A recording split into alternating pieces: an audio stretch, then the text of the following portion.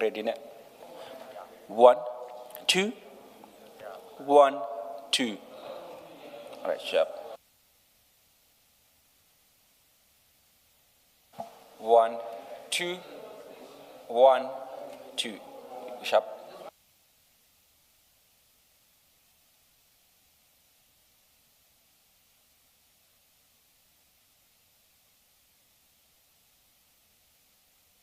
1, 2, 1, 2. 1, 2, 1, 2. 1, 2, 1.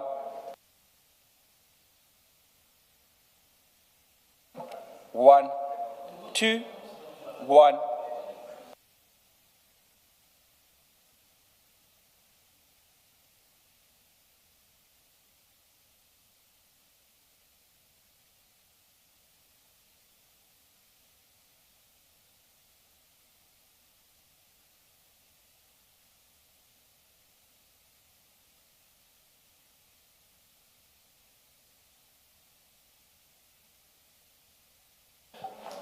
1, 2, 1, 2.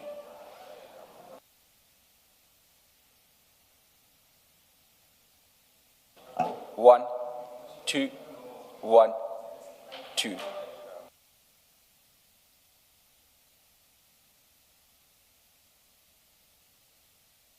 1, 2, 1.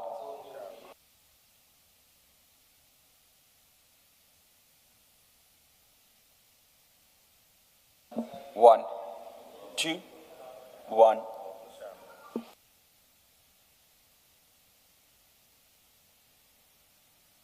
1, 2, 1, 2.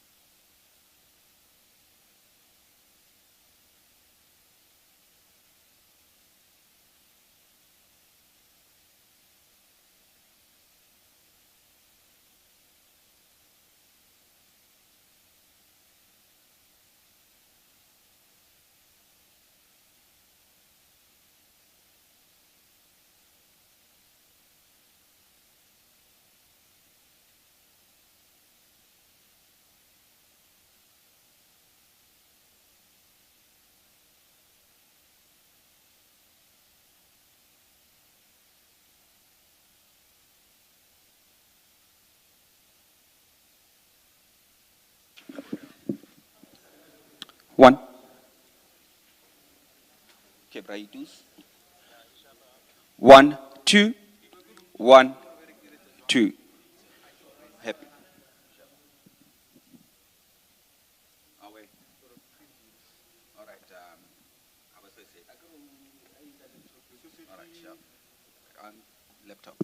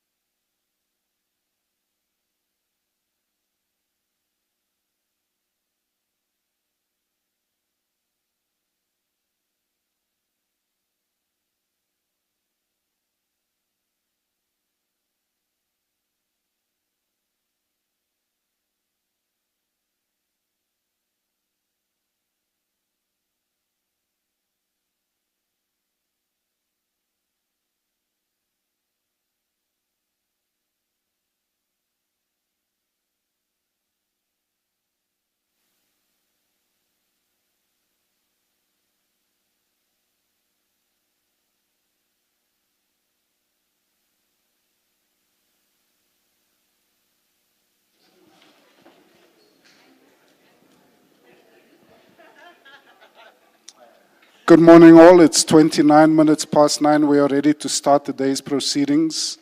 Please make sure that your cell phones are either off or on silent so that they don't disturb the proceedings. Thanks.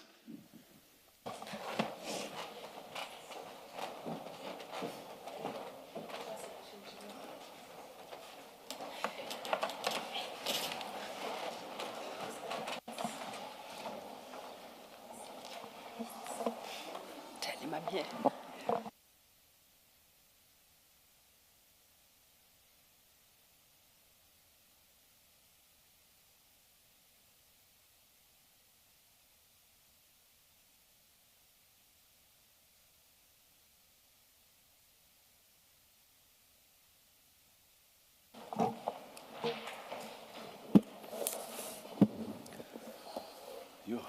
Now you confuse me. Good morning, Ms. Selina. Apologies. As I've previously indicated, Chair, I'm a creature of instruction, so when I'm instructed to move, I move. Oh, and good morning, Ms. Maya. Good morning, Chair. Thank you. And I don't know whether to say advocate. You say you were appointed as an advocate upon joining IDEC, I think you say in your statement. But with regard to admission, I saw no admission other than your admission as an attorney. So it may be a technical issue, but it exercised my mind. So I don't know whether to refer to you as Advocate Ramsamy if you were never admitted as an advocate. Morning, Chair. Good morning. Chair, I'm an admitted attorney. Yes. State advocate is the title that is given to a prosecutor upon promotion. So Ms. Ramsamy or Drew is fine. And you are perfectly fine with it? Yes. All right. Good morning, Ms. Ramsamy. Thank you very much. Let me just, before we start, say something. We received the statement, I think, in the evening yesterday, I think. Yes, Chair. Perhaps before you make any remarks regarding the statement, may I address the commissioners? Yes. Because I have got a request to make. Yes. As the commissioners are well aware, as we were leading the evidence of Advocate Johnson, some of my colleagues were attending to other matters, including this particular witness. Yes. Now, the administration hasn't quite caught up, I think, with us. Yes. So even the witness doesn't have a statement, so we can't start. I was going to ask for a stand down to allow copies to be made and at least avail to the witness to enable the proceedings to start. I thought the one we got was the electronic version. Aren't we able to start perhaps using that electronic version so that we try to save time? It's clarified for me, Chair. I'm actually being shown a hard copy in front of me. Yes. Though the witness may have an electronic version of her own statement, yes, she has got significant annexures, and it's the production of those files that seems to have been delayed. Yes.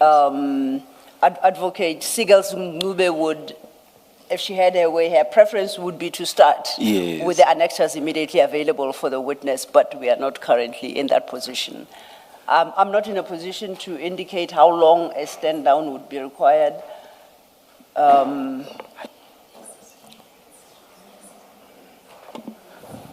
right, then we'll stand down. But let me.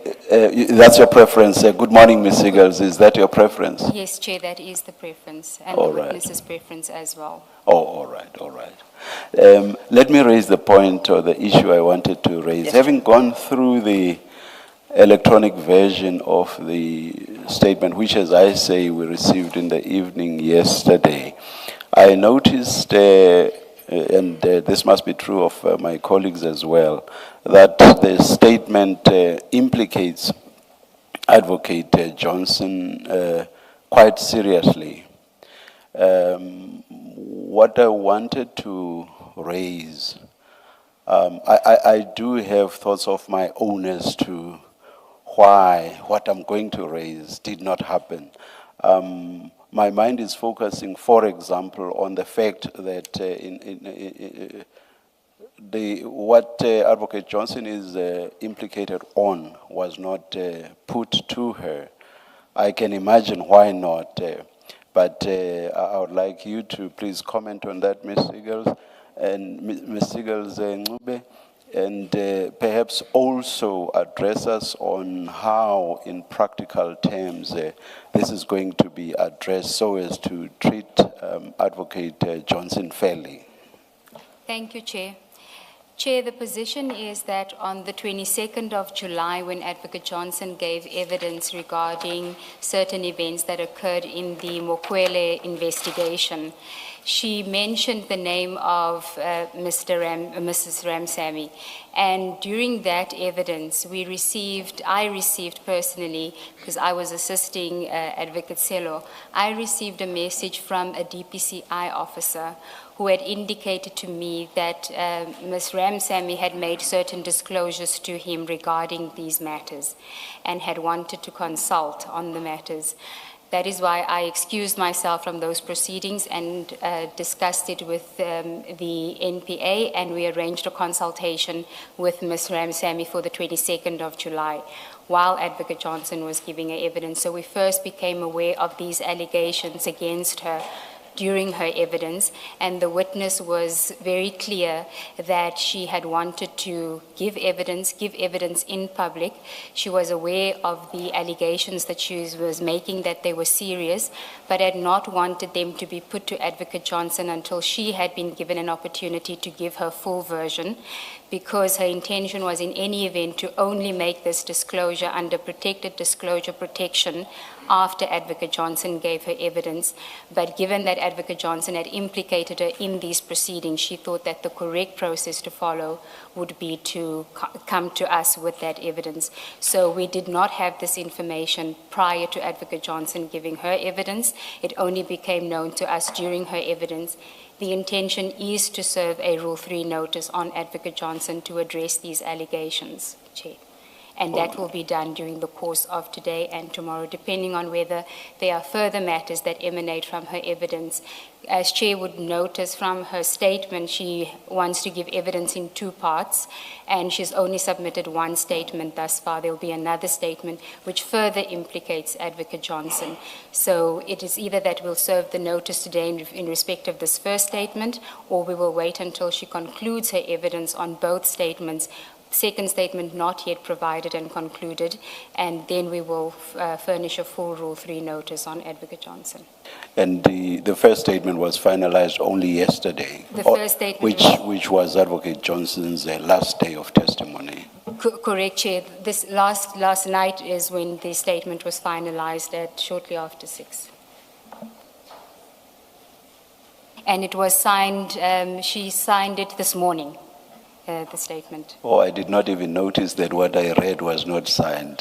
Yes, Chair. Yes, it was an unsigned version yesterday, and she signed this morning. Oh, thank you, thank you.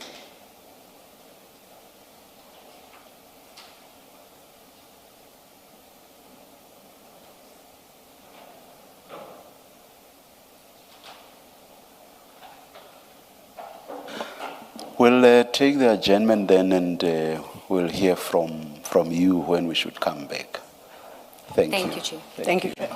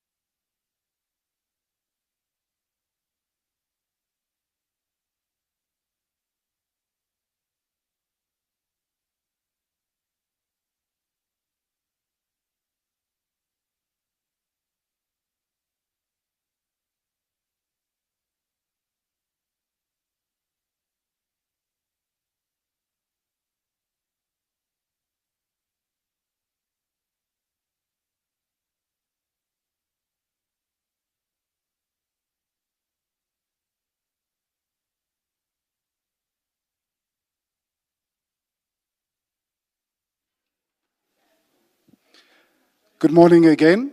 We are ready to resume now. Please do make sure that your cell phones are on silent. Thanks.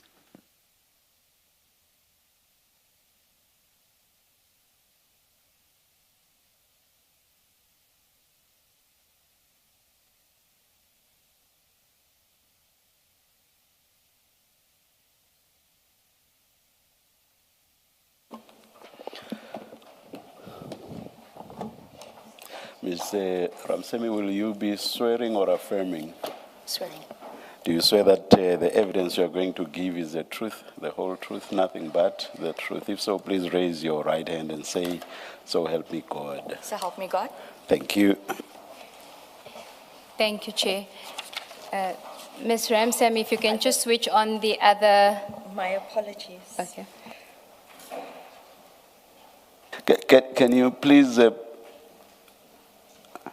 Can you please pronounce your surname?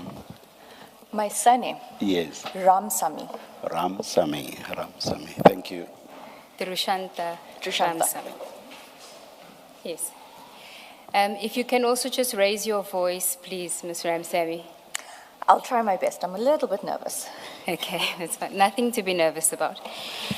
Can we start with your statement? So there should be a file in front of you which says witness statement, and that is the statement at page 1 to 33.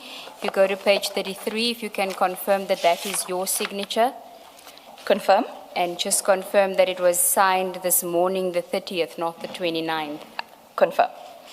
And do you confirm the correctness and truthfulness of the contents of the statement? I do.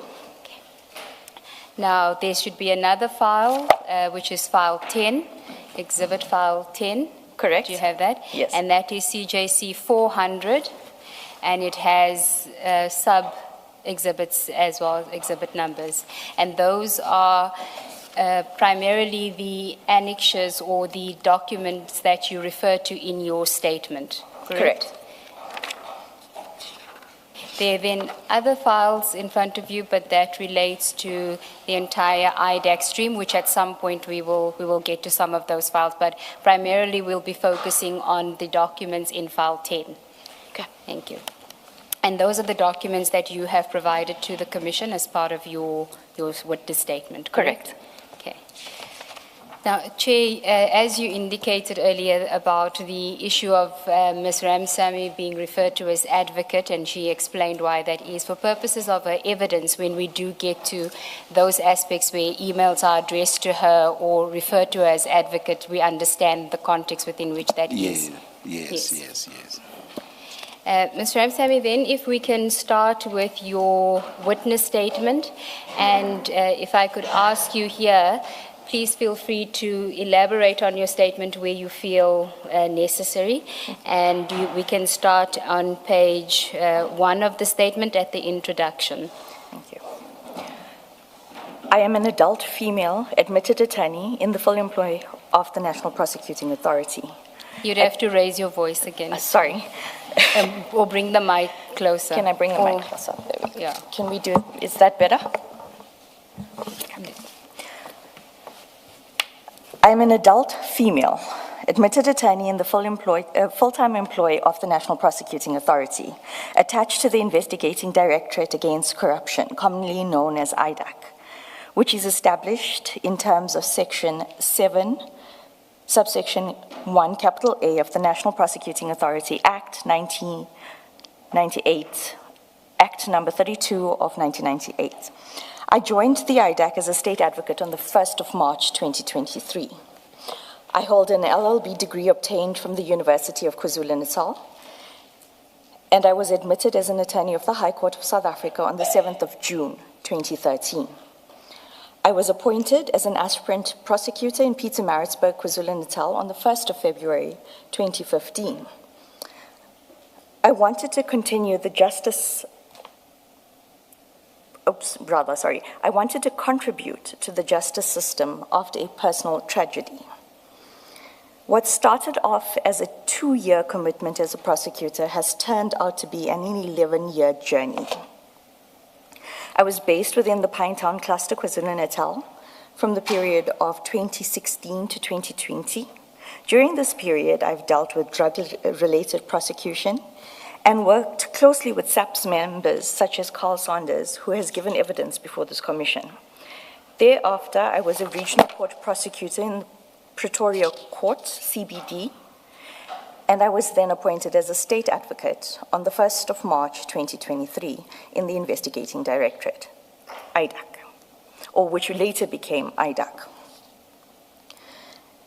Given the extensive nature of my evidence, I will submit two statements. The first statement being the statement which deals with the genesis of the crime intelligence investigations until my consultation with the complainant, Mr. Fadil Adams, on the 6th of January 2025. In the second statement, I will deal with the events that transpired after January 6, 2025, regarding my involvement in the crime intelligence investigations and the Medicare 24 investigation. If I may clarify with regards to the Medicare 24 investigation,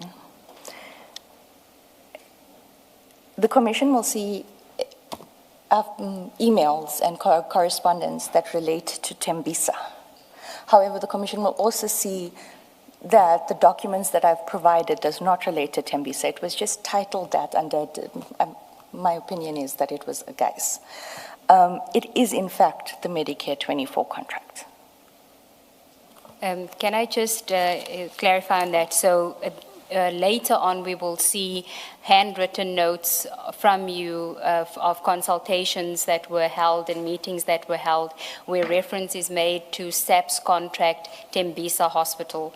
You say that that is in fact the Medicare 24 investigation or Medicare 24 matter. That is what the office referred to it as at the time. Correct. So the reference to Tembisa in emails is in the subject line. Correct. And who initiated emails referring to Tembisa? Advocate Johnson.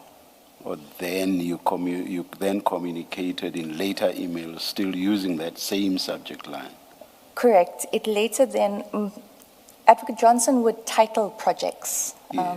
Like the crime intelligence became known as Project Diversion, which I explain in my affidavit. You do explain in the statement, In my second statement, you would see that, what was initially titled as Tembisa, which was actually the Medicare 24, becomes Project Wellness.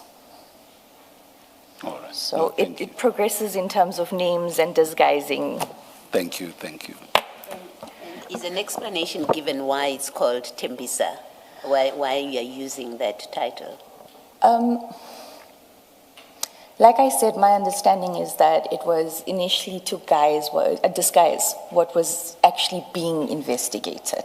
Because I myself was confused, and through the WhatsApps that the Commission will see, there are articles that I sent based on the Tembisa to Advocate Johnson. It's only later towards May that Advocate Johnson openly stated that it was the Medicare. But in meetings with the team, we were aware that it was a 360 million rand contract. Which is the Medicare 24 contract. Correct. Okay, thank you. Then this next topic is the personal impact of the Commission. Thank you. Before I testify regarding my involvement in the matter relating to IDAC that I have been asked to testify about, I have to set the record straight at the onset regarding Advocate Andrea Johnson's testimony before the Commission. Advocate Johnson told many untruths about me and my involvement in what is now known as the Mokwele case. She did not disclose that I raised concerns from the onset and repeatedly thereafter, which concerns I deal with in detail. These concerns are not limited to the Mokwele matter. I had concerns about the crime intelligence related cases and matters relating to the National Commissioner, General Fani Masiamola. Advocate Johnson decided shortly after the Section 2813 authorization of the crime intelligence matters that all other crime intelligence matters would be ring-fenced into a project which she named Project Diversion. I do not know why she chose this name, other than that what is stated in the WhatsApps that I have provided. Which we will get to in the chronology of events. Correct. Okay, the next page for paragraph 5. Thank you. I am profoundly disturbed but not surprised by Advocate Johnson's testimony. She sought to blame me for so-called irregular or problematic processes. Let me make it clear that Advocate Johnson was in charge of Project Diversion, and in particular the Mukwele matter from the onset. I deal later with the makeup of the team, which was different to how a project or investigation team is usually constituted. It is my belief that Advocate Johnson handpicked me to be part of this project because I had successfully, or rather we had successfully investigated another Section 27 referral matter involving a high-profile individual. I also believe that Advocate Johnson picked me because she thought that I would not question or ask questions because I'm a state advocate, not a senior state advocate, not a deputy director of public prosecutions. What she did not anticipate was that Mr. Mansa Rapesu, the lead investigator, and I would question Project Diversion from the start. May I proceed? Thank you. Continue. Thank you. I confirm that I prepared documents on Advocate Johnson's instructions that instructions that were one, not in accordance with IDAC's standard operating procedures, which Advocate Johnson indicated to this commission did not exist. 2, the process followed in July 2023 referral. And 3, that went against my concerns when assessing the merits of the complaints by Mr. Adams. I refer in particular to the application for authorization of Section 2813 investigation that I prepared on the 5th of December 2024. Sorry, can we just interject? Can I just interject there to deal with the issue of the standard operating procedure, which you deal with in that paragraph, which you say Advocate Johnson said does not exist. If we could ask the commissioners to go to file 10 and page 9, which is, if you can identify that document for us, and the signature on page 10.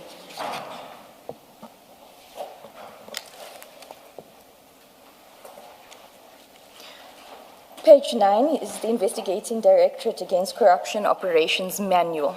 This is disseminated via email to every person that works at IDAC. It is also re-disseminated to every staff member upon the arrival of a new staff member. So it cannot be said that there are no operating procedures or SOPs within IDAC. The And then signature, page 10, yes.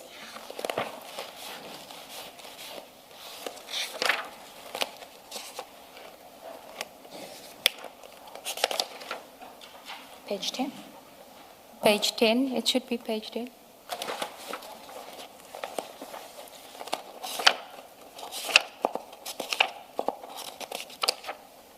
You were on 9, which was the first page of the operation, and then page 10. The last paragraph or portion of that page 10 is the signature of Mr. Matthew Sissoko. He is the head of investigations and operations, also known as the second in charge of our office. And then thereafter is the signature of Advocate A. Johnson, Investigating Director IDAC. Please note that the dates also indicate 16 October 2024. This is version 2. Yes, we can see there that version 1 is 18 December 2023, and then version 2, 16 October 2024. Correct. And could you just briefly tell us what the operations manual deals with? We are going to deal with it in detail later when we engage you on the processes, but if you could just give us a high-level summary of the document for now. The operational manual. Sorry, Ms. Am I speaking Ramsamy, too yes, softly? and I apologize. closer, Okay. yes. The operational manual is supposed to, and I use the word very, supposed to, create structures in which the IDAC works. These structures are based in terms of Section 7 and 27, 28, and 29 of the NPA Act. It sets out procedures with regards to investigations, referrals from the NDPP, team constitutions, reporting lines,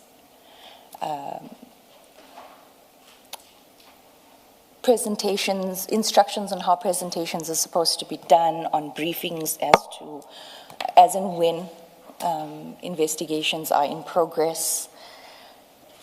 Basically, it's the Bible of how a structure of our nature is, or IDAC's nature is supposed to work. And when I use the word supposedly, if I may, Advocate Siegel, continue, thank you.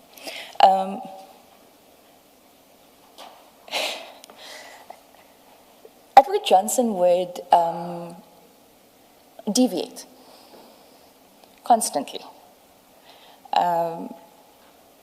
It was a situation where we had this, but she would also have her own way of doing things with different groups, different investigations, different structures. So there was a constant deviation from what was in black and white. And it was always from her office that the deviation was done. And when the deviation was done, it always came with intimidation.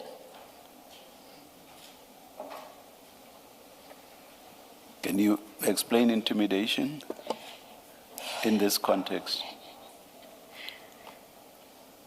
Am I allowed to say it as we say it in the office? Yes, please. The nickname for Advocate Johnson in the office is flip-flop, knee-jerk.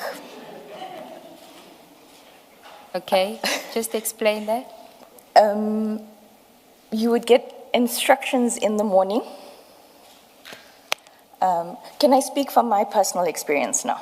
Okay. Yes, please. You would get instructions, or you would have a conversation with Advocate Johnson in the morning, or telephonically, or via WhatsApp. And it would be just the two of you, or maybe another prosecutor and you. And you would find commonality, or you would explain the legalities, the processes. I mean, the elements of an offense changes, but the principles of law does not change. If you have a document in a murder matter, it doesn't change when you're trying to prove it in a corruption matter. So you would have those engagements with her. And then during the course of the day, there would be a conversation that would take place between Mr. Perumal and Dylan Perumal and Advocate Johnson. And the flip-flop would happen. So no matter how you explained it to her or how the decision was made in a rational manner, it would then change according to what Mr. Perumal wanted. And my evidence will show how that affected the investigations. And when you were engaging Advocate Johnson without Mr. Perumal, did you find that you were then speaking to somebody that was legally trained, a prosecutor? Was there that level of engagement? Yes. When Mr. Perumal was not present or was not involved in the communication or was not influencing the decisions, Advocate Johnson was a very active legal mind. You would be able to engage, and she would speak about different things that she had done and how we can incorporate it and sections of acts. But then come Mr. Perumal, all of that is thrown out the door.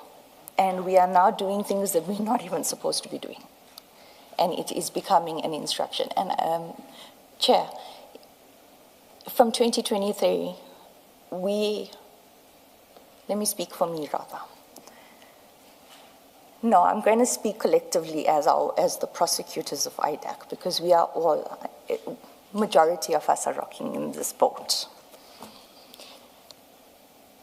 If you defy an instruction of Advocate Johnson, or you contradict her,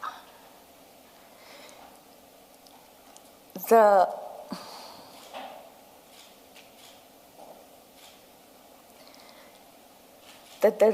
reign or the wrath, if you have to, may I speak about, if you have to go and check the records at the wellness program that NPA provides for its employees with regards to just work stress, home stress, counseling, you will be shocked at the amount of prosecutors and employees, admin staff from IDAC that are receiving counseling. Is that not because of the nature of the work you do? Just explain. No, Commissioner. Yeah, please explain. May I deviate? Am I allowed to deviate? Slightly. Slightly, okay. If you don't follow the instructions, you receive emails of a nature that, when I was consulting with the DPCI officer, when I intended on making protected disclosure in June last year, I likened it to being treated worse than a scullery maid. You would be internally investigated, unlawfully so. You would be made, I was made redundant for an entire period in 2023 because I objected to Mr. Perumal and Advocate Johnson. And it happened again this year because I objected. And when you say internal investigations, what mechanisms would she adopt?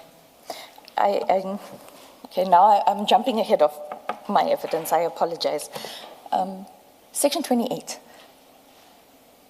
does not have any checks and balances. And it can be likened to a 205, a Section 205 of the Criminal Procedure Act. It's invasive. It's exceptionally invasive. But Section 205 of the Criminal Procedure Act allows for a person to make submissions to a magistrate or a judge to explain why we are now invading this person's privacy, or we need this information. Section 28 allows unlimited control by one person without any checks or balances. And that is how we were investigated, through that. Except, of course, that even if in Section 28 itself there may be no specific provisions, the Constitution is an overarching document. So Section 28 would still have to be applied with the Constitution or the privacy right in mind, if you see what I mean. Correct, and yes. My evidence, not very far down the pages, does deal with how this is so severely abused and how it continued since my start at the ID to be sorry, Advocate. No, that's fine.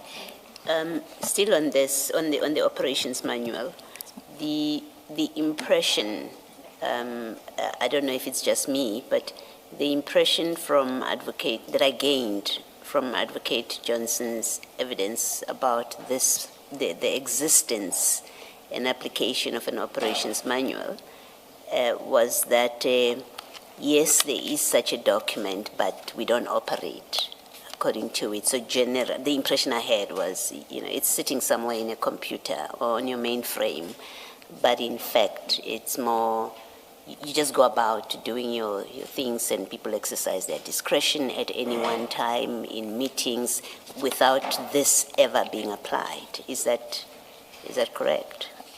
Because you speak of it as deviation. In your testimony, you say she deviated from what this prescribed. Is that deviation as a matter of course? That's what happened, and therefore this was just good on paper for all intents and purposes?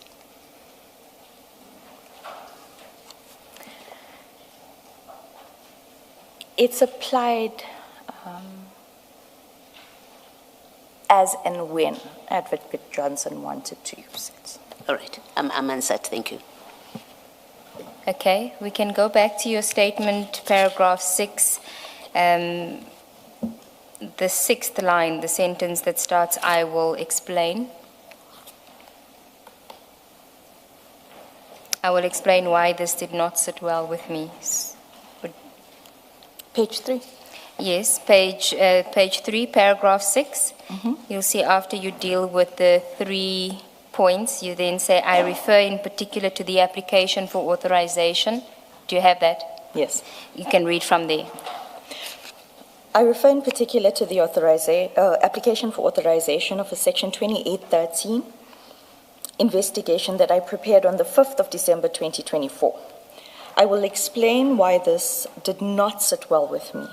However, the commissioners must bear in mind that at this point, Advocate Johnson had stated they had made a decision that the matter was to proceed in terms of Section 2813, and that I was to draft the authorization and email it to her on the same day that the referral was handed to me, because she wanted to approve it by Friday, the 6th of December 2024. I deal with this fully later in the statement. Continue. On or about the 30th of June 2025, after the Mokwela arrest and the first appearance, I contacted a DPCI officer. I must state I trust this DPCI officer, which is why I contacted him, to inform him that there's a problem at IDAC and that I need to see him and explain and show him the documentation that I had in my possession. I asked if I could do protected disclosure. We agreed to meet on the 2nd of July 2025, where I showed him a prosecutorial memo prepared by me and another prosecutor regarding the matter of General Masiamula and Lieutenant General Kumalo, which I deal with later. He said that he would speak to a colonel at the DPCI and get back to me as to how we were to proceed. The reason that I contacted DPCI is because I had previously, in late April 2025, informed Advocate Santos Manilo, the DDPP that I report to, of the discord amongst the team being that of the crime intelligence investigation, and that the investigation procedures were being flouted and that the investigation was sloppy. He replied that he had his own problems. In August 2025, I started collating documents regarding what I considered to be unlawful instructions from Advocate Johnson and Mr. Perumal regarding project diversion. May I proceed? Ms. Ramsamy, sorry. When Advocate Manilal says he has his own problems, was it about the same issue, the crime intelligence investigation, or? He had not, although he was on paper as the deputy director, he had not been briefed on the matter, which I do discuss later on in the statement. The question I'm asking is, when he said he has his own problems, did you understand him to mean about the same subject, the same investigation, or he had his own problems within IDEC? I'm just trying to understand what it is he was. I understood it to mean that he was not interested in my problems and this project. I see. Yes, thank you. That answers me. Thank you. Okay, continue. On the 8th of August 2025, Advocate Peter Surunye, a Deputy Director of Public Prosecution, came on board the Mokwela and Lushaba cases. He started sending emails and memoranda that accorded with my concerns on how the Mokwela matter was being conducted. Advocate Joyce Swayo and I also approached Advocate Surunye with our concerns. He can confirm this to the Commission. When Advocate Surunye requested to be removed from the Mukwele and Lushaba cases, I was removed from the Mukwele case, and although I was apparently kept on the Lushaba case, I was excluded from the case from September 2025. I also approached another deputy director and showed him all the documentation that were concerning. He stated, these things will never come to light. In November 2025, after Advocate Johnson testified at the ad hoc committee, I contacted the same officer at the DPCI.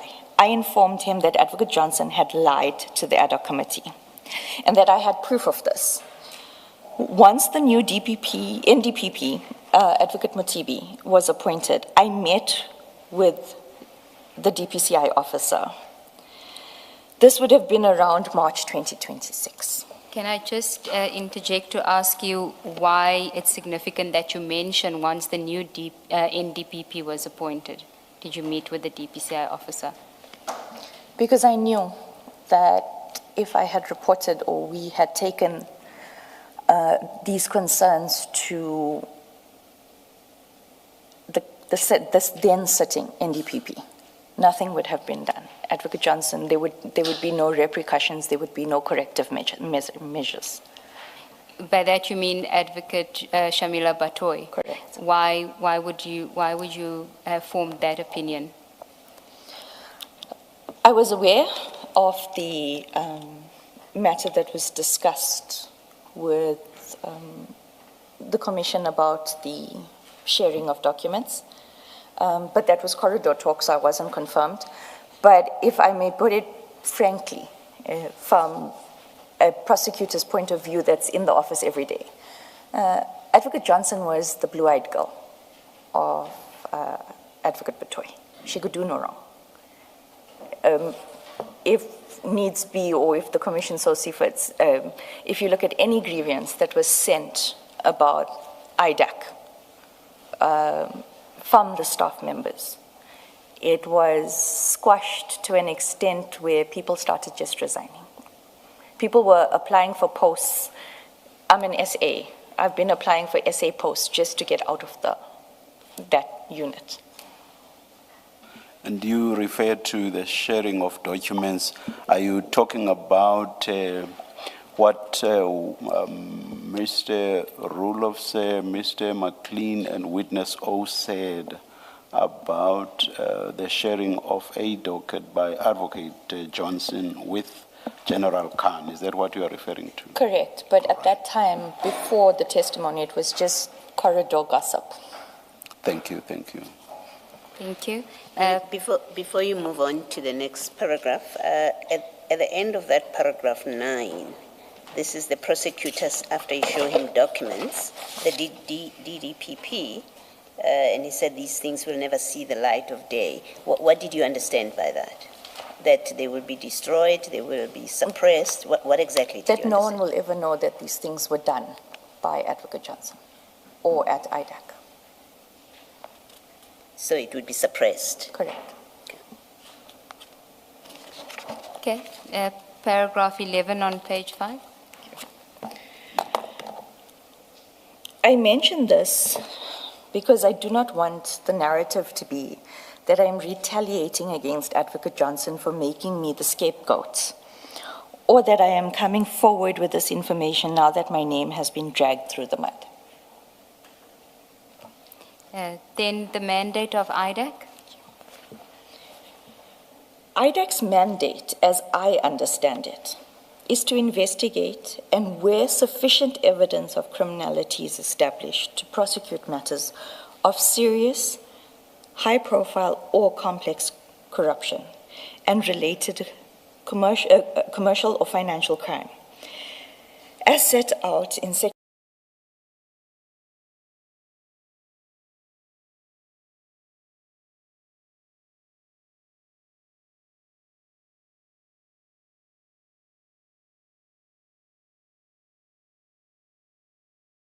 offences, including contravention of PRECA, POCA, PFMA, and the Local Government Municipal Financial Management Act, the Financial Intelligence Center Act.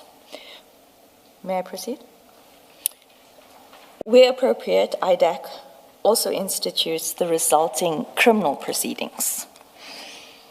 I've had the benefit of listening to the Commission's engagement with Advocate Johnson regarding the word "or" in Section 7(1), subsection 1, capital A, of the NPA Act. My understanding of that IDAC interprets, my understanding is that IDAC interprets this section to mean that IDAC's mandate, insofar as Section 7, subsection 1A, is concerned, is to investigate serious corruption or serious commercial or serious financial criminal cases, high-profile corruption or serious commercial or serious financial criminal cases, complex corruption or serious commercial or serious financial criminal cases.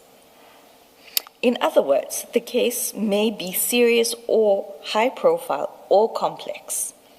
This may be an incorrect understanding, given the debate at the Commission, but this is how I was made to understand IDAC's mandate in terms of Section 7.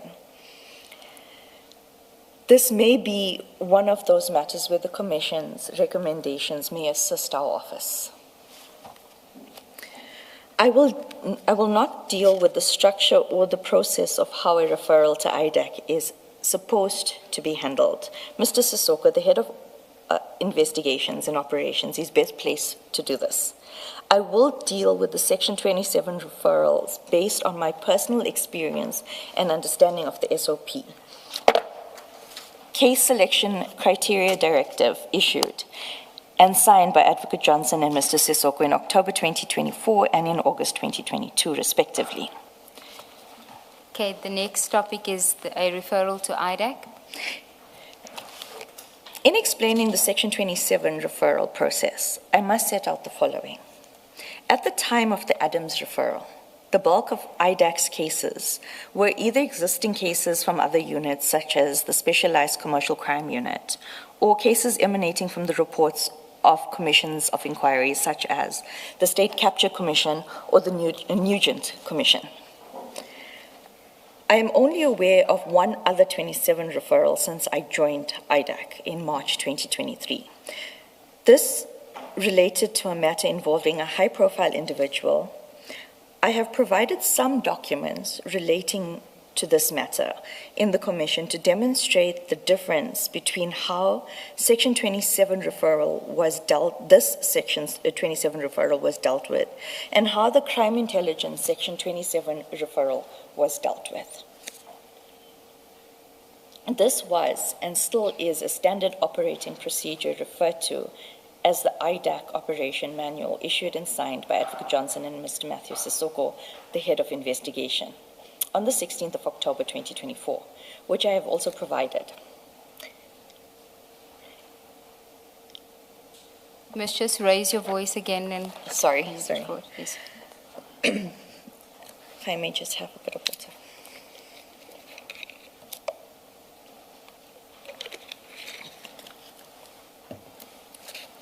There was and still is a standard operating procedure referred to as the IDAC Operation Manual, issued and signed by Advocate Johnson and Mr. Matthew Sissoko, the head of investigations, on the 16th of October 2024, which I have also provided to the Commission.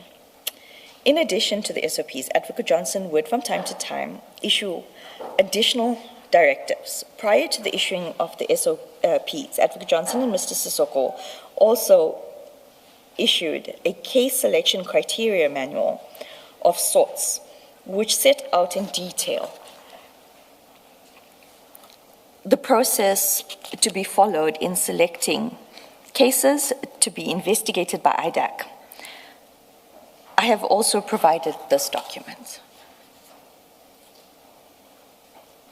IDAC operates on the principle of prosecution-led investigations, which means that every matter is led by a senior prosecutor at the level of Deputy Director of Public Prosecution, a DDPP, working within a multidisciplinary team of prosecutors, criminal investigators, financial investigators, and data analysts. May I just, on a side note, prosecution-led investigations, if correctly done, is a brilliant method. But as it stands, it is left open to manipulation of targets. It is so easy at this point of where we are as IDAC to manipulate the statements, who the suspects are, how the investigation is to proceed, who witnesses will be, what these witnesses will say, how they will say it,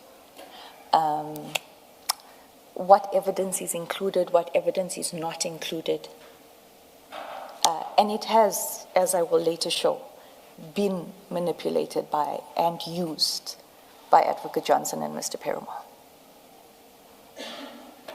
When you say at this stage it is very easy for this to happen, must we understand that to mean this is not necessarily about the structure, it's about personalities, or what is what makes it easy for this to happen? There's no checks and balances. You need to raise your voice. Sorry. There's no checks and balances. Prosecution led with proper checks and balances. For the purpose for which IDAC was established, would excel in recovering money for CARA, successful prosecutions for corruption.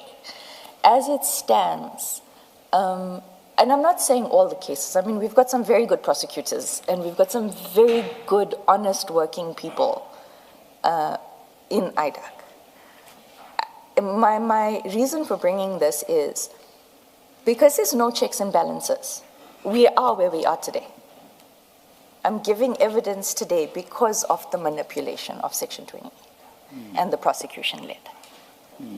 Do you, but only if you've applied your mind to it and are able to answer, do you have in mind the sort of checks and balances that would address the shortcomings? The SOPs speak to a panel that includes investigation, prosecution, and other multidisciplinaries that are housed within IDAC.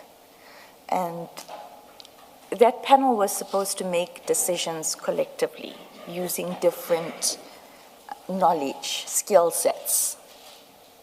It's not applied. The checks and balances are who checks that? Where's the authority that checks that we are complying? There's that old Latin saying, I will not say it in Latin, who will guard the guards? Yes. It sounds like that's basically what you are saying. Yes, that is what I am saying, because if you look at the structure of a general prosecution, OCC is prosecution guided. There are so many checks and balances in place to prevent this very thing that we are talking about today. Am I too soft? Sorry. This very thing that we are talking about today is prevented in that unit because there's checks and balances. And so just to be sure that I understand, are you saying in, let me loosely call it the broader NPA, the NPA outside of IDAC, are you saying these checks and balances do exist there? Is that what you are saying? Or correct. All right. Can I just ask slightly different, the same question? Are you saying there are no checks and balances because people do not adhere to the operations manual which prescribes or which sets out that there will be a team which is constituted in the way that you have described. Is that where the comment comes from? There's no adherence to that? And if the answer is yes, it seems to me then you're saying if we adhered, we do have something that's supposed to guide us, we just don't comply with it. And if we complied with it and adhered to it, then what is happening now would not happen because we do have written down checks and balances. I'm just trying to understand whether there's no provision, adequate provision, or there is provision, it's just not complied with. If I may if I'm a practical situation of within the office,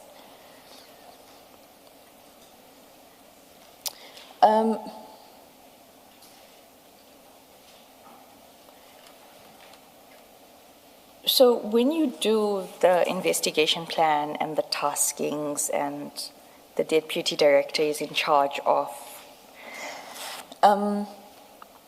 the former head of IDAC would, so if I had a problem with Advocate Ncube, I could go and gossip. I could really our office was run on gossip. You would be called into the office on gossip. But I could go and gossip about Advocate Ncube and say, Advocate Ncube doesn't know what she's doing, she's confusing the processes, and then the next meeting, Advocate Johnson is at the meeting, and what I said is golden, but the correct way that Advocate Ncube is asking for is out the door. So, in as much as we've got a structural basis, the head constantly would interfere and deviate from that. It's not a question, it sounds from what you're saying, and please just clarify for me, it sounds like it's not a question of something must still be invented that will provide the checks and balances, that would obviate what you're describing now, but rather you do have the tool on paper. If only we all complied with it and strictly, then this concern or this complaint and its consequence would not happen. Correct. Also, you must understand, until March 2026, none of this could be reported, because who do we report it to?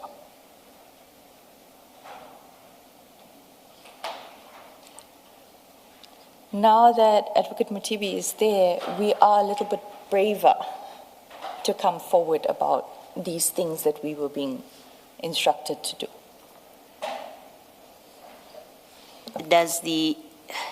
I don't know much about it other than what has been reported in the media.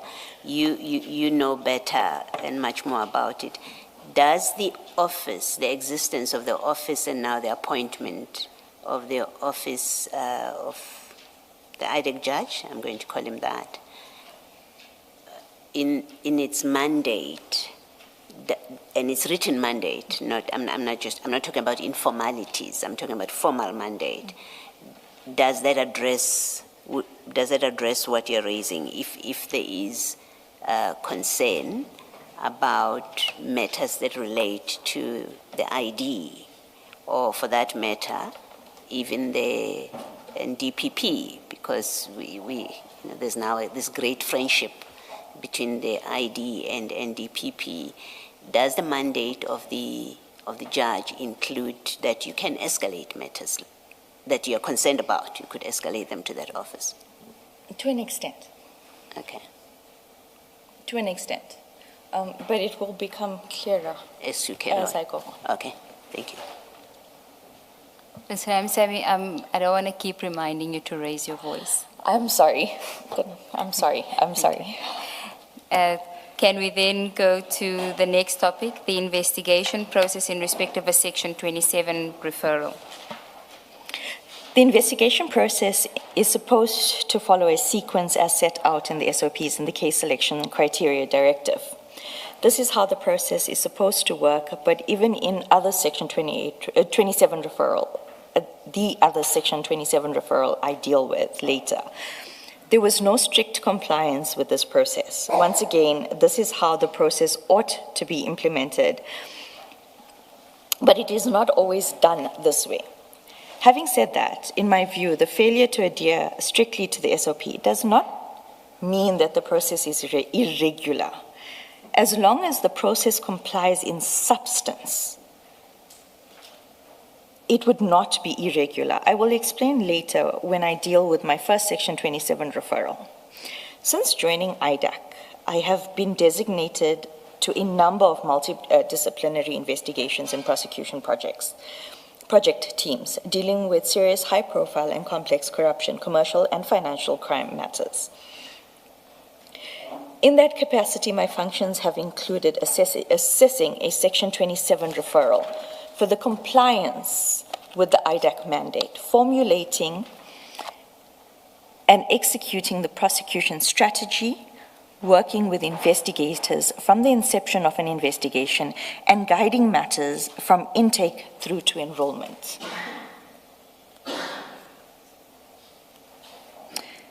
Given that my experience of dealing with the Section 27 referral, other than the crime intelligence referral, is limited to only one prior referral, it would be easier for me to explain, with reference to my prior experience, how a Section 27 referral ought to be dealt with in practice. The irregularities of the crime intelligence referral will become abundantly clear to the Commission.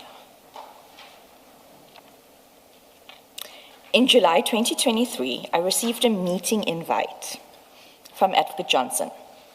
The other attendees were another state advocate, Mr. Dylan Perumal, Chief Investigator, Mr., if that may be corrected, it's Mr. Tamane Benang.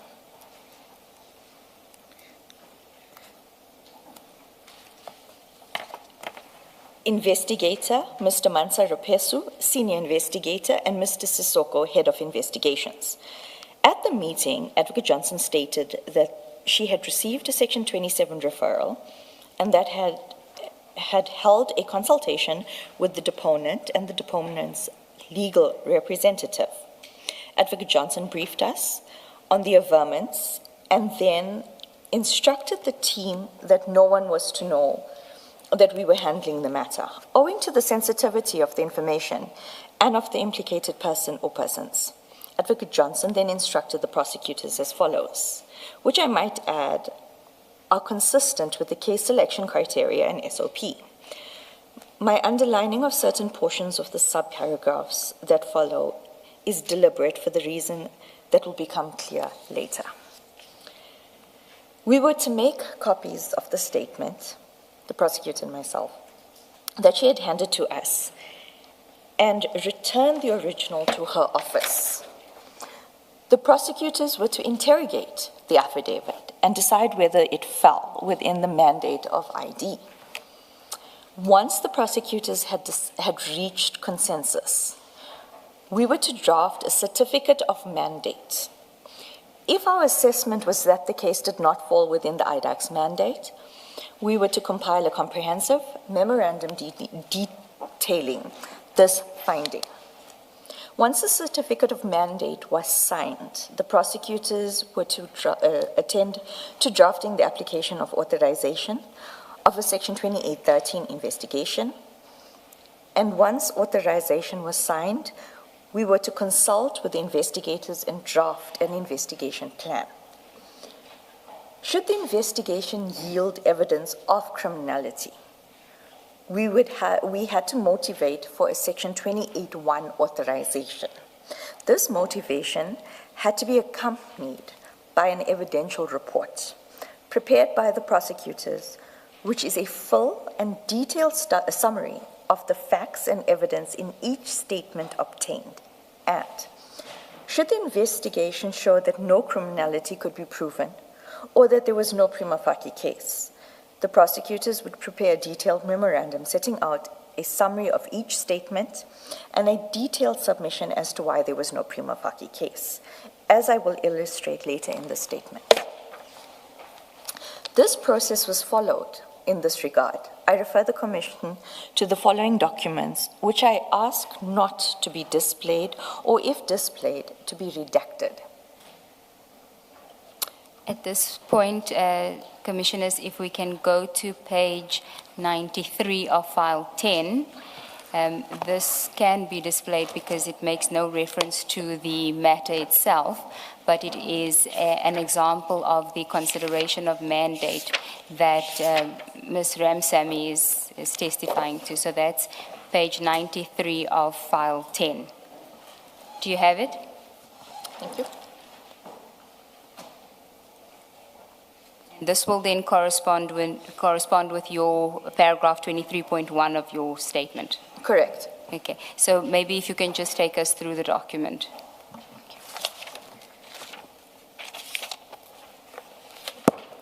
Myself and the other advocate that had been allocated to the matter. And I might add at this point, when we were given this 27 referral, we were given a week to interrogate the evidence contained in the affidavit referral. We then drafted this, indicating that we had found sufficient evidence that it did fall within the IDAC mandate, not only under high-profile individual, but also serious corruption. Okay, thank you. So we can go back to your statement 23.1. Maybe before you do that, the page 93 is quite scanty. Is that all you say? You have an introduction. I'm not asking you to speak to that specific referral. I just want to get a sense of what information, in fact, gets covered in this kind of document. What do you discuss? There was a verbal briefing about the allegations, and then once we received we did a comprehensive application for 2830. When I say comprehensive, we also included a 19-page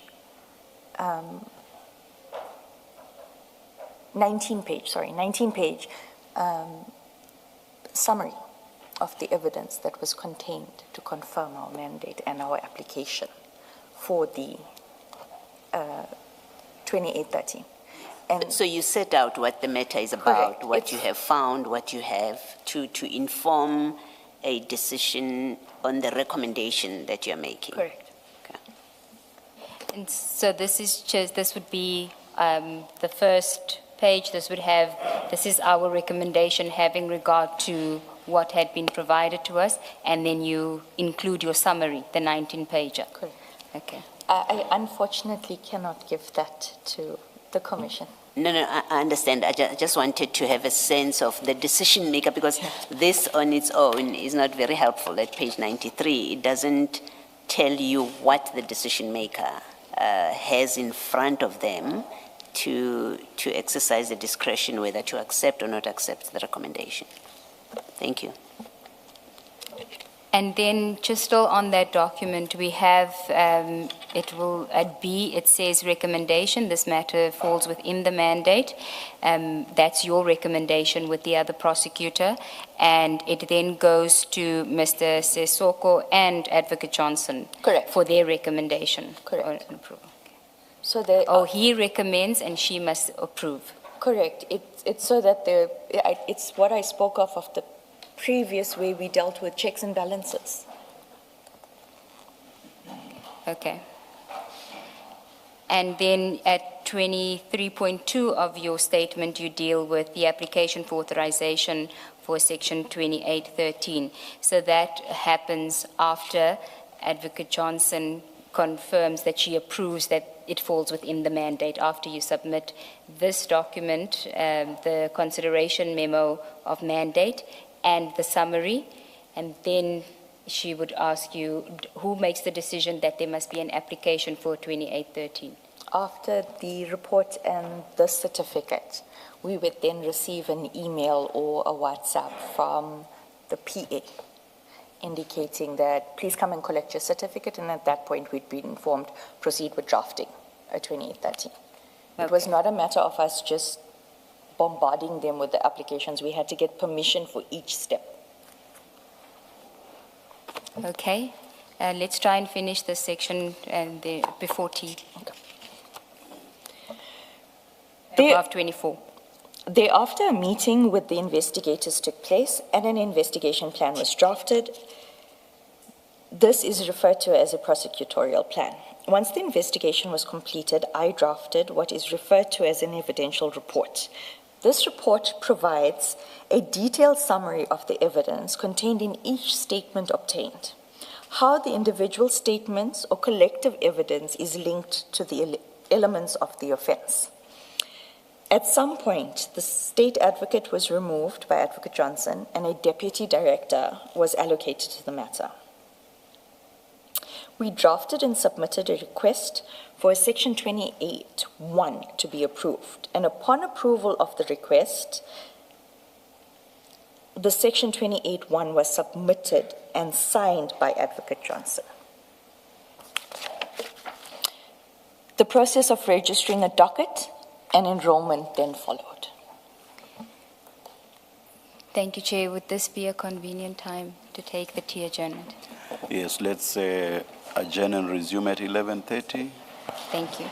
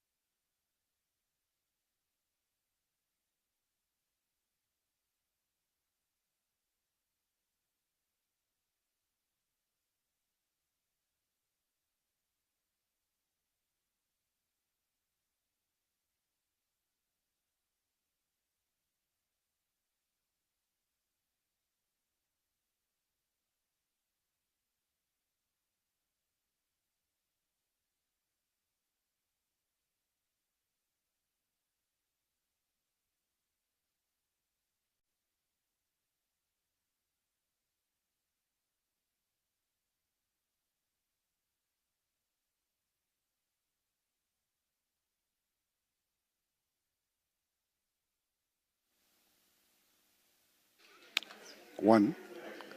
Good morning again. It's 29 minutes past. We are ready to resume. Please make sure that your devices are quiet. Thank you.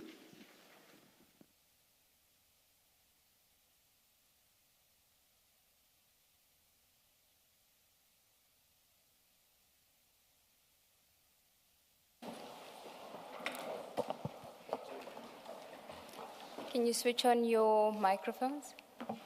On. Thank you. We were on page 12 at paragraph 28, starting a new topic, which is project diversion. So you can start at paragraph 28. Thank you. Against this backdrop, I now deal with project diversion.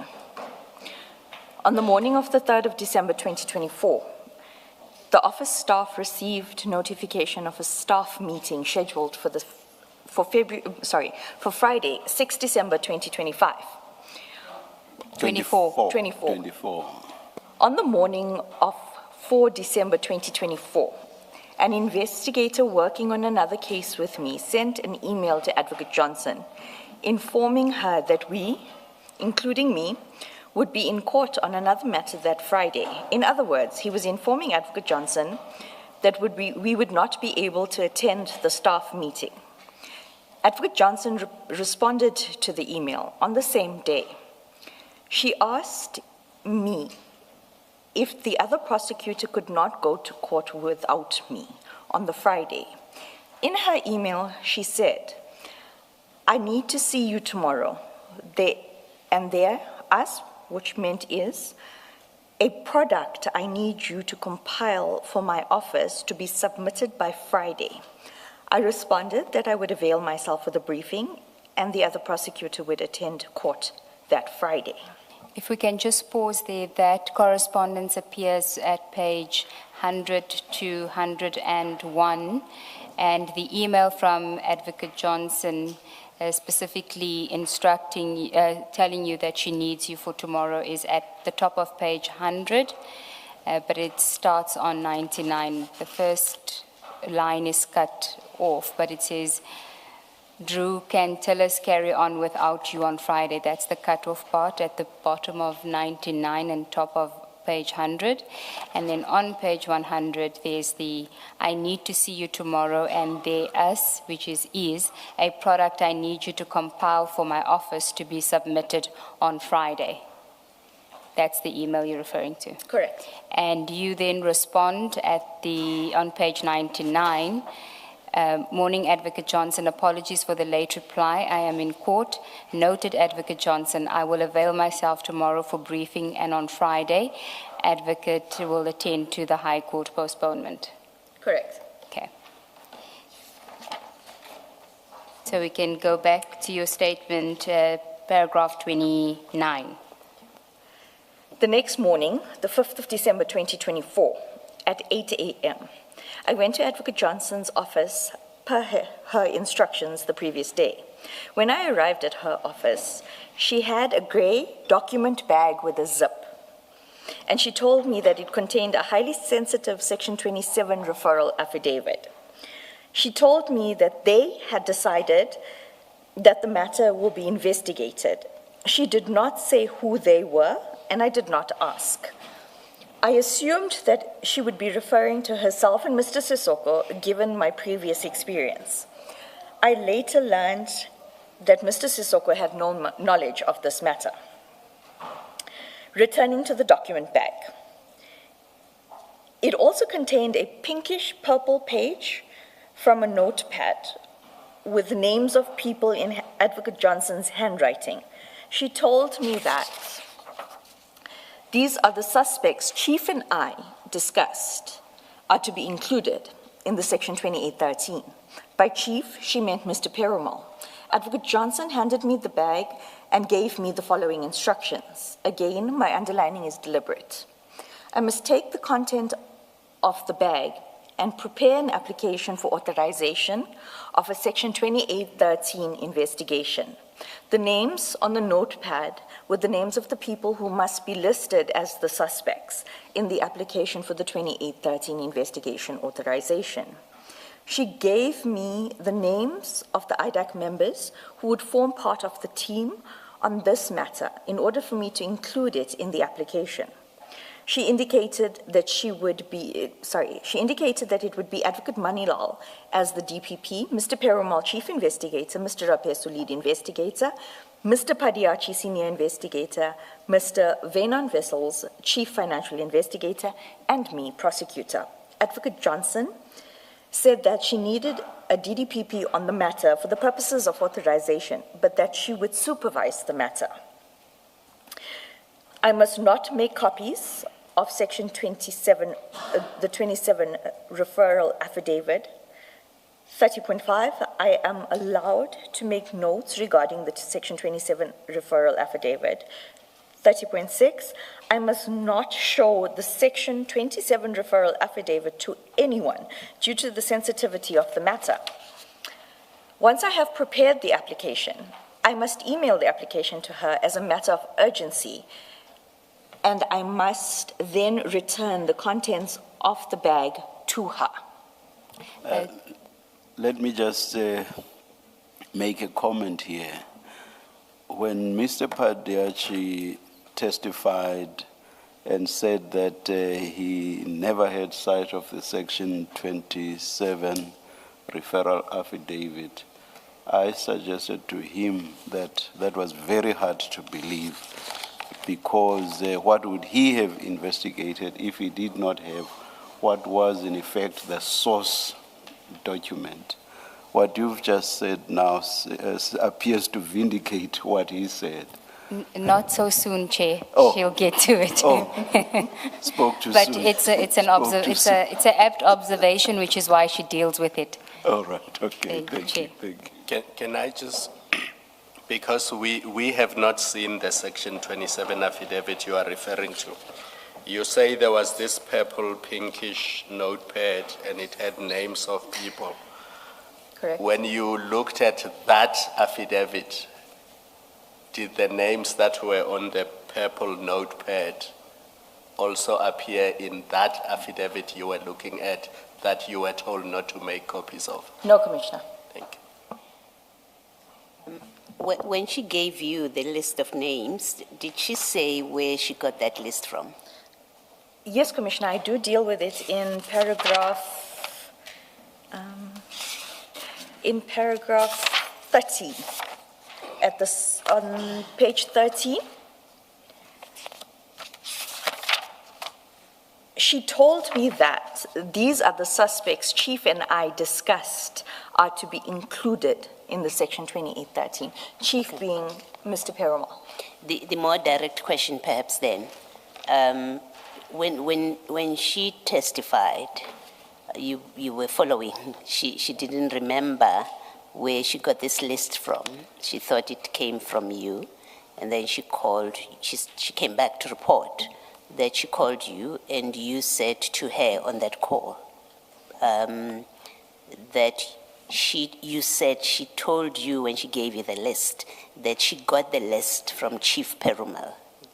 Is that correct? That happened on that day that she gave you the list? No, no, Chair. I'm sorry, Commissioner. Commissioner, the page was her handwriting. Her handwriting is very distinctive. And it was a pink purplish page with notes that she would usually, or a notepad that she would usually keep in her office. And she had clearly stated to me, these are the names Chief and I decided, but it was her handwriting. Okay, second question. When she called you now, as she was testifying here, when she called you, if she did call you, did she call you? Correct. To ask about the list? Yes, correct. Okay. Did you say to her that, but when you gave me the list, you told me that it came from Chief Perumal? Did you say that to her? Commissioner Paloy, she's going to deal with it in detail because there's some corroborating evidence that she wants to deal with, but specifically dealing with your question. Okay, I'm happy to leave it. Thank you. I think we're now at paragraph 31. 31. But just before that, we do have the application that you submitted to Advocate Johnson, and you refer to the names that were on that page that she had given you, that should be the suspects. If we go to file 10, page 108, if you could just let us know, because those are the names that's referenced in your application.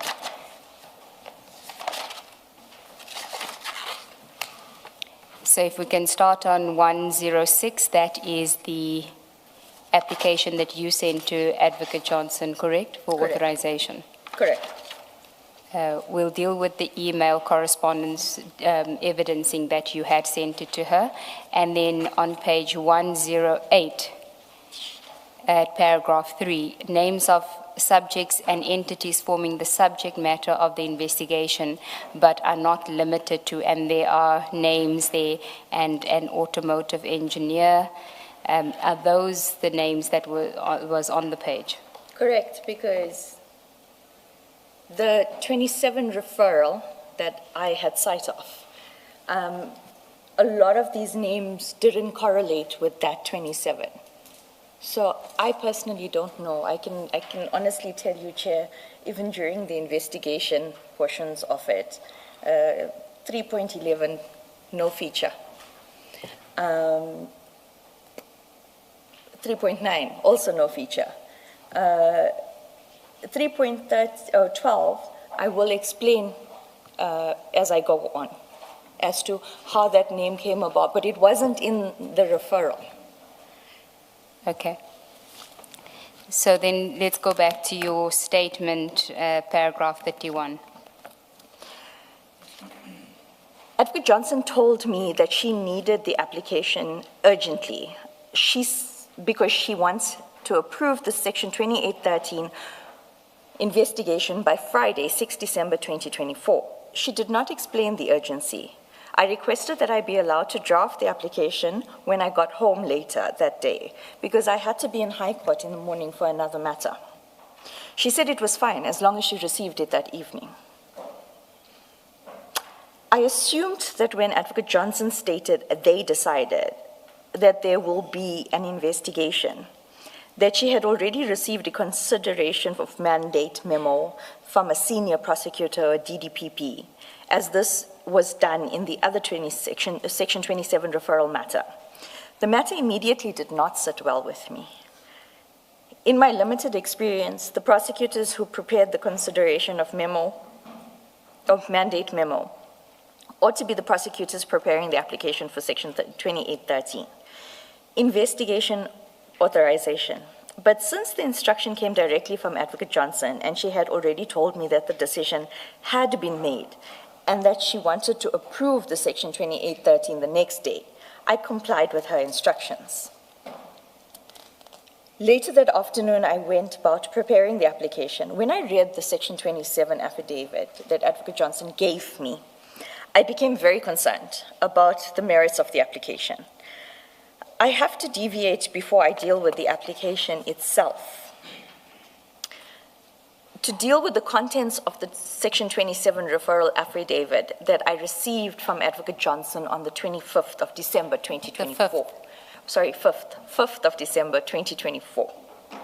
Okay, then the subtopic, the Section 27 referral affidavit.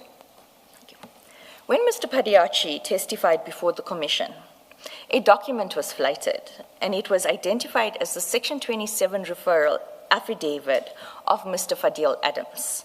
This document is contained at page 512 to 516 of the IDAC exhibit bundle. When I saw this document, my heart dropped to my stomach, because this was not the 27 referral affidavit that Advocate Johnson gave me on the 5th of December 2024. In fact, I saw this document for the first time when it was flighted at the commission. I initially thought I was mistaken. I then contacted Mr. Rapeso to discuss with him. He confirmed that the Section 27 affidavit that was flighted at the commission was not the Section 27 affidavit I had shown him on the morning of the 6th of December 2024. I will return to why I showed the Section 27 affidavit to Mr. Rapesu in violation of Advocate Johnson's instructions not to show the affidavit to anyone. I have not seen the Section 27 affidavit after the 6th of December 2024, after I had returned it to Advocate Johnson. What I recall of its contents is based on my memory, but as the Commission will see, there are certain contemporaneous recordials by me that somewhat corroborate my recollection of the contents of the Section 27 affidavit. For convenience, I will deal with the Section 27 affidavit that I was given on the 5th of December 2024 compared to the Section 27 affidavit that was flighted before the Commission in tabular form. Page 16. So what we then have is a table with, on the left, the Section 27 affidavit that was given to you on the 5th of December versus on the right, the Section 27 affidavit that was flighted at the Commission, which is 512 to 516 of File 2 of the exhibit bundle. Correct. So at number 1, you can start there. Thank you. The Section 27 affidavit seen on the 5th of December 2024 referred to Orlando Kaz. I am not going to read it into the record, and a Valeria Kaz. The Section 27 affidavit flighted at the Commission, page 512 to 516, listed Cape Town Kaz dockets. 2. Major General Madondo failing a polygraph test while seeking security clearance. Although... Maybe for the record, you're unfortunately going to have to repeat the heading. Okay, not a problem. I think you can just say the section affidavit you saw, then say that is what it contained, and then say the flighted one, this is what. Noted. The one that I saw, Major General Madondo failing a polygraph test while seeking security clearance was prominent or noted. On the one that was flighted, although vetting is mentioned, it is in a different context and no mention is made of a polygraph test. The one that I had seen, number 3, allegations of procurement irregularities within crime intelligence regarding the procurement of a forklift. On the one flighted, there's no mention of a forklift. Number 4, on the one that I had seen, multiple allegations of alleged criminal conduct by the political killings task team, such as procurement of vehicles, excessive budget for laundry using the Secret Service account. This is not mentioned on the 27 flighted. Number 5, vehicles that were procured for the PKTT being used by the former Minister of Police, Mr. Cele, for his personal use. This is also not on the one that is flighted. Number 6, purchasing of hotels, lodges, or properties using the Secret Service account, also not mentioned on the one flighted. Okay. Paragraph 37. The commissioners will hear from Mr. Rapesu as to his recollection of the contents of the Section 27 affidavit that I showed him on the 6th of December and whether his recollection accords with mine. Paragraph 8. 38. In corroboration of my recollection of what was contained in the Section 27 affidavit that I saw on the 5th of December 2024, I refer the Commission to a written request for case dockets that Advocate Johnson instructed me to prepare and addressed to Major General Mbuso Kumalo. The letter is dated 6 December 2024 and was signed by Advocate Johnson on the same day.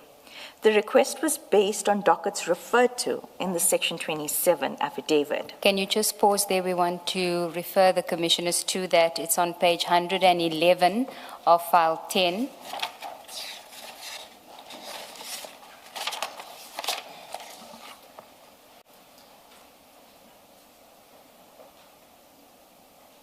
And this is the letter that you were prepared on Advocate Johnson's instruction requesting the dockets on the 6th of December 2024 from Major General Mbuso Kumalo.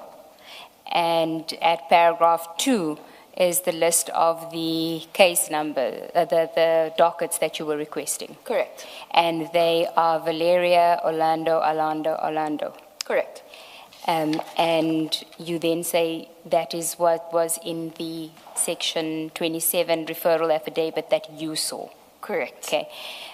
Now, if we can then go to file 2, page 512.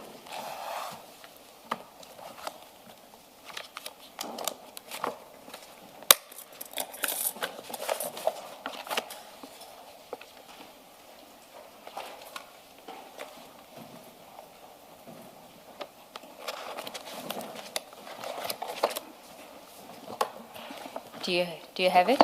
Almost there. Okay.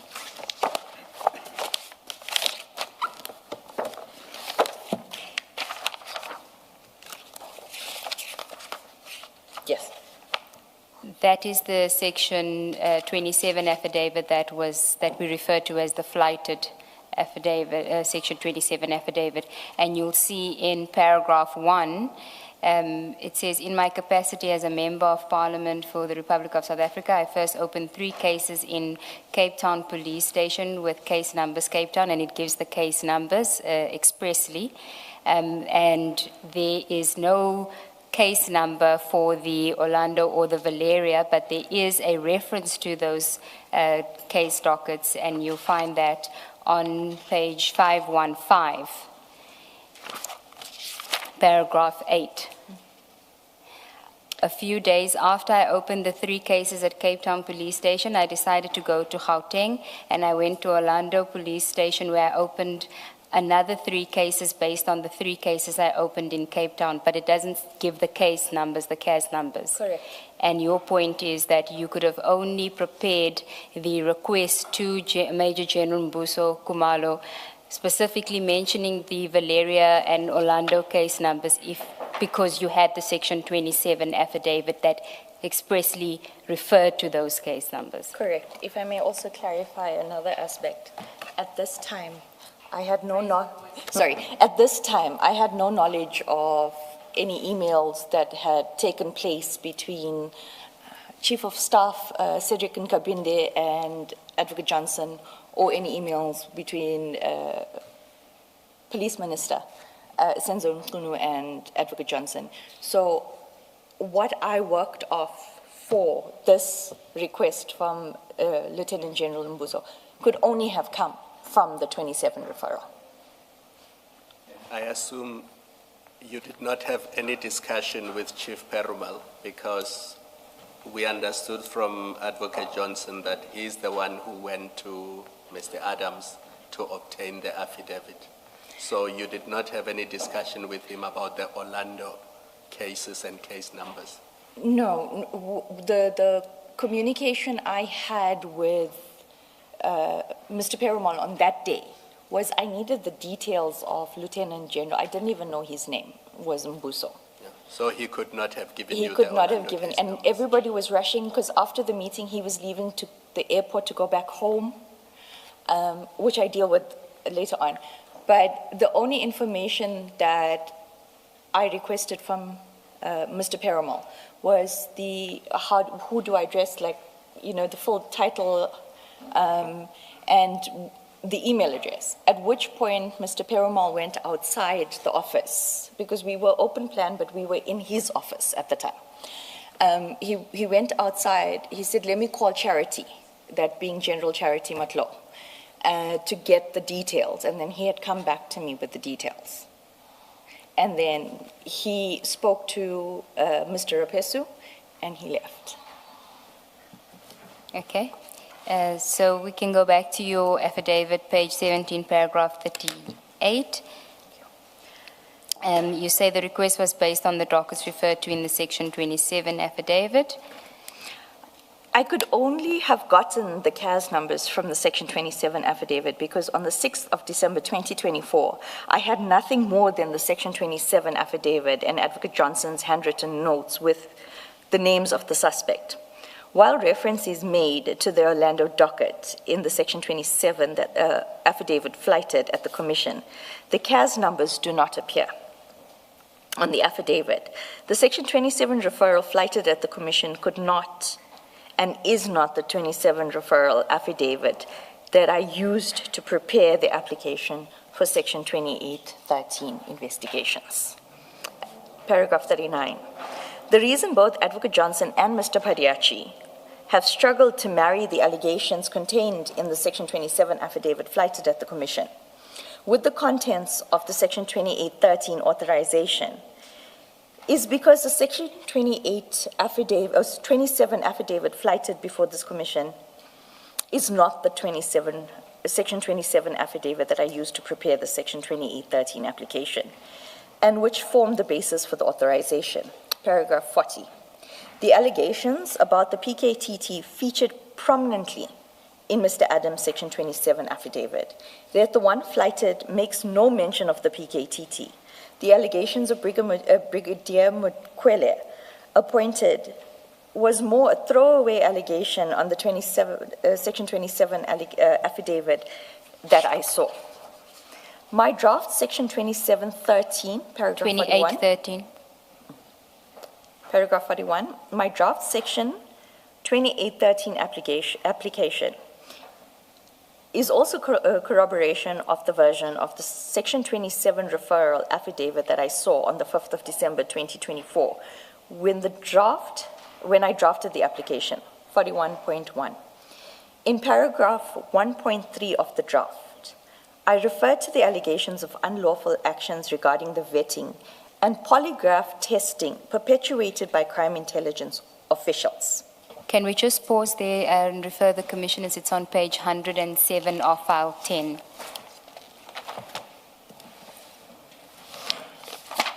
That is the draft application, or your application.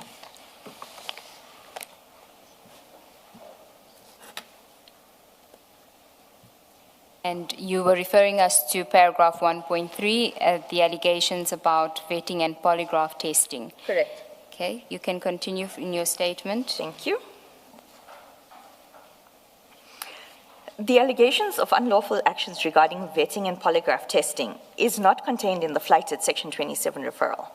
I could only have gotten the allegations from the Section 27 referral because at that stage, we had not even requested the dockets. Paragraph 41.2. The Section 27 referral affidavit I considered contained allegations of procurement irregularities regarding the procurement of a forklift by crime intelligence and procurement of vehicles for the PKTT. Hence, the reference to awarding tenders in the Section 2813 application and authorization.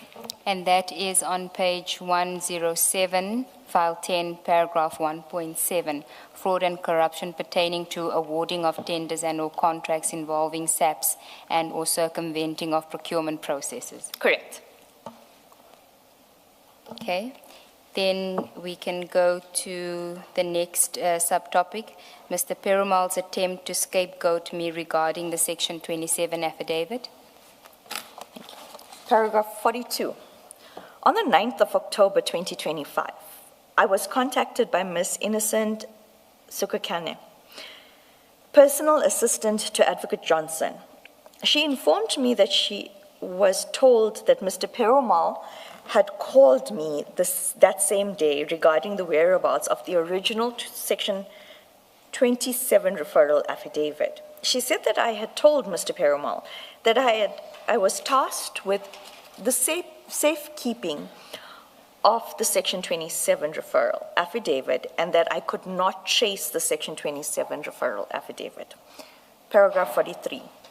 If I recall correctly, in September 2025 or early October 2025, the accused persons in the Mukwele matter had made numerous requests for the Section 27 referral. I want to say that Advocate Johnson and Mr. Perumal were struggling to find the Section 27 referral affidavit and perhaps thought I had the affidavit, but I cannot say there's a word missing. I want to genuinely say.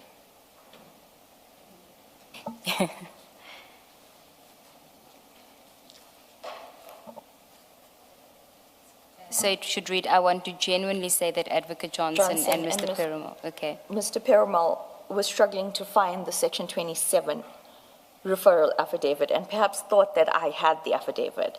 But I cannot say that because what I suspect is that Advocate Johnson and or Mr. Perumal did not want to disclose the Section 27 referral affidavit to the accused persons in the Mukwele matter and needed a reason as to why it could not be produced. My suspicion is that the flighted Section 27 referral affidavit was produced at that stage, and after Lieutenant General Mkonazi's press briefing on the 6th of July 2025, where he stated that IDAC was investigating the PKTT. When you say it was produced on that day, you mean created? Created. Okay, thank you. Thank you, Commissioner. To be more precise, you say at that stage, not at that day.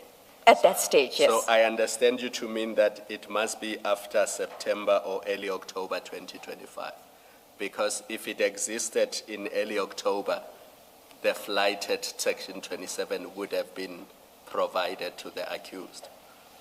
So it must mean it did not exist when the accused were asking for it. Correct. The one that is flighted The did one not that is flighted, yes. was not, yes, created by then. I do not think it is a coincidence that the flighted Section 27 referral affidavit makes no reference to the PKTT, whereas the version I saw in December 2024 does. And now there is no record of that version, other than the original that I returned to Advocate Johnson on the 6th of December 2024, which was not produced, and in respect of which Mr. Perumal tried to create the narrative that I had misplaced the original.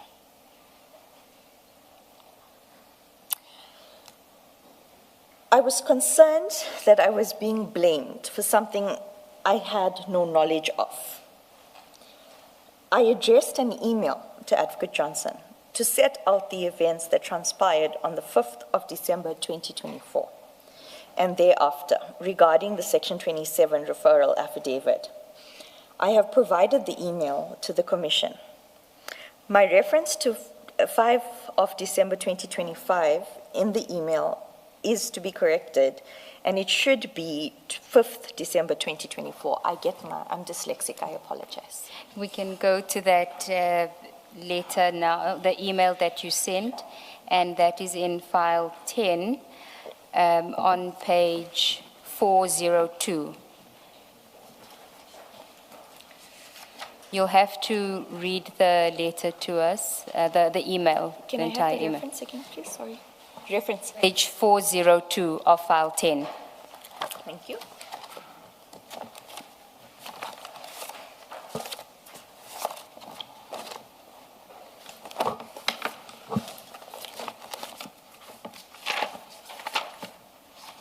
Let me know when you're there.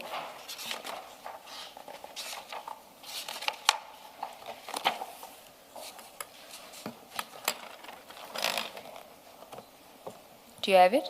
I do. It's an email from you on 9 October 2025, 1347, addressed to Advocate Johnson, Mr. Perumal, Mr. Sesoko, Mr. Tlale. Who is Mr. Tlale? He's the project manager. And then that is Innocent is the assistant. Correct. Advocate Johnson's assistant. And the subject is Section 27 referral, F. Adams. You Correct. can read it. Good day, Advocate Johnson. I was contacted by INO in respect of, 1, that I was contacted by Mr. Perumal today regarding the above referral, and that I indicated you told me to keep it safe and that I cannot trace it. Mr. Perumal did not contact me today. Mr. Shlale contacted me this morning, and I explained to him as follows. 1.1.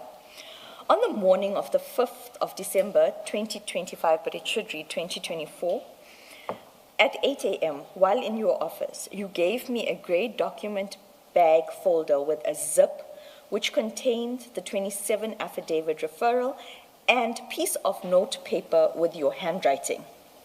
I asked to attend to the necessary after court from home, which I did, and emailed you that evening. 1.2. Sorry, can you just raise your voice and... Sorry. Okay. 1.2? 1.2. Your instructions regarding the folder was that return it to your office the next day, and no copies of the documents were to be made. Because the grey document bag was conspicuous, I put it in a large brown envelope and returned same to your office before the staff meeting on the 6th of December 2024. Once again, I apologize. On the 10th of June 2025, in your office, where a meeting was being held with myself, Mr. Sissoko, Mr. Perumal, Mr. Padiachi, Mr. Mlambo, and Mr. Charles, I indicated that we needed the documents in the folder. At that point, we were all packing to move offices. You indicated that I should text you the following day and you would look for it through the many boxes. 1.5. On the 11th of June 2025, I attach a screenshot. I contacted Mr. Perumal indicating that we would only need the folder in 3 or 4 weeks should I trouble the ID to look for the folder, to which he replied, it can wait. Paragraph 2, I wish to state, I did not retain possession of the original Section 27 affidavit referral, nor any copies thereof. As instructed, I returned same to your office on the same day after receiving it. 2.2, I did not have any communication with Mr. Perumal today. Our last communication was on the 18th of September 2025 via WhatsApp text. Thus, I could not have told him that I was asked to keep it safe and I misplaced it. 2.3, I was contacted by Mr. Shlale today, earlier this morning, and stated to him exactly what I have stated above. Kind regards, Trishanta Ramsamy.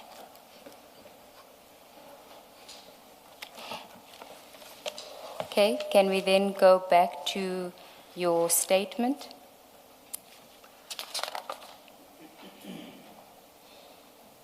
We are at paragraph 45. Thank you.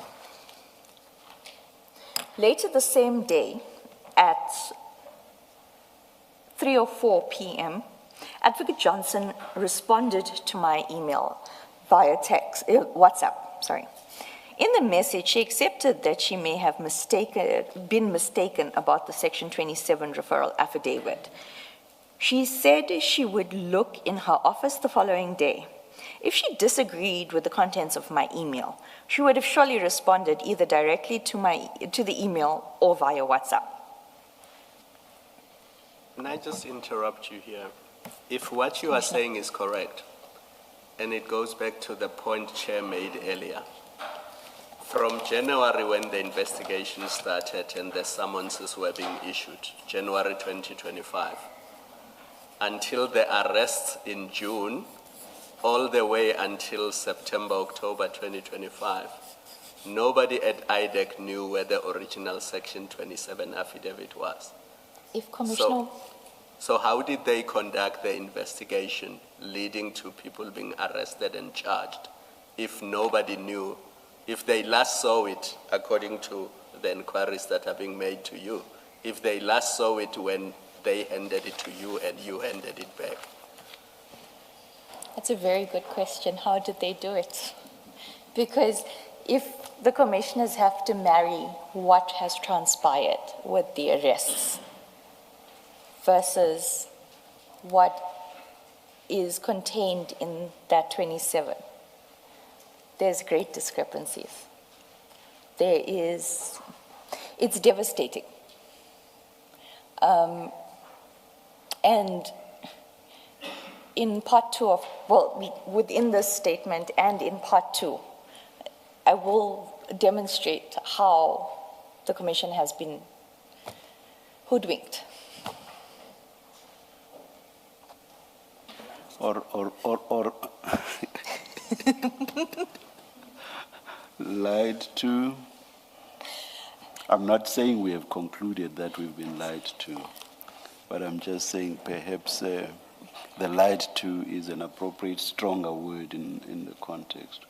I'm trying to be polite. Thank you. May I ask you to read the last sentence of paragraph 5? You did not read the have, if I'm not mistaken. And Paragraph 5 in the... 45, the last sentence starting if she. Thank you. If she disagreed with the contents of my email, she would surely have responded either directly to the email or via WhatsApp.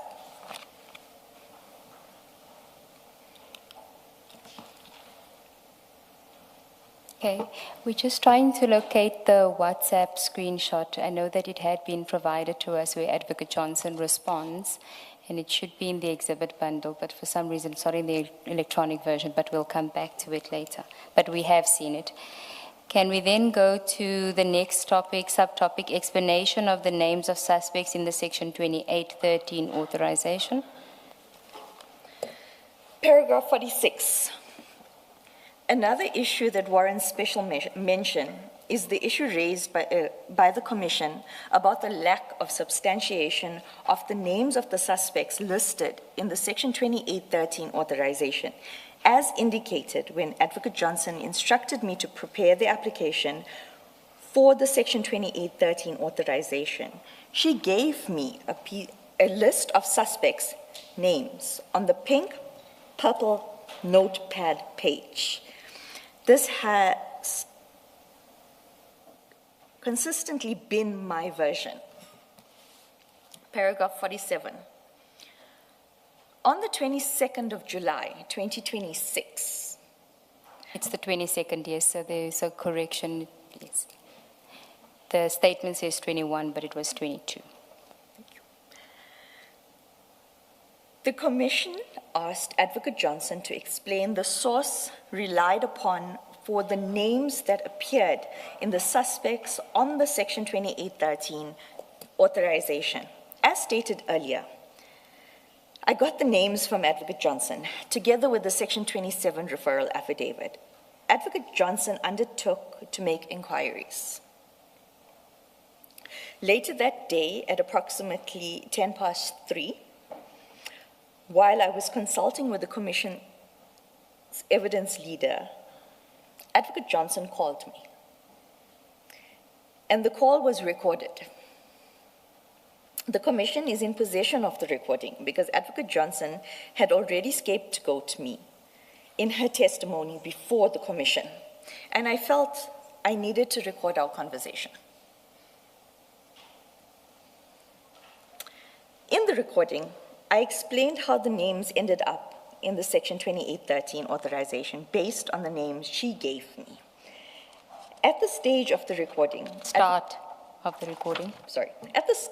recording, Advocate Johnson made a startling remark that we gotta figure out how you don't go. In other words, find a way for me not to testify before the Commission. I have no objection to the recording being played. Chair, Commissioners, at this stage we want to play that recording for you. It is approximately 12 minutes. We have tried to only deal with what we consider to be important, but all of it is important. And there may be a point that we do cut it where it has nothing to do with the subject matter. It deals with three aspects. Number one, what the witness had just indicated now, a comment that they must find a way not for her to testify before the Commission. The second... Her being... Her being the witness before you now. The second issue is a debate or an exchange about the names, how the names came about in the 2813. And then there is some criticism that Advocate Johnson makes towards the Commission and the process that the Commission is following, which we don't think is relevant, but it may be that we have to play the entire recording so that it's not suggested that we are withholding anything insofar as the recording is concerned, Chair. But And I believe that all three of us have very thick skins. I believe so too, Chair. Thank you. So if you just indulge us, we'll be listening to it for the next 10 to 12 minutes. Sorry, Advocate Ramsam, if you can switch off your microphone. Hi, Advocate Johnson. Hello. How are you? Fine, and you? Well, they put me through the paces for the section 2813 on the diversion. Khumalo matter. Yeah. Okay. I haven't been watching. I've been so busy. Yeah. Yeah. Don't worry. I think they're going to call you. Oh, God. I'll come and tell you why. Mm. We'll have to figure out how you don't go. Okay. So they said to me, I must tell them step by step. I said, I get the 2813. Usually we give it to a team. Santosh is the deputy, but I give it to Drew. Yeah. You use it to compile a section 2813. Mm. Now they're saying when they look at the 2813, Yeah. must just check, the annexure that has all the names of the people, annexure 8, it has all the suspects. Yeah. When you look at the 2813, you could only really make out Khumalo, maybe Madondo and Lushaba. Yeah. Where did you get all the other names from? That page that you gave me, the names were on that page that you gave me, the one in the folder, the one in the handwriting on the pink purple page. Where would we have got those names from? I don't know, you gave it to me on the morning just before I rushed to court. You gave me the 27 referral and the names on the handwritten page.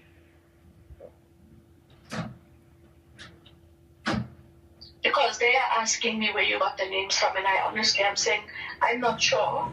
Because I can't remember to share for me. I can't remember either. No, I remember distinctly because that's why I also put it in my email where I received the 27 referral and I received that piece of paper with handwriting and it was the suspects that was written on there. And you explained to me that the suspects was after Dylan had consulted with Fadil. That's how the list came about. So Dylan would have consulted Fadil before you did the 20? Before I did the 28, yeah, before I even received the 27, the list was compiled on that page with the handwriting, and you had indicated that Fadil and Dylan had consulted, and that's where it came from. I'm going to have to speak to Dylan. He can't remember half the things. But it's on my email. Because I say I've now abused my power by authorizing other people's names that are there. I don't know what to say, Mama, because I specifically remember, and it's also on my email, because after you phoned me last night, I went and found that email where I explained what I received from you and what I returned to you. And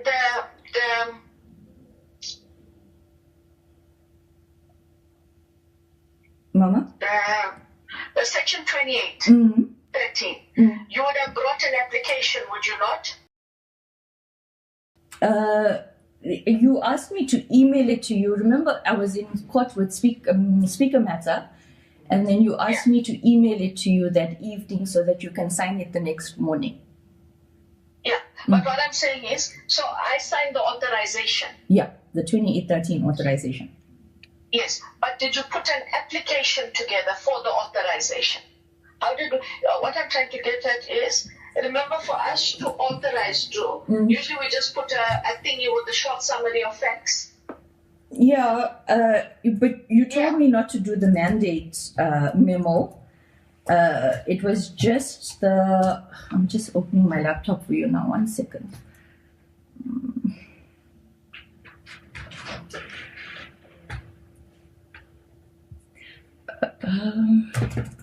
What date was it, Mama? The 5th or the 6th? I signed on the 6th. It should be 5th. Okay. Just checking now.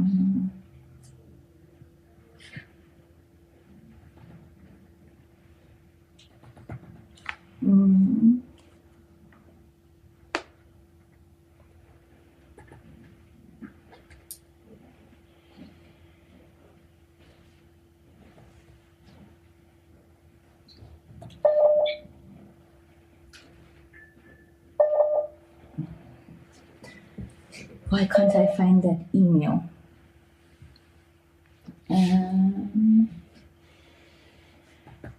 No, I think I didn't do that. I think the facts and all of that was covered in the email I sent. 27. Yeah, in the 27. And then remember, I did a summary of the 27 and the dockets that we collected. And that is when I said to you, I need to consult with Fadil because... Wait, remember, wait. Remember, Drew, the authorization is the 6th of December. Y'all got the dockets on the 9th of December. So you wouldn't have had the dockets. No, I didn't have the dockets. We only received the dockets because on the 6th, you sent the letter to Sentumule. Yes, yeah. That is what I'm saying. So what would you have based, and that's what I'm trying to get to. You based your facts on the section 27. Correct. Did you check to anyone before that, or did you base your facts on anything else for us to have those other names? It was on the page that you gave me. That's why those names are there. And how do we arrive at some of those other offenses like forgery and uttering and... Forgery and uttering, we generally put in our 28. That's how that's how I explained it. But he said, I have abused my power by doing that. No, it's a standard thing because out of fraud, we get forgery and uttering.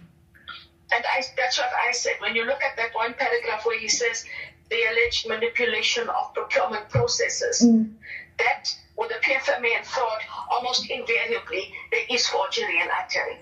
Yeah. And that if we don't put it in, then we can't deal with it. And remember with the So what they're doing is, do they dissect word for word? Yeah, that's why I stopped watching.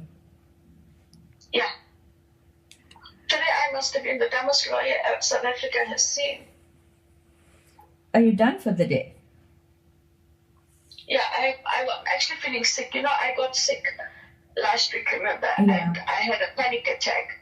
So for the first time, I'm taking meds for it. And after a while, I just felt I was zoned. And I realized I wasn't even paying attention.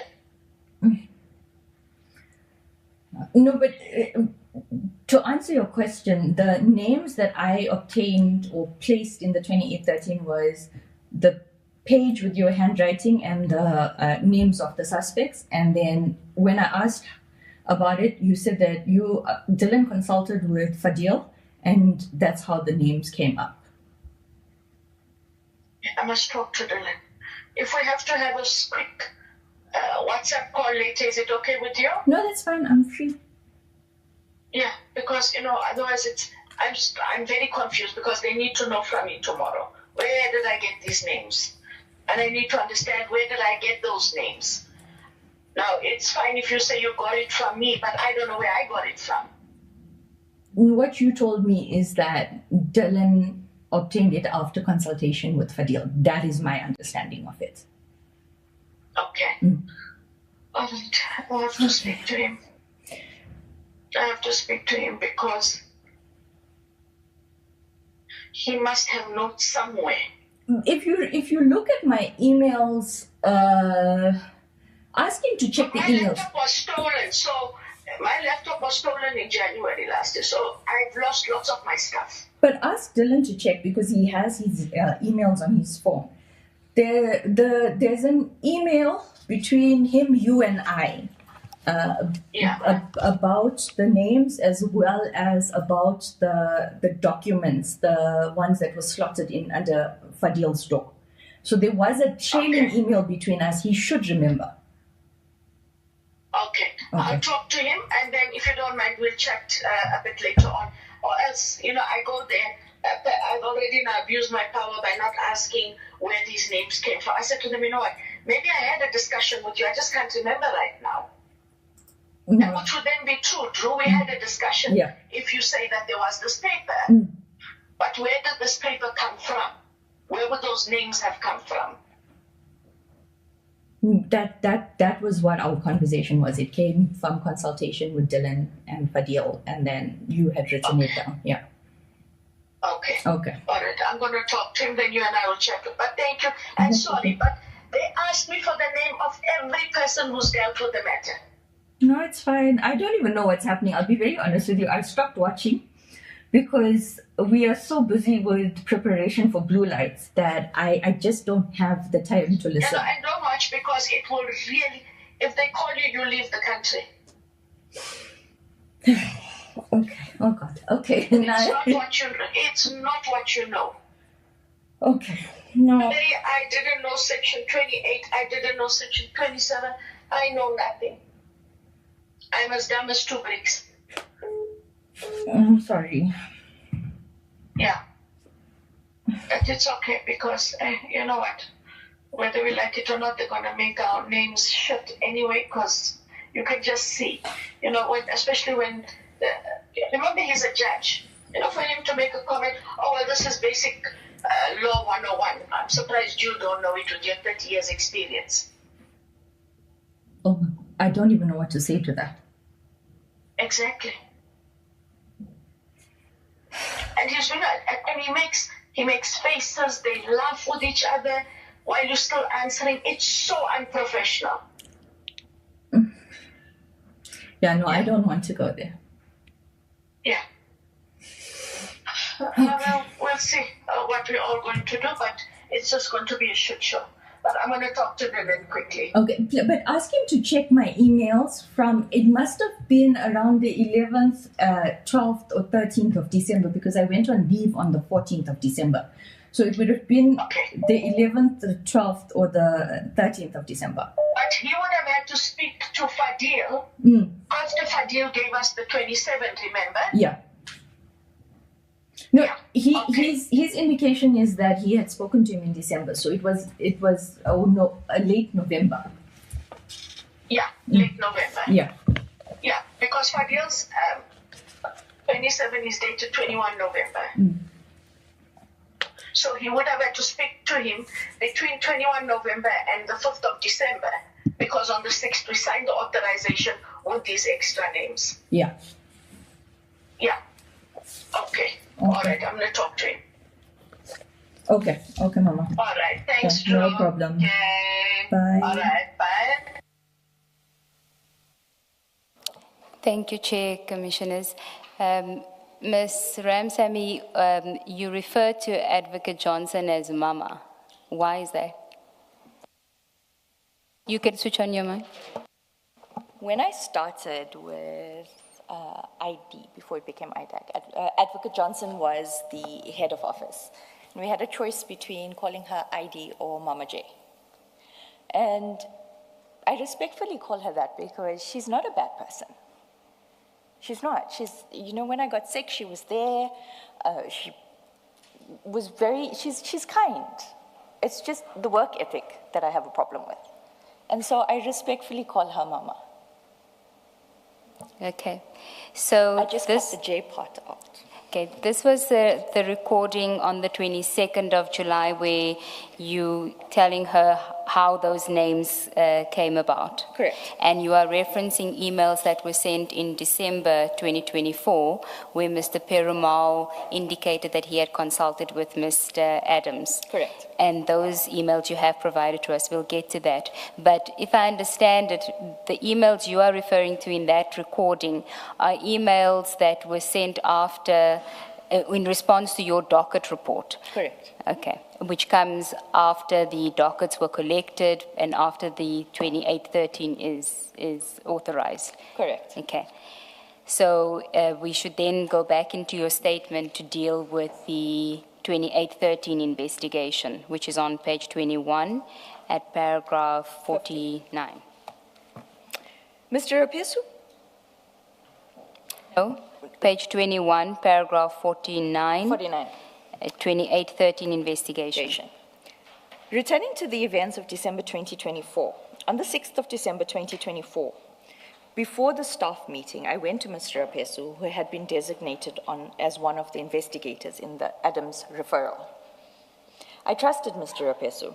I had to show him the affidavit because I had such unease about what I was instructed to do, especially given the lack of substantiation of the allegations contained in this Section 27 referral affidavit, and the fact that I had been given names of suspects to include in the Section 2813 application, that I simply couldn't reconcile with the contents of the Section 27 referral affidavit. Paragraph 50. Mr. Rapesu briefly perused the affidavit before I had to return it to Advocate Johnson shortly before the staff meeting. I went to Advocate Johnson's office and returned the Section 27 referral affidavit, and she gave me the signed 2813 authorization. There was a meeting scheduled for 11 a.m.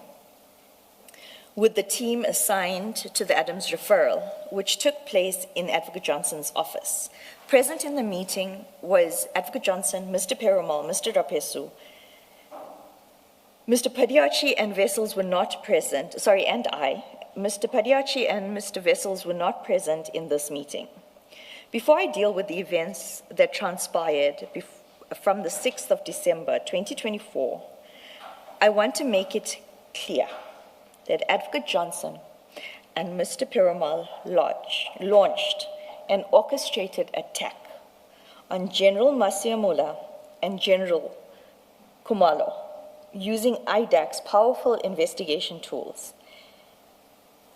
And this will become evident in my statement and testimony.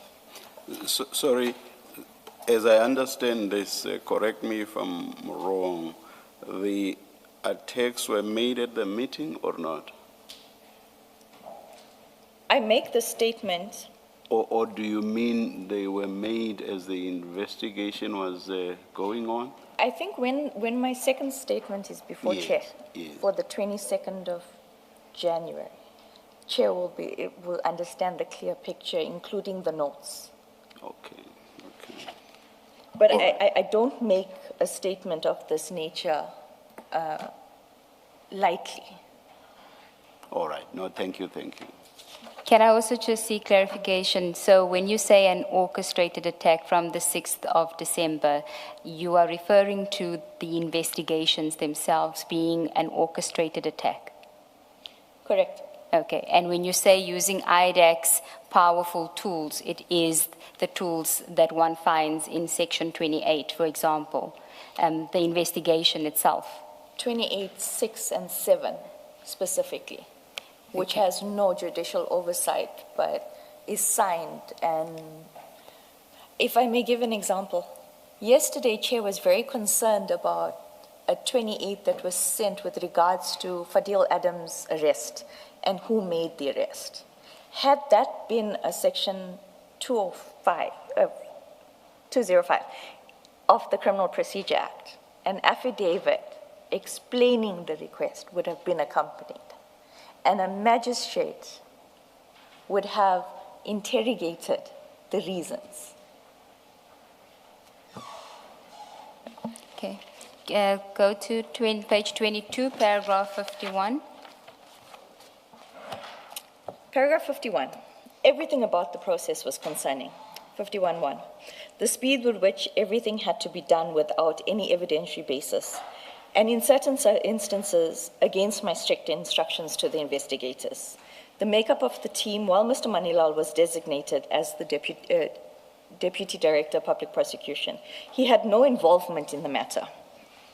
I was the only prosecutor who had to report directly to Advocate Johnson. Mr. Sissoko, who for all intents and purposes is the Chief Operating Officer of IDAC, was not aware of the matter. The lack of evidence on the Mukwele matter, I distinguish this matter from the Lushaba matter, where there was a prima facie case. But in my view, I questioned whether it was within IDAC's mandate to investigate the Lushaba matter. the timing of certain decisions and actions. Paragraph 52. Returning to the meeting, it was a short meeting. Advocate Johnson informed us that she will be supervising the matter personally, like she had done in the July 2023 referral. As will become evident, Advocate Johnson was not merely supervising. She was dictating key decisions throughout the investigation.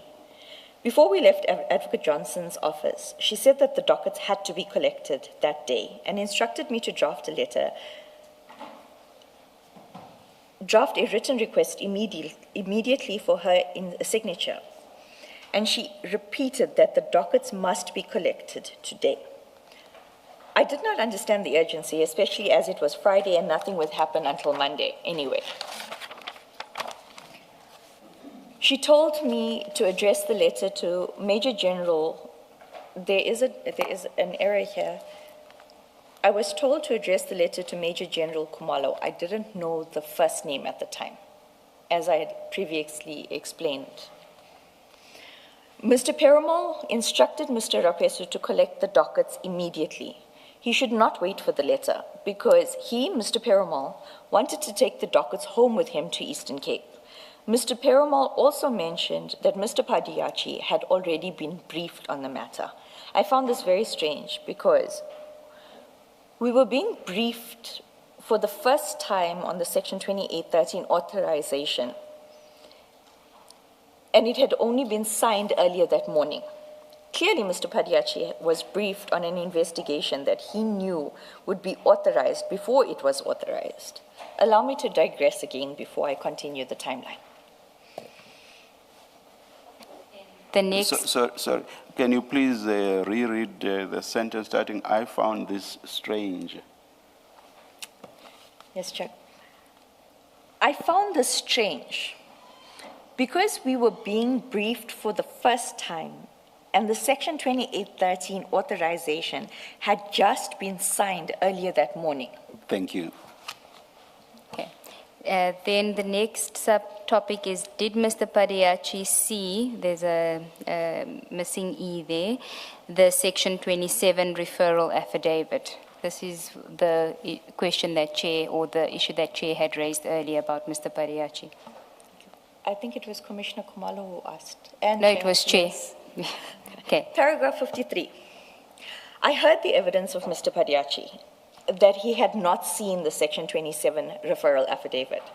I confirm that Mr. Padiachi had not seen the Section 27 referral affidavit in my presence. However, I believe that Mr. Padiachi either saw a draft of the Section 27 affidavit or the signed version.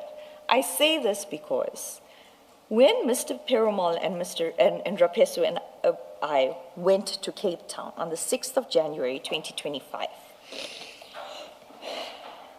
and whilst at the airport, Mr. Rapesu went to collect the rental vehicle.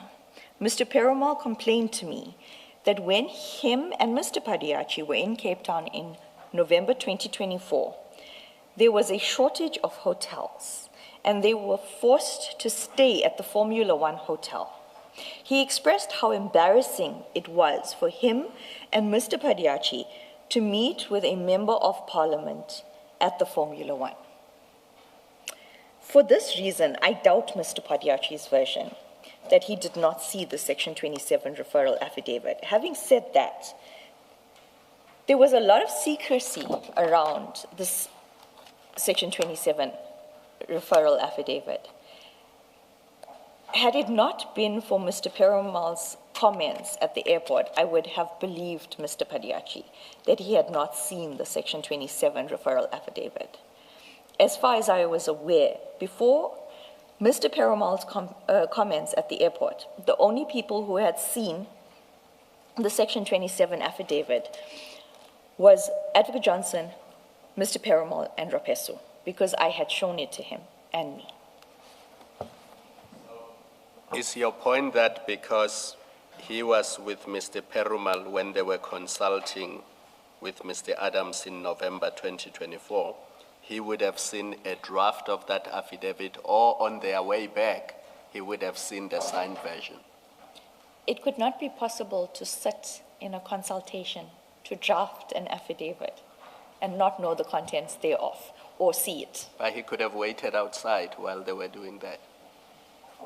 I will get to the relationship and the closeness later on, if it will be allowed. So here you are talking about the original affidavit, not the one that has Pretoria and Cape Town issues. Correct. Oh, all right, thank you. But it would seem that when you say it would not be possible that Mr. Pareachi, Colonel Pareachi was with Perumal in Cape Town, a statement was taken that he wouldn't have seen that affidavit. So it must be that you're also referring to the November. The November statement. Yeah, the one that was shown here in the commission. Oh. Okay. The one that I referred to here, it could be correct that he didn't see the one that was flighted, because I have heard that that is not the correct one. But my statement here is that the one that I am speaking about, the one that contains the PKTT and the vehicles and the lodges, it would have been improbable impossible that he would have not had seen the original. Understand. Are you therefore saying that this trip, the two of them in Cape Town, that would have been when they took the affidavit that you saw, the original one? Correct. Not the one that was flighted? Correct. Okay, I understand. Maybe, sorry. Where you need to clarify for Commissioner Baloy. Yes, even the affidavit that you saw, the original one, it was also dated 21 November 2024. I cannot confirm that. I have a recollection of a different date. I also have a recollection of a conversation between Perumal and myself when this whole debacle of the where is the 27 referral as per my email was happening, where Perumal says to me, no, the ID must check, referring to Advocate Johnson, because I have WhatsApps from the 13th of November where Fadil is asking for things. So it was November, but you're not sure whether no, it was the 21st or the 13th? I cannot confirm the date. I just know that may I just point to the 22nd, Advocate Lee? January. Before you get to that, the one that you saw would have been dated November 2024 as well, because Correct. in your application 2813 you referred to the section 27 in November 2024. Correct. Okay. But you can't recall who the commissioner was, you can't recall the date, because it wasn't something that you were focused on necessarily at that stage. No, I think my focus was more on the content of that statement. Yeah. And your assumption that the affidavit was taken in November when the two of them were there together is based on the fact that they were there in November and it is a November affidavit. Is that why you think it must have been taken? That is my thinking, my line of thinking with regards to that. Also, there are later emails that the commission will have sight of where Advocate Johnson, I'm now questioning the veracity of the affidavit itself and the lack thereof in the dockets that were opened. It is at that point that Advocate Johnson even sends me an email saying, ask Chief, he consulted, he should have those things. Thank you. Thank you. So if we can then go to the dockets, the topic, the dockets, on page 24, paragraph 55.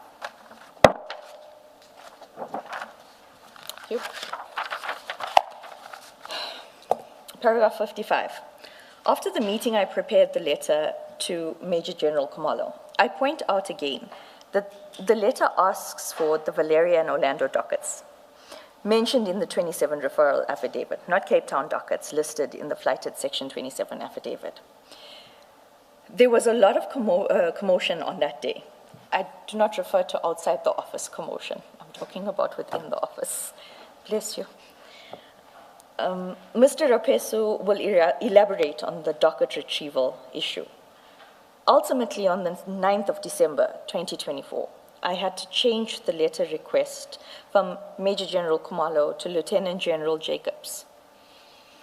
I sent Advocate Johnson a WhatsApp message to tell her that based on the information I received from Mr. Rapesu, the letter had to be changed to Lieutenant General Jacobs. Her response was that I must shed the letter because it was not going to Lieutenant General Jacobs.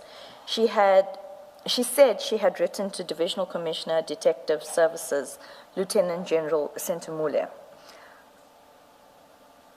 I was still unclear on the process to collect the dockets. Advocate Johnson told me to ask Mr. Rapesu to call Colonel Phillips and ask if Lieutenant General Sentumule had asked Colonel Phillips to hand the dockets over. The WhatsApp exchanges have been provided. Yes, we can go to file 10, page 113.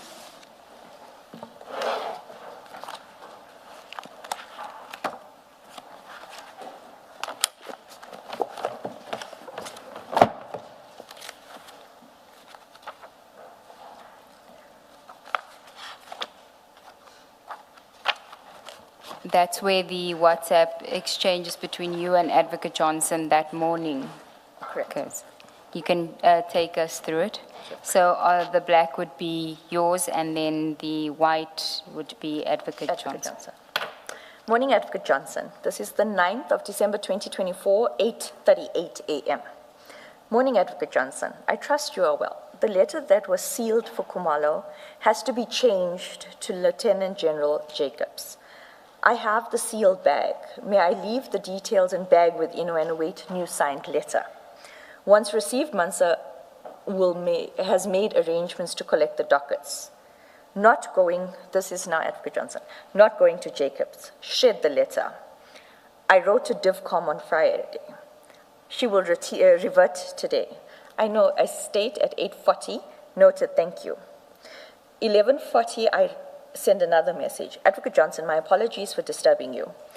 Please advise what the instructions are about collecting the dockets. Are the investigators to wait upon the reply and you giving them the go-ahead to collect the dockets? Thank you. 114.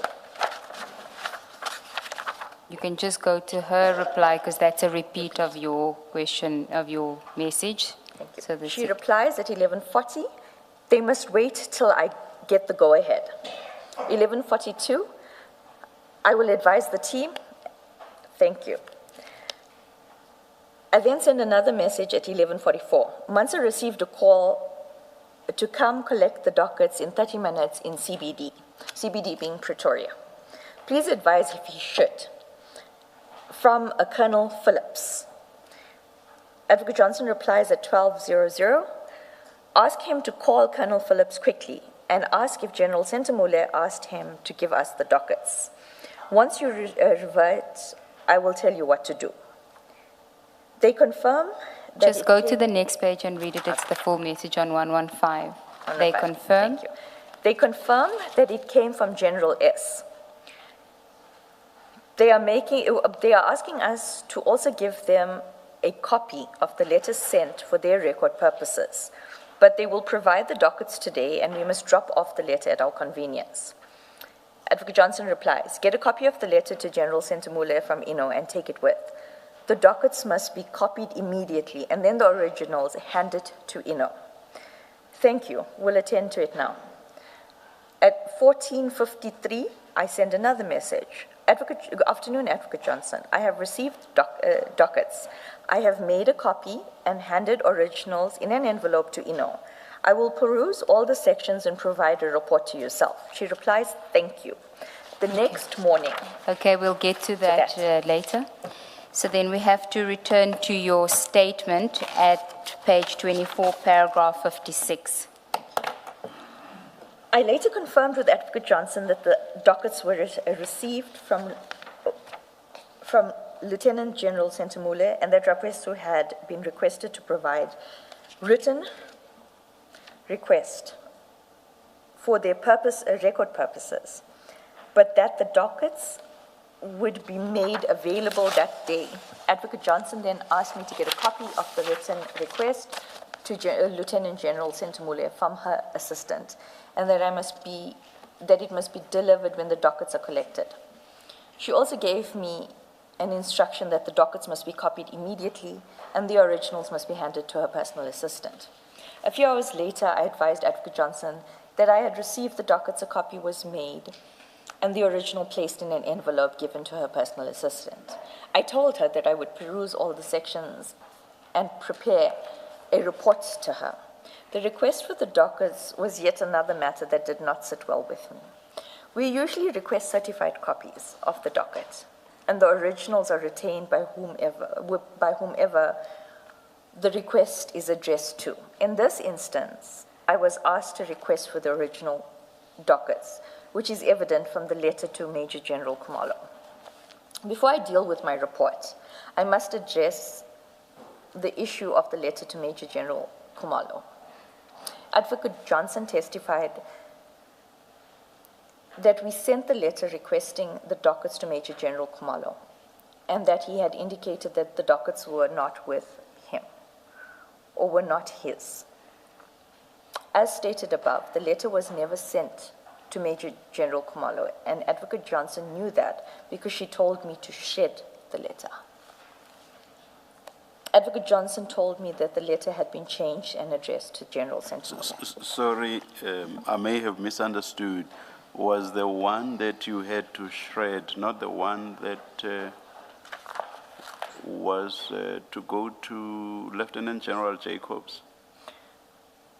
No, Chair. Yes.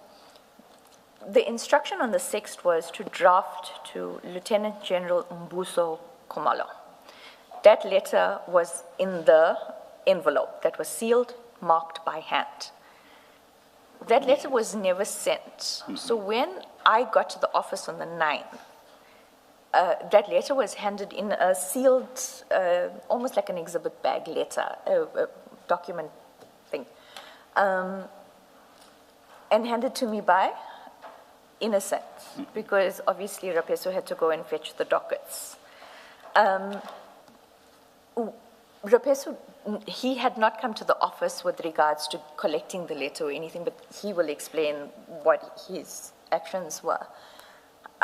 He called me and stated they want the letter changed from Khumalo to Jacobs. I then contacted Advocate Johnson. Remember, I'm not the signatory of the letter. So I'm informing her that the person it is addressed to needs to be changed to Jacobs.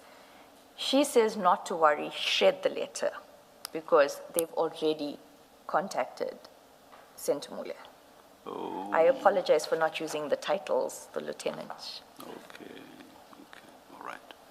It was a reference to Jacobs at a time when you were talking about a letter that was to have gone to him, that you then talked about the shredding, and I thought, yeah, the shredding related to Lieutenant General Jacobs.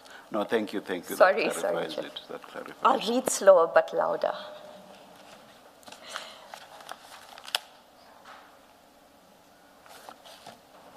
That is at page 113, where you say, Morning Advocate Johnson, trust the letter that was sealed for Khumalo has to be changed to Lieutenant General Jacobs.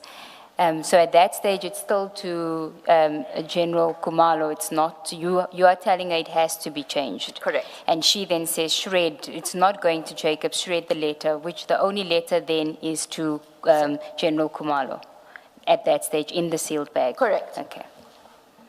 Is there particular reason why the process you describe about getting dockets, that you make copies, you get certified copies and leave the original with its owners, the agency that owns the docket? Is there a particular reason for that?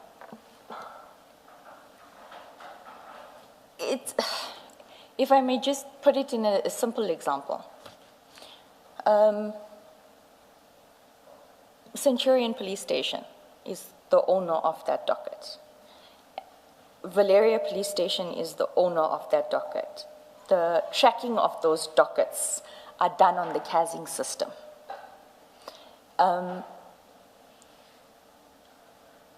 If Valeria is asking for Centurion docket, it must be transferred to Valeria.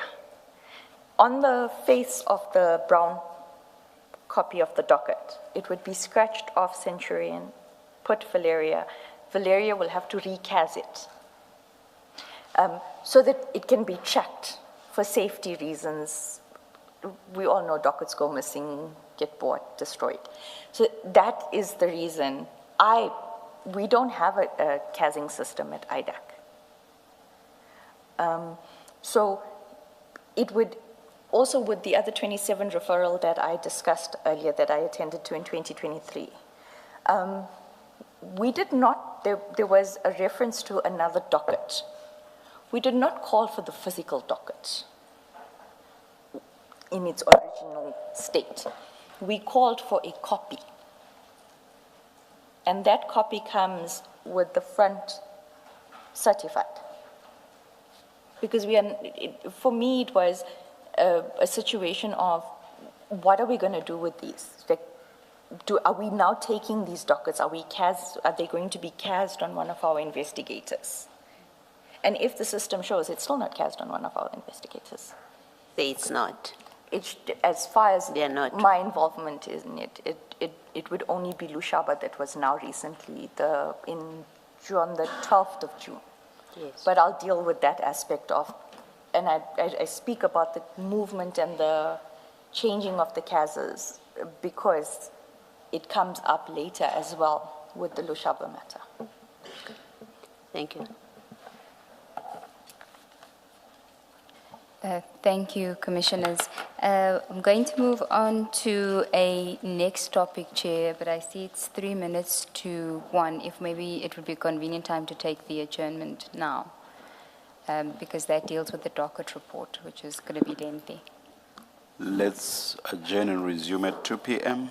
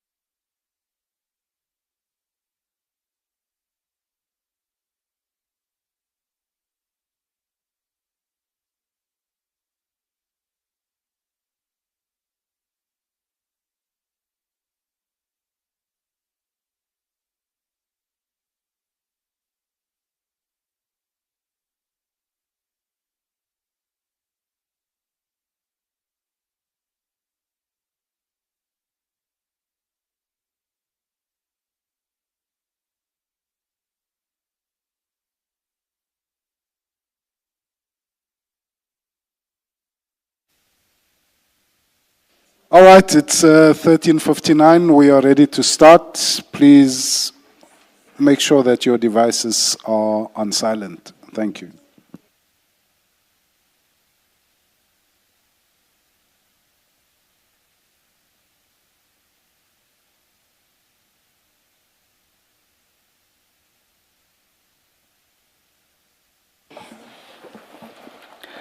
Yes, Ms. Sigaz-Ncube. Thank you, Chair. Ms. Ramsamy, can you put on your, thank you. Just before the adjournment, we had dealt with paragraph 59 of your statement on page 25. We were moving on to your docket summary report. So we can start at paragraph 60 on page 25, but I just want to confirm from you that on the 9th of December, when you received the dockets, whether the dockets that we have in the bundle file 10 are the dockets that you had received, and whether they were only the Valeria and Orlando, or whether you had received others as well. So if we can go to page 117 of file 10.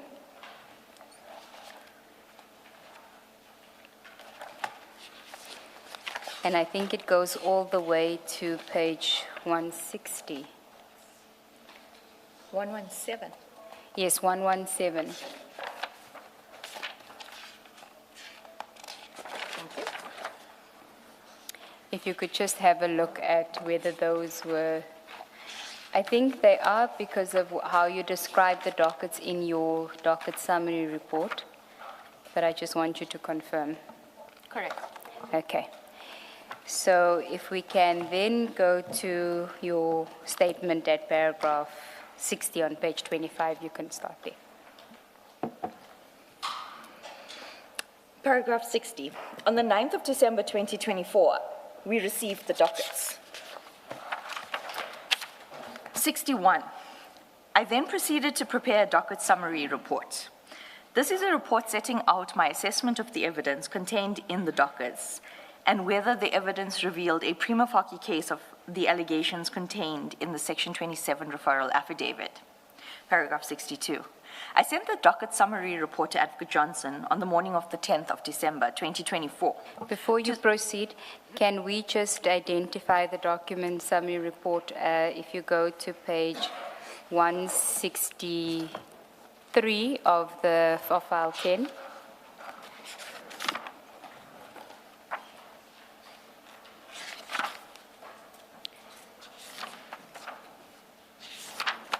Are you there? Correct. It is the correct report. It starts at 163 and ends at 165. Okay. And how we are to understand it is that you would deal with the dockets that were referenced in the Section 27 referral affidavit. Correct. And did you receive the Cape Town dockets as well? Correct. Okay. Now, what I propose we do is we go through your report and then we can go back into your statement. So if we can go to the report at 163, I will then indicate on the docket which docket we're dealing with when you go through your report. So the first one is 403. You can go through that, and then that docket should be at page 146 to 154 of the bundle, if you can just confirm that.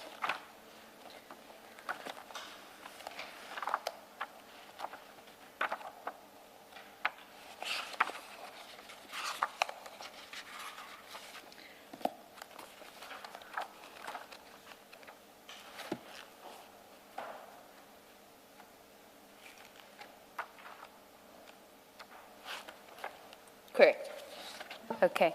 So let's go to the report at 163, and you can just read first from number 1. You don't have to read the case number, but we know it's 403. I marked the report confidential. It is titled Docket Reports. Number 1 is 403, Alleged Offences, Corruption, and Defeating the Ends of Justice. Docket content, A clip, 1 statement. A1, F. Adams. Allegations that a polygraph test was failed in July 2024 by Major General Madondo, who had 2 cases of tax evasion and that the head of vetting, Brigadier Ncube, was tasked to ensure that no investigation ensued. This statement is vague, does not indicate where the allegations emerged from, nor what evidence is at hand to substantiate them. B-Clip has an information note to the Provincial Commissioner, Lieutenant General Mtombeni. Before you proceed, can I just ask you, what is a B-Clip? A docket is made up of when it opens up, there's 3 parts to it. So the A clip is where the statements are filed. The B clip is generally correspondence between the prosecutor, the attorney, maybe LCRC, or it also has, you'd find stapled in there the receipts if exhibits are handed in or taken for testing, then you'll have a lab receipt.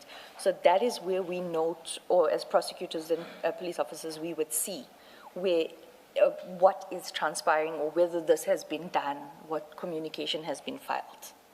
The C clip is a diary. It is supposed to be communication between the commander, the investigating officer, or the person allocated to the docket, and then later on it becomes communication between the prosecutor and the investigating officer or the commander of the investigating officer. But that is A clip, B clip, and C clip. Okay. And then, so you were going to say something when I asked you about the B clip when you were reading about the information note? Okay. With regards to the information note, I do not summarize it here. But in essence, because the dockets had already been in Advocate Johnson's office and we had discussed it as also later on with regards to the information note, I just want to place on record that the information notes of addressed to Provincial Commissioner state the same thing that I'm saying. There's nothing in the docket. There's an A1 and unsubstantiated allegations. The words in italics, is that you expressing your view about the contents of the docket? If I must be honest, Commissioner Kumalo, it's me expressing my irritation.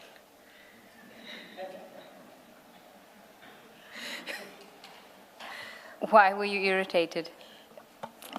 We have a 27, we have a 2813. We now have dockets. I have never in my life, and I've been in NPA, and prior to that I was with Legal Aid, I have seen statements. To me, it looked like someone just went there and scribbled, it just, threw things in, which is then explained in the body of my email to Advocate Johnson when I send the report. And just to be clear, the statement you are referring to is the statement of the complainant in the docket? Correct. That would be the A1. And the information note is the document at page 151, if you can go to 151 of file 10.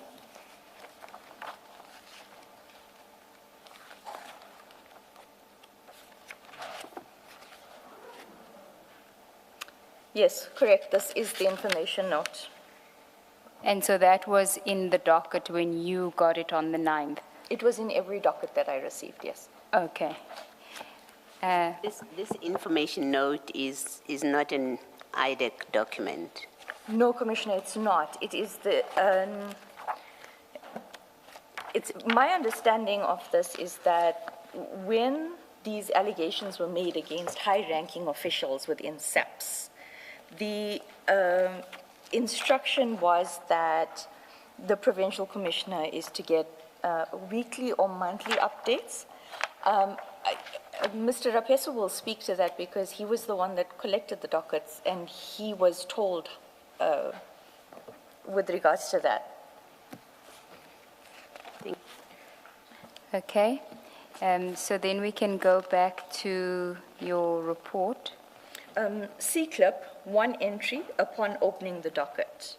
So the entry in the C-clip is what is generally termed the opening entry on a C-clip. Generally, it would be the date, time, of the opening and the A1 being obtained, the contact details of the A1, just so that if it's not on the A1. Also, if there's potential witnesses that the A1 or the person, the complainant, has, it would be noted there. And a brief summary of the A1 allegations. Okay, the next one, which is 404, Valeria, and it's on page 163, and the docket is at page 136 to 145, if you could just confirm.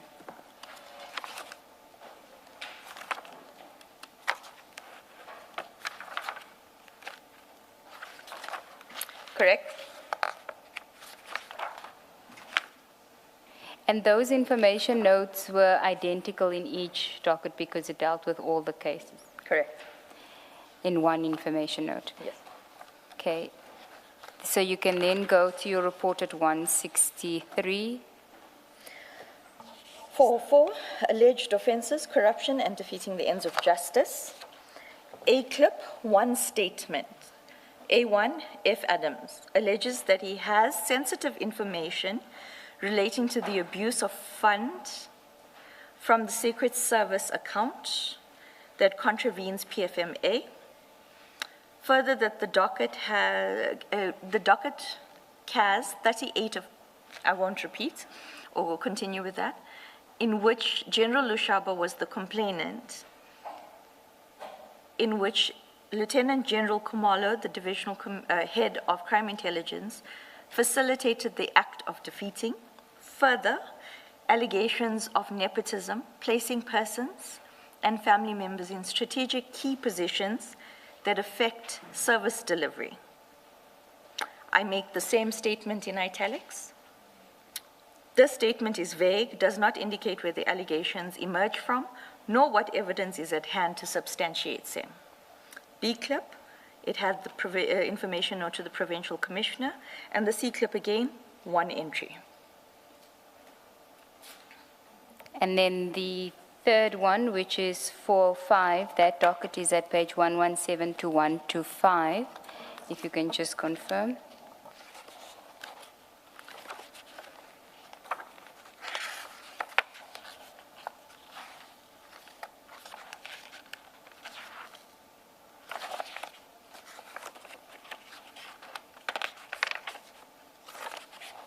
Confirm. Okay, and then you can deal with your report at 164. Thank you. Alleged offenses, corruption.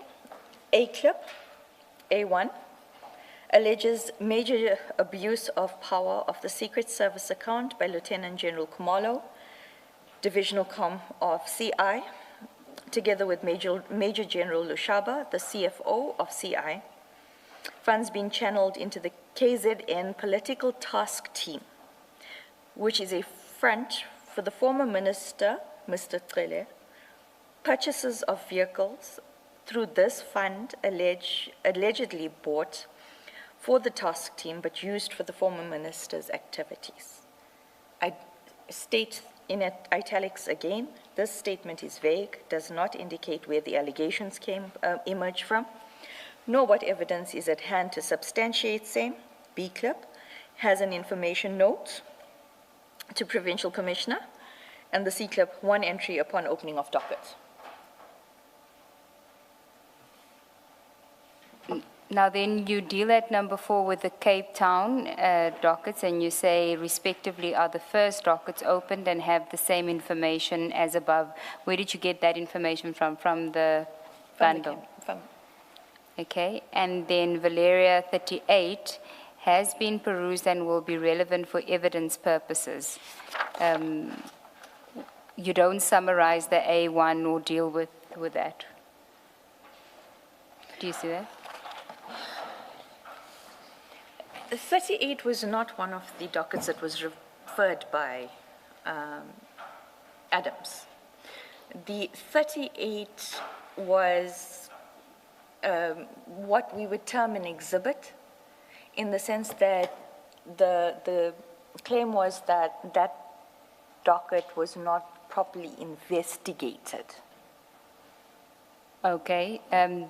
Which docket wasn't properly investigated? That one itself? That 38. And Okay. that one was opened already in 2024. 22. 22.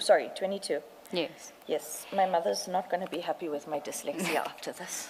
Yeah, okay. Now, you say the investigation into this matter is poor and disturbing, the offense of theft. Yes, as I had done with all the other dockets, I had thoroughly perused A clip, B clip, and C clip. I found discrepancies, but I'm not an investigating officer. My discrepancies were based as a prosecutor on the... I also realized that very little effort had gone into that docket. And had it come to me for a decision, I probably would have put a very nasty diary entry to the commander as to why it was done so, for lack of a better word, sloppy. I may have missed it. I see it's on 161, but did we place it on record, the date of this summary? We are getting back to it as to when it was sent, and because there's a WhatsApp before that precedes the sending of the document. Thank you. So that, and then if we can just finish off with the report, you then have 6 instructions to investigators. So this is going to, is it primarily addressed to the investigators, or is it primarily addressed to Advocate Johnson and the investigators are copied in? How do you? Advocate Johnson had not asked for this report. No one had asked me for this report.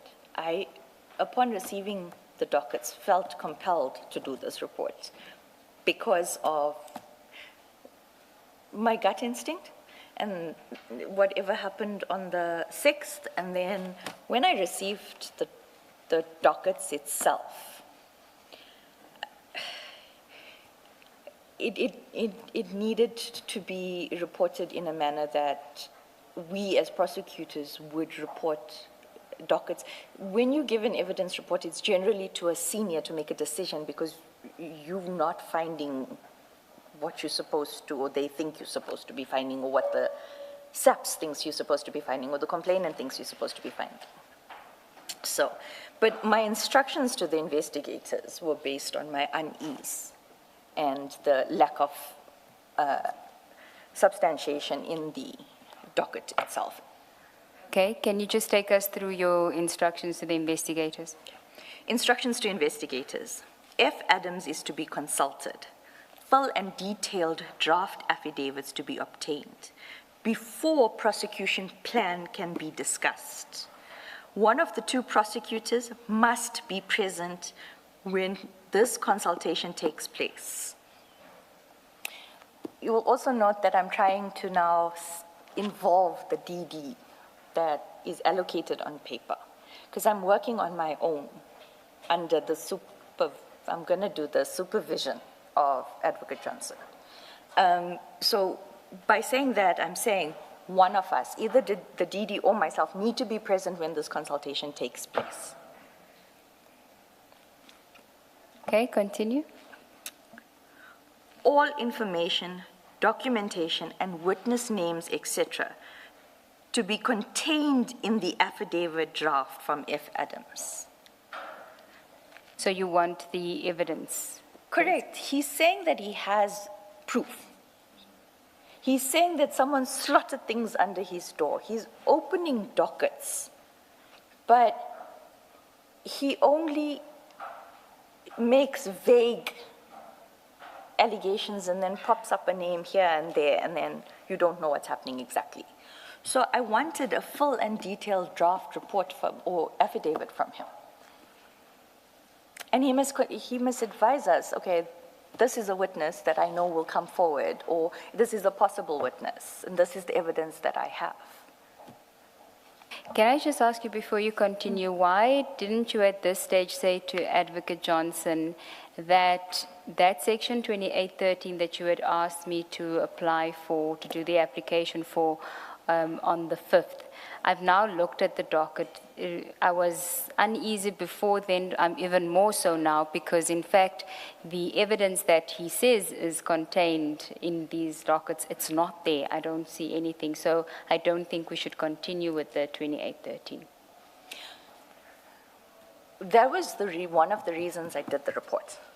And the WhatsApps will show that I request that I send it to her before I send it to the rest of the team.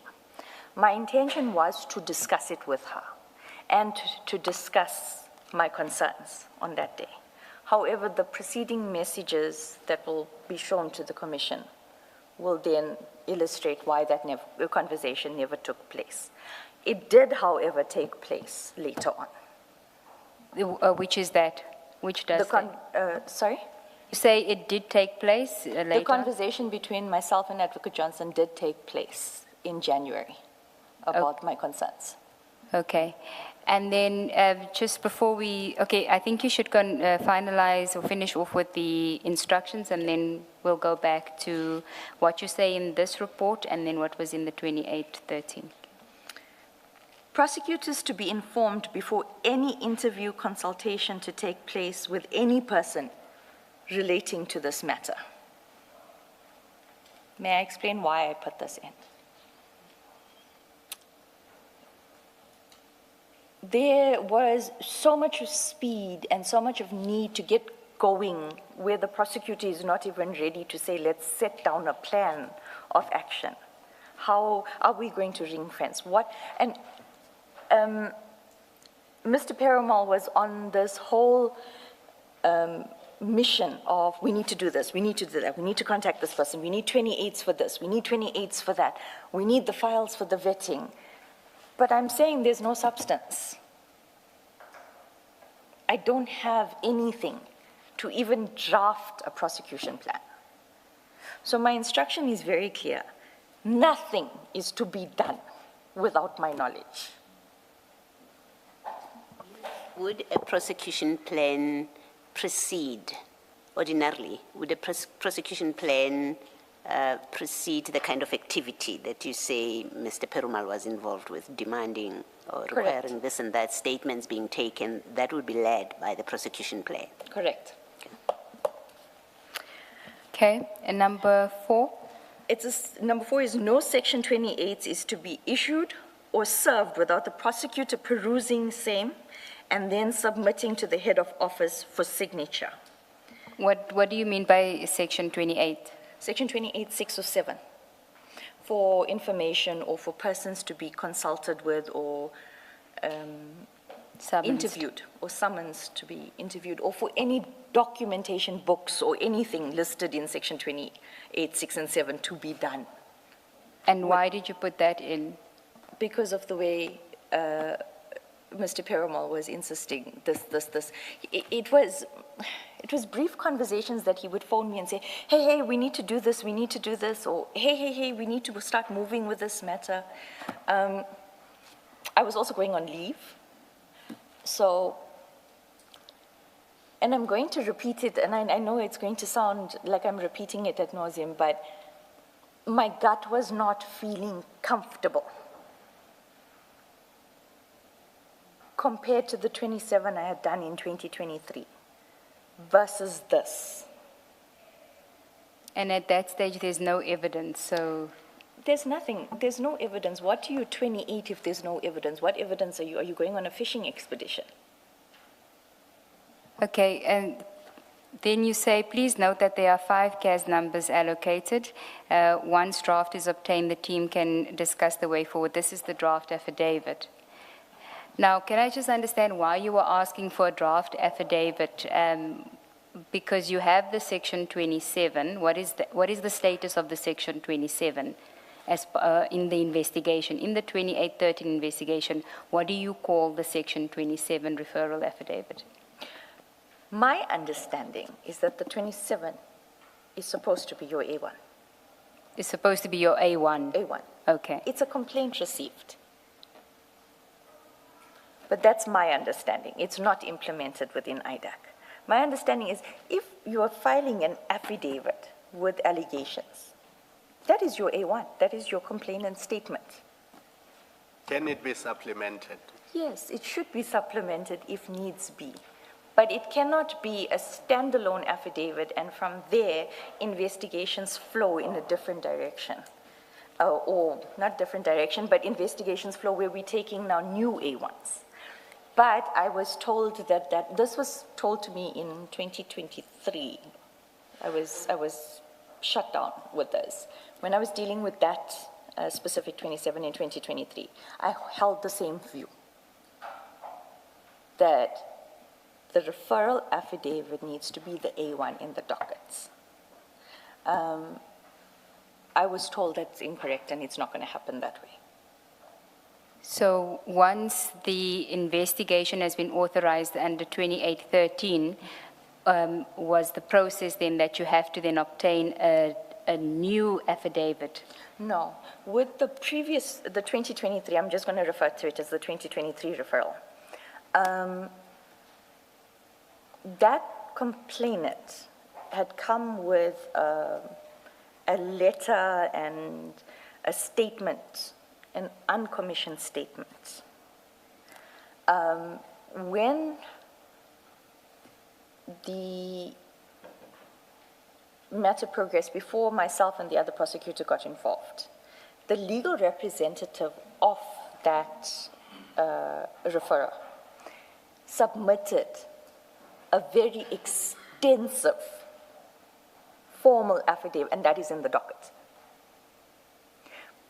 So we received two different, how do I explain it? So it would have been like this. We had the first where she initially, it was just a statement that she signed, and then we had the affidavit referral in 2023. Okay, but that I suppose is different because in this instance with Mr. Adams, you have an affidavit. The section requires that it be either an affidavit or it be a declaration. So in this instance, you do have the affidavit from him, but in your docket report, you're saying we must get a draft affidavit from him. But a draft supplementary. Oh, okay. So what you're intending is that it must be a okay. Because also, you must also remember now, I'm in possession of original dockets, where A1's already existing. So you can never have an A1 and then take another A1 and then take a supplementary. It's an A1 and a supplementary, or an A2 and a supplementary.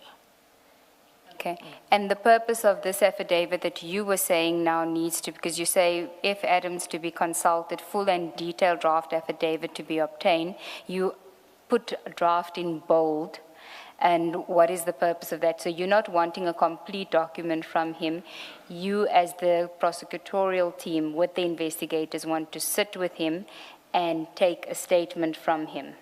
And that is now part of the preparatory investigation, Correct. which is the 2813. Correct. Is that how the process works and is supposed to work? Which process? The process. No, it's not supposed to be like that, but it's generally in IDAC space at the moment that people or prosecutors get draft affidavits. When most prosecutors prefer the draft only if the investigating officer is suggesting that this person is a 204. Then it would be a draft. But we generally, because we're prosecution-led, if the investigator says he needs to consult with you and he goes to you, I will constantly be updated about what is in the draft. They'll either send me WhatsApp pictures, they'll email me the draft, I'll read, I'll say, okay, but this witness is indicating that Mr. X has in his possession emails. Has it been canvassed? Or it would be, the deponent is saying, in 2024, I was in Limpopo and, whereas we have proof that he was in fact in Dubai. And I would then ask, has this been canvassed? Why is he saying this? Okay. So You are, when this affidavit is being prepared for Mr. Adams, you're trying to gather evidence. Correct. To see whether there is a case, a prima facie case, but you also in that process preparing an affidavit for him as the prosecutors. It's supposed to be that way, yes, Okay. because of the prosecution-led guidelines. And assume that if you meet with him and he gives you all the documents and you're now convinced that, well, there is a case here, you then assist him in preparing that statement for him as the prosecutors. I wouldn't assist. I would be present. Okay. The reason I'd be present is that I would be able to assist the investigating officers and the witness with regards to the structuring of the affidavit. Which is what happens later on in January with supplementaries. The prosecutor is not allowed to become a witness in their own matter. Yes, that is what I was trying to understand. So when you give the instruction to the investigators, you're removing yourself as being potentially a witness, but you're still consulting with the witness when that statement is being prepared or being taken. Yeah. It's just that it's the investigator that's doing the drafting and that. Okay. Can I put it to you in a different way, in an easier way?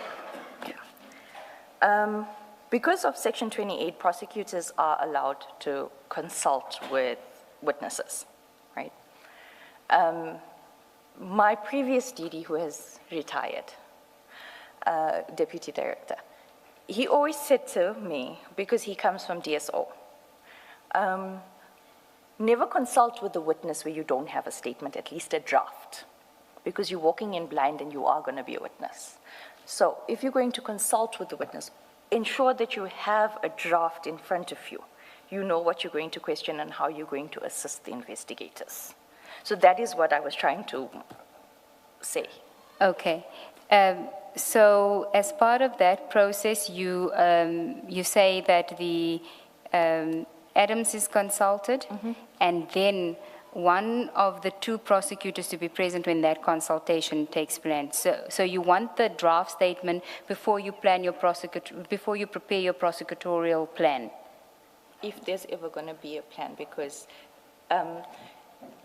my thinking was when we go for these supplementaries, because now we've got dockets, and we're instructed to investigate these dockets.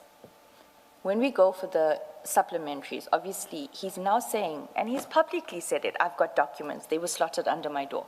Obviously in those documents, it might actually substantiate, and to an extent some of them did, I'm not going to lie. Some of the documents that I saw on the 19th of December did substantiate. Substantiate what was contained in the A1s of the dockets, yes. Not the Section 27 affidavit that we've seen? Or No, not the one that you've seen, no. Okay. But because, am I allowed to speak about the forklift? The forklift. Yes, no, yeah. One of the issues that I picked up here of the one that was flighted is there's no mention of a forklift at all. But Mr. Rapeso will confirm that we received, we just had to trace it, Langlachte docket for a forklift, and it was in the 27 referral. And the supplementaries that we took was one of them for the forklift. And the first 3 witnesses that were identified were from the forklift documents. Okay, your point being that if there wasn't mention of the forklift, why were you going down that rabbit hole of investigating the forklift? It was multiple consultations. Can I just ask, relating to this, what is there a guideline, or what informs what goes into this draft affidavit that you're getting? And it's related to what you've just spoken to now, which is you have a Section 27 affidavit. Correct. And then you get the one that was flighted here, I want to use it as an example. and then you get the Mr. Rapesu supplementary affidavit that speaks about the PKTT, when the Section 27 that supposedly is the basis for the investigation says nothing about the PKTT. On the face of it, it looks like Mr. Rapesu would have sat down and suggested to the witness that you're not saying anything about the PKTT, let's talk about the PKTT, without it being found, I'm saying on the face of it, without it being founded on the Section 27.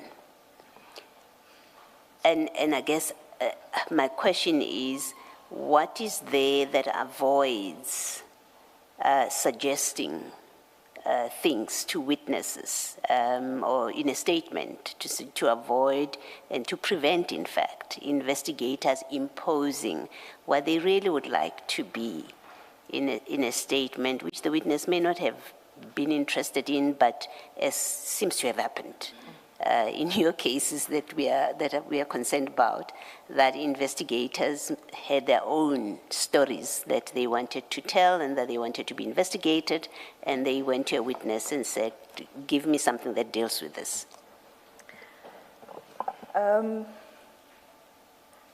Generally, I would assume it's ethics and morals that would guide someone,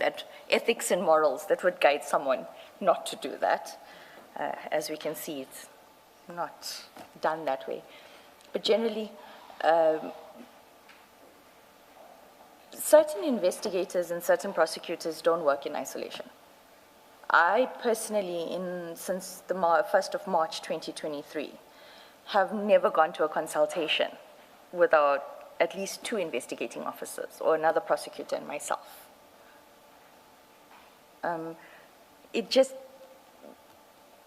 It's the safety net.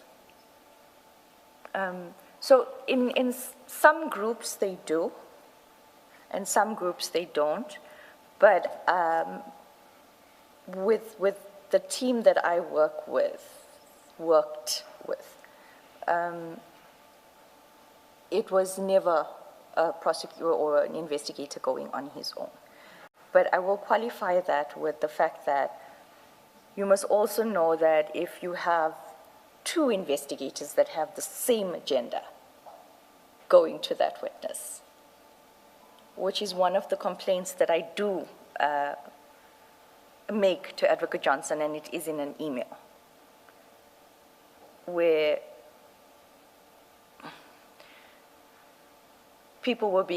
prosecutors and other investigators were being excluded, and things were being done in a certain way, and statements were taken in such a manner that it doesn't even give you an offense.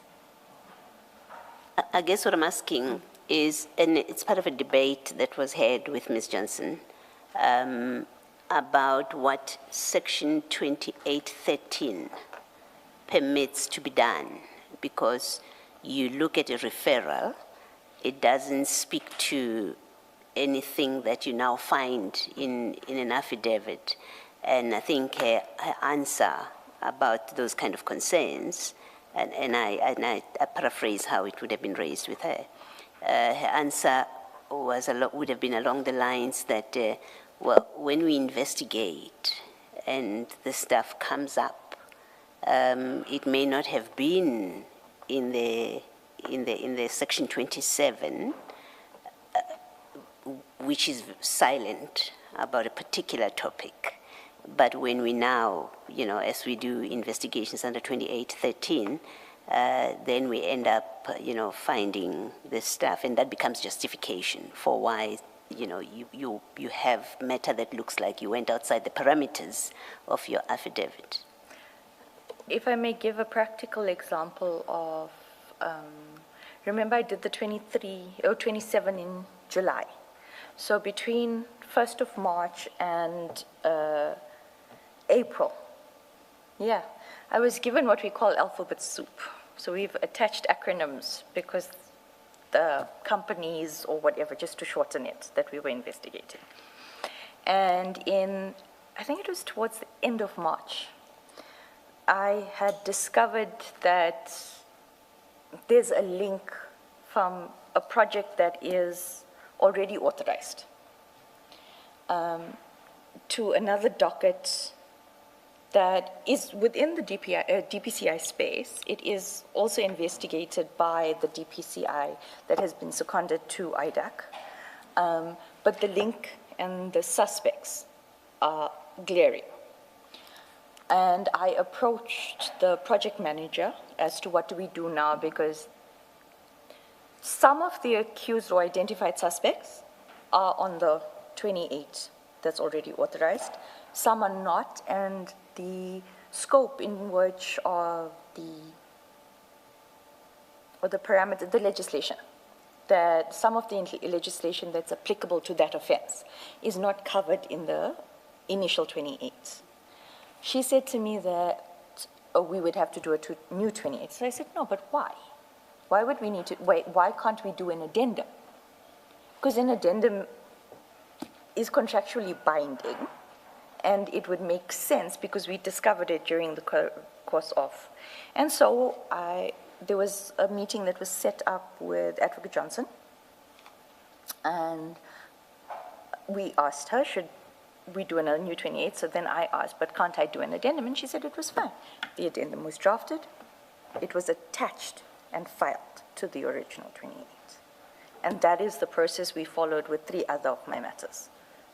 So that addendum would be a foundation and an explanation how you end up with these new other people that were not in the original. Thank you.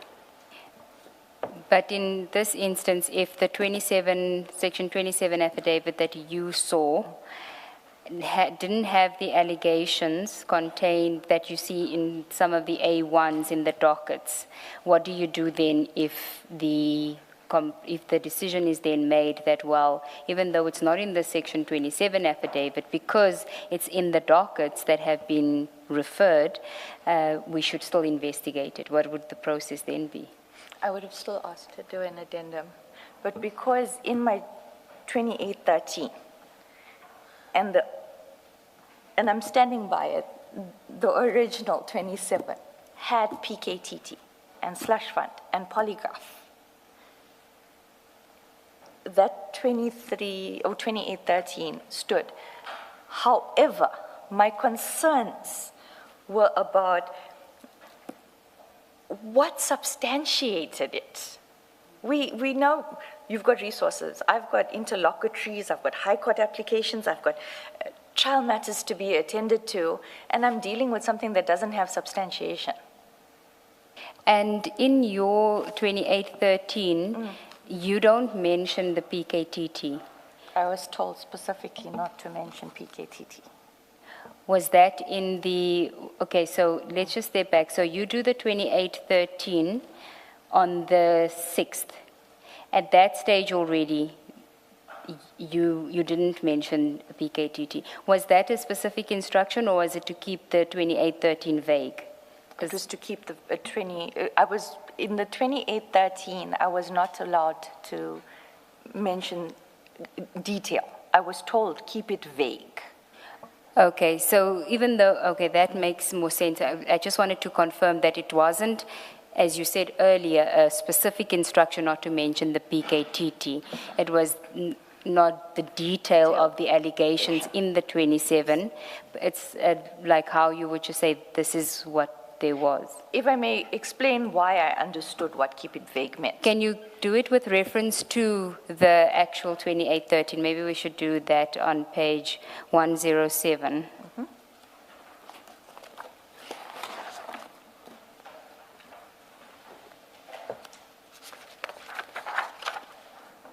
Because you don't mention any names or specific. So at 1.2, for example, you say the office received a complaint in terms of 27 in November.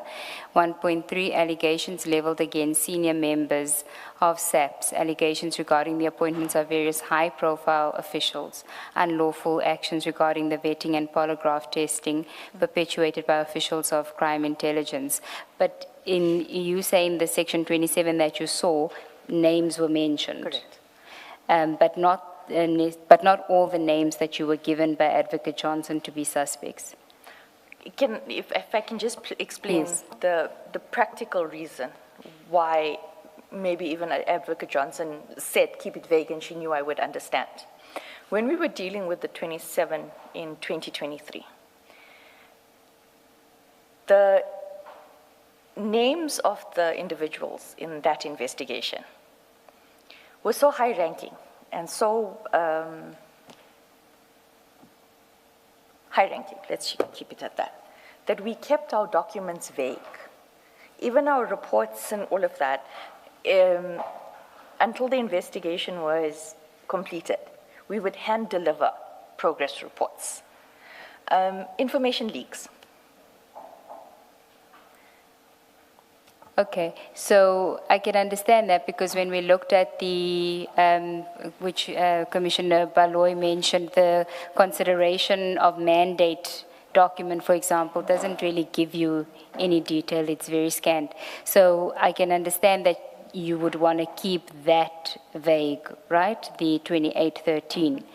But here we're talking about, so there's a mention about the PKTT. Where would one then find in your vague 2813, where do we slot PKTT in between 1.3 to 1.7?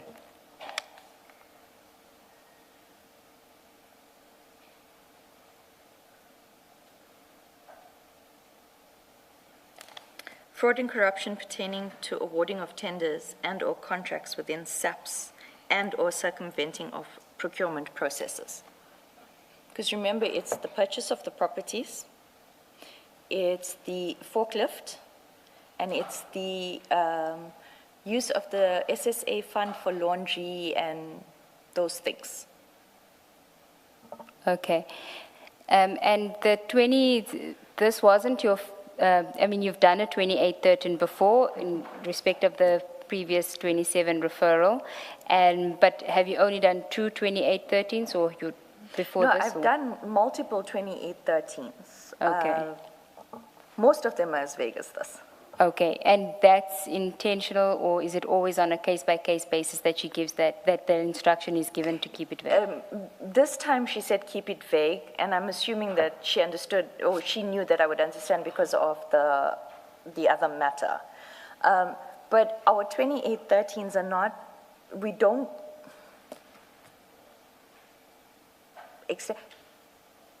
we work, so we're different units, right? We've got the ESCOM, the Transnet, I work in security cluster unit. It's the Zondo recommendations for the security cluster. Yes. It is high-ranking crime intelligence, high-ranking SAPs, high-ranking political individuals that were alleged to have fleeted money from SAPs and SSA. So we generally keep it vague like this. Okay. Then can we, are you covered? Okay. Thank you. We can go then to the email. I think it's first the WhatsApp message that you send to Advocate Johnson on page 161 of, we'll first deal with the WhatsApp, which is on 116 of file 10.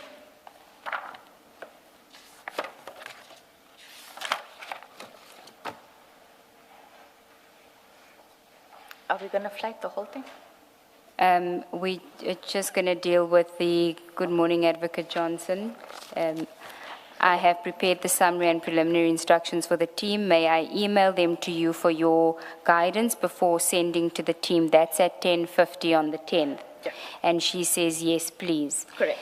Which you then do if we go to, still in that same file, we go to page 161, the bottom of 161 at 10:57. Good day, Advocate. IDAC docket summary. Good day, Advocate Johnson, for your perusal and guidance. Okay, and she does, Advocate Johnson then later responds to that, but can we just deal with, at that stage, I think there's an acknowledgement if we go to 167 of the document, file 10.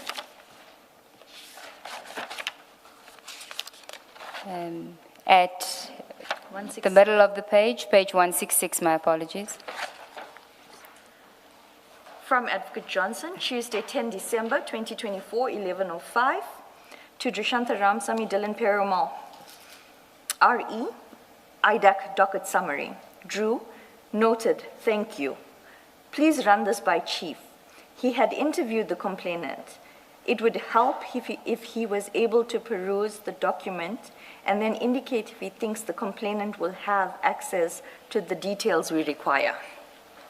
And that is in response to what is set out in your docket summary, because your email to Advocate Johnson just says for your perusal and guidance. Correct. So she's responding to what is contained in the docket summary. Correct. To say you must run this by the chief. So what is it that you're running by him? The requirement to get or the instruction to get the draft affidavit and the documentation, I'm assuming?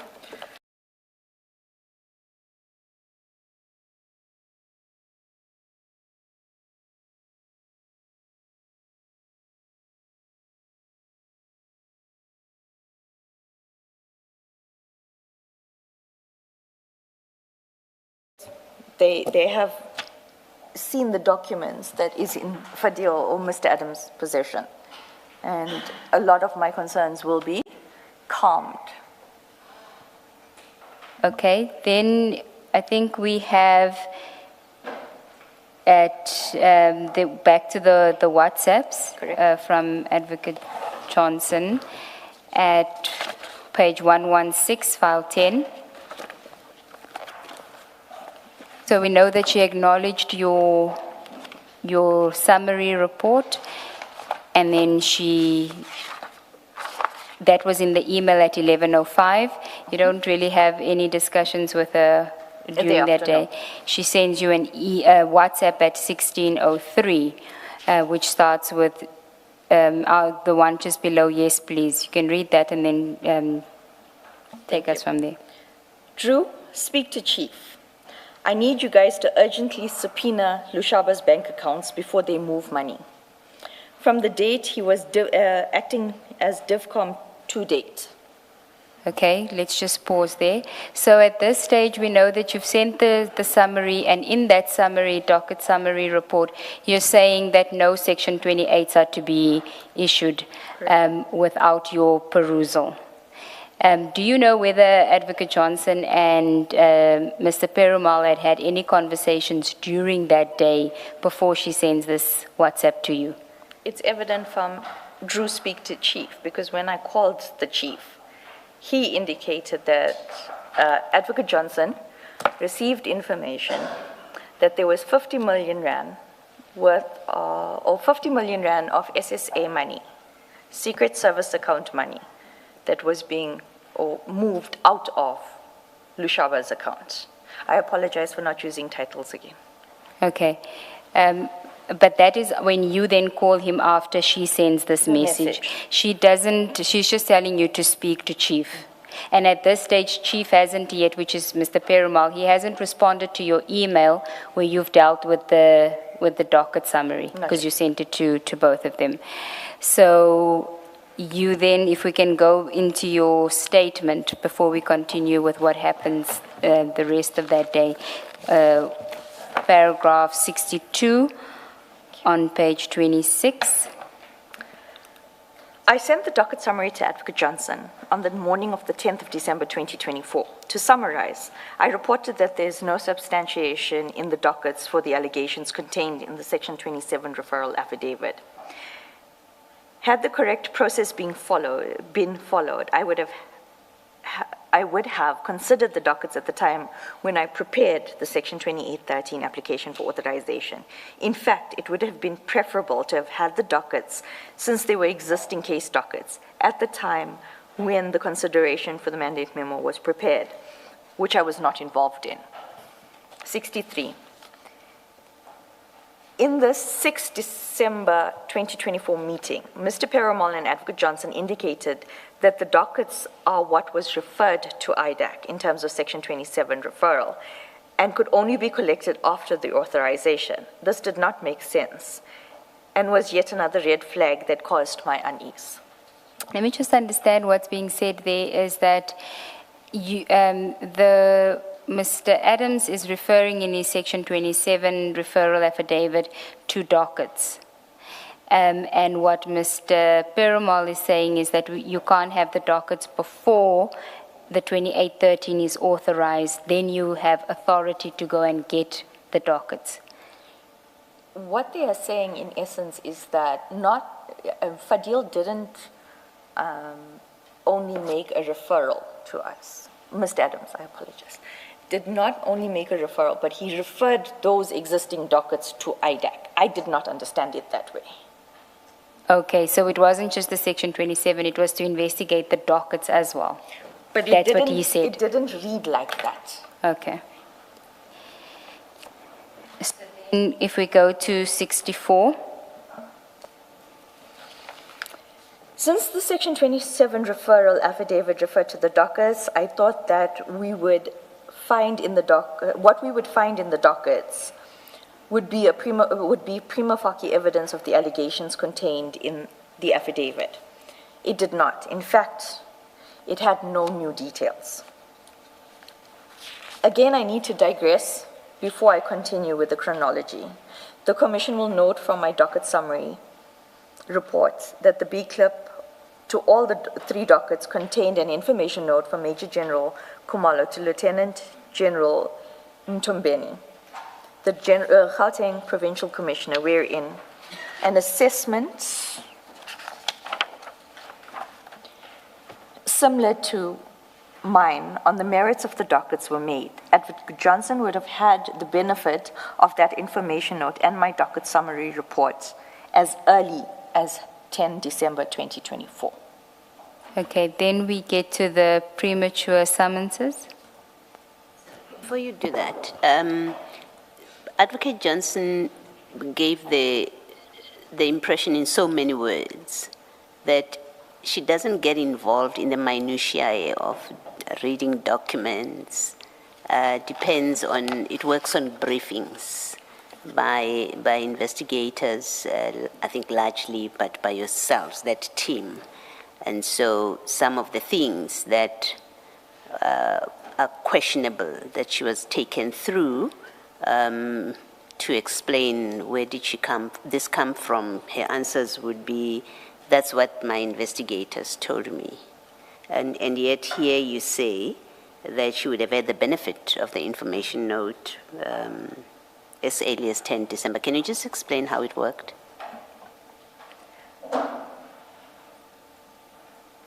I explained earlier in my affidavit, and I'll elaborate now. Advocate Johnson said she was going to be the supervisor of this matter. She was the dictator of this matter. There was not a single move for the period that I was involved, right until 2025, September. There was not a single action that was done in the Medicare or the crime intelligence that Advocate Johnson didn't know about. And it must also be noted that between Advocate Johnson and Mr. Perumal, they would talk to each other and update each other about everything. And that's why I earlier said you could have a conversation with Advocate Johnson and make sense now. And 5 minutes after speaking to Perumal, she's completely changed her mind, and we are now on the beat of what Mr. Perumal wants. So was it Commissioner or Kumalo or Chair that said it's a lie? I'm just glad it's not me. I'm not in that list. At the risk of being very badly victimized by when I get back to the office, it's a lie. It is a straight lie. There is, I will demonstrate now, Chair. You a little bit ahead of us. But I did say, of course, that we are yet to make a final conclusion on the issue. But you, as a witness, you are entitled to say it's a lie if you consider it to be a lie. Am I allowed to say it's a big fat lie? No. No. Okay, I retract. It's a lie. I'm going to illustrate now, Chair, you are, but, and Commissioner, you are, but ahead of us, we are about to show how Advocate Johnson ran the project and gave instructions. Thank you. Okay, so we at the premature summonses, that's 66 on page 27. We already looked at the WhatsApp, but you can read the paragraph. I need to take a deep breath before I read this and we show the WhatsApps, can I? Yeah, I know, but take your time.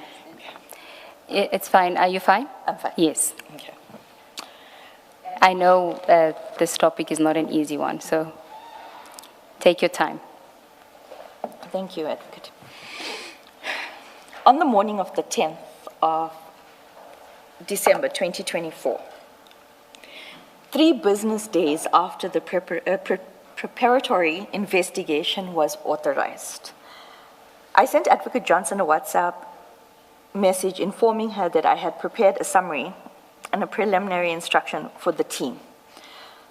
I was not instructed to prepare this report. Be that as it may, I asked if I could email it to her for her guidance before sending it to the team.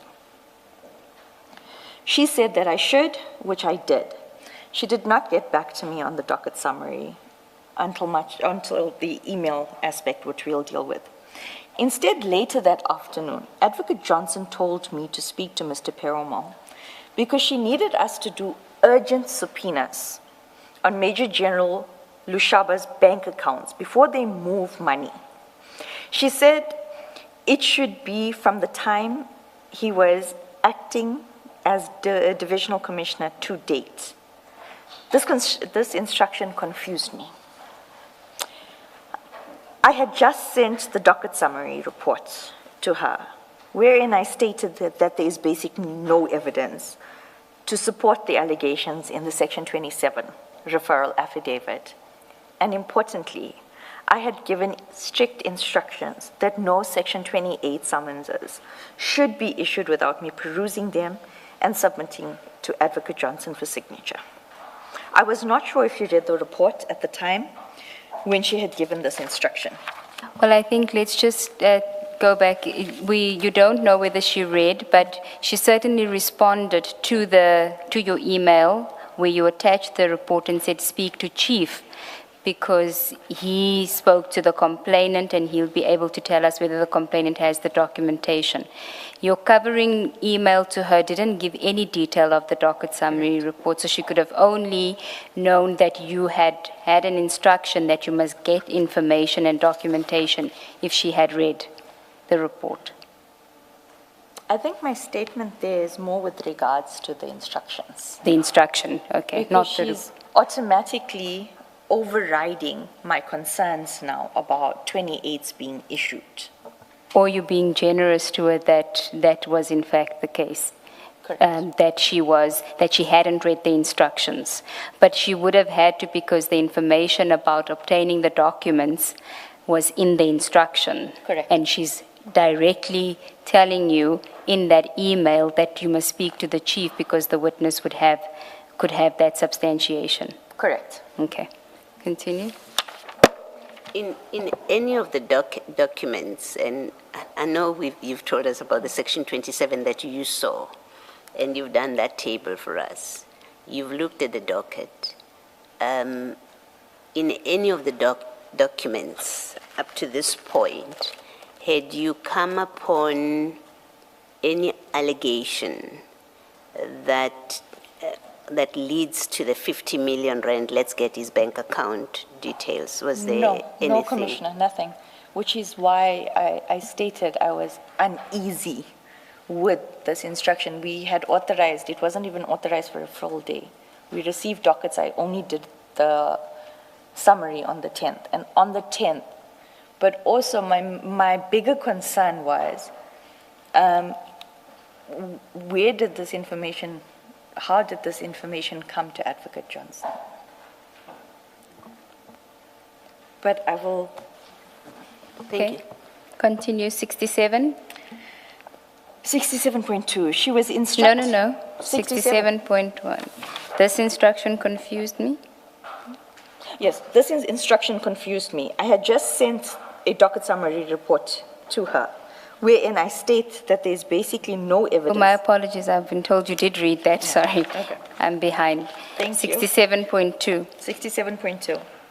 She was instructing me to issue Section 28 summonses, notwithstanding my instructions to the investigators not to do so without my perusal. In effect, she overturned my instructions, and this illustrates how Project Diversion was dictated by her and Mr. Perumal. May I continue? 67.3. I could not understand the urgency for two reasons. First, the 2813 was authorized on the Friday, the 6th of December. The dockets obtained on the 9th of December, and my report submitted that day. I could not understand on what basis we could issue summons when we had no prima facie evidence of a crime. Secondly, the urgent summons from bank records would not stop the dissipation of funds in the bank account. What did it matter that the money was being moved? It would have been different if we had Well, you evidence. skipped a line there. The bank sorry. records would merely... The bank records would merely show the movement of the funds. It would have been different if we had evidence that there was an attempt to dissipate the funds and sought an urgent order to freeze the account. If there was a prima facie case, obtaining bank statements on an urgent basis would serve no purpose. Continue. I told Advocate Johnson that I would call Mr. Perumal. Before I called Mr. Perumal, I forwarded Advocate Johnson's message to a Signal group chat with Perumal, Padiachi, and Rapesu in the group. Thereafter, I called Mr. Perumal as instructed. He told me that Mr. Rapesu must move fast with the 28 summonses for Major General Lushaba's bank account. He said that Advocate Johnson had received information that funds in the amount of 50 million from the Secret Service account was being moved. As stated above, the movement of funds being the reason for urgent summons for bank statements simply did not make sense to me. But it was clear to me that the decision had been made that the summonses would be issued if both the chief investigator and the head of IDAC have decided that it should be. After this call, I sent Advocate Johnson a message informing her that the Section 28 summonses would be ready as soon as possible for her signature and service by Mr. Rapesu. I asked her if he should process it under the Valeria dockets or the Cape Town dockets. Why did you ask that? Just explain that to us. I just wanted to understand, because you have your own investigation under 2813, why must it be issued under dockets, under other dockets? How does it work? If I may just refer, I can't remember if the CIN number had been authorized by them I yet. did, yes, that's what I wanted you. There was no CIN number. If I remember correctly, they hadn't been, it was only later on that a CIN number was allocated to the matter. And So what's we the would significance of the CIN number? A CIN number is our internal inquiry reference number. We generally don't even use the CAS numbers where they already authorized. But because I didn't have a CIN number, and we were in possession of dockets, but it didn't make sense which docket to use, I had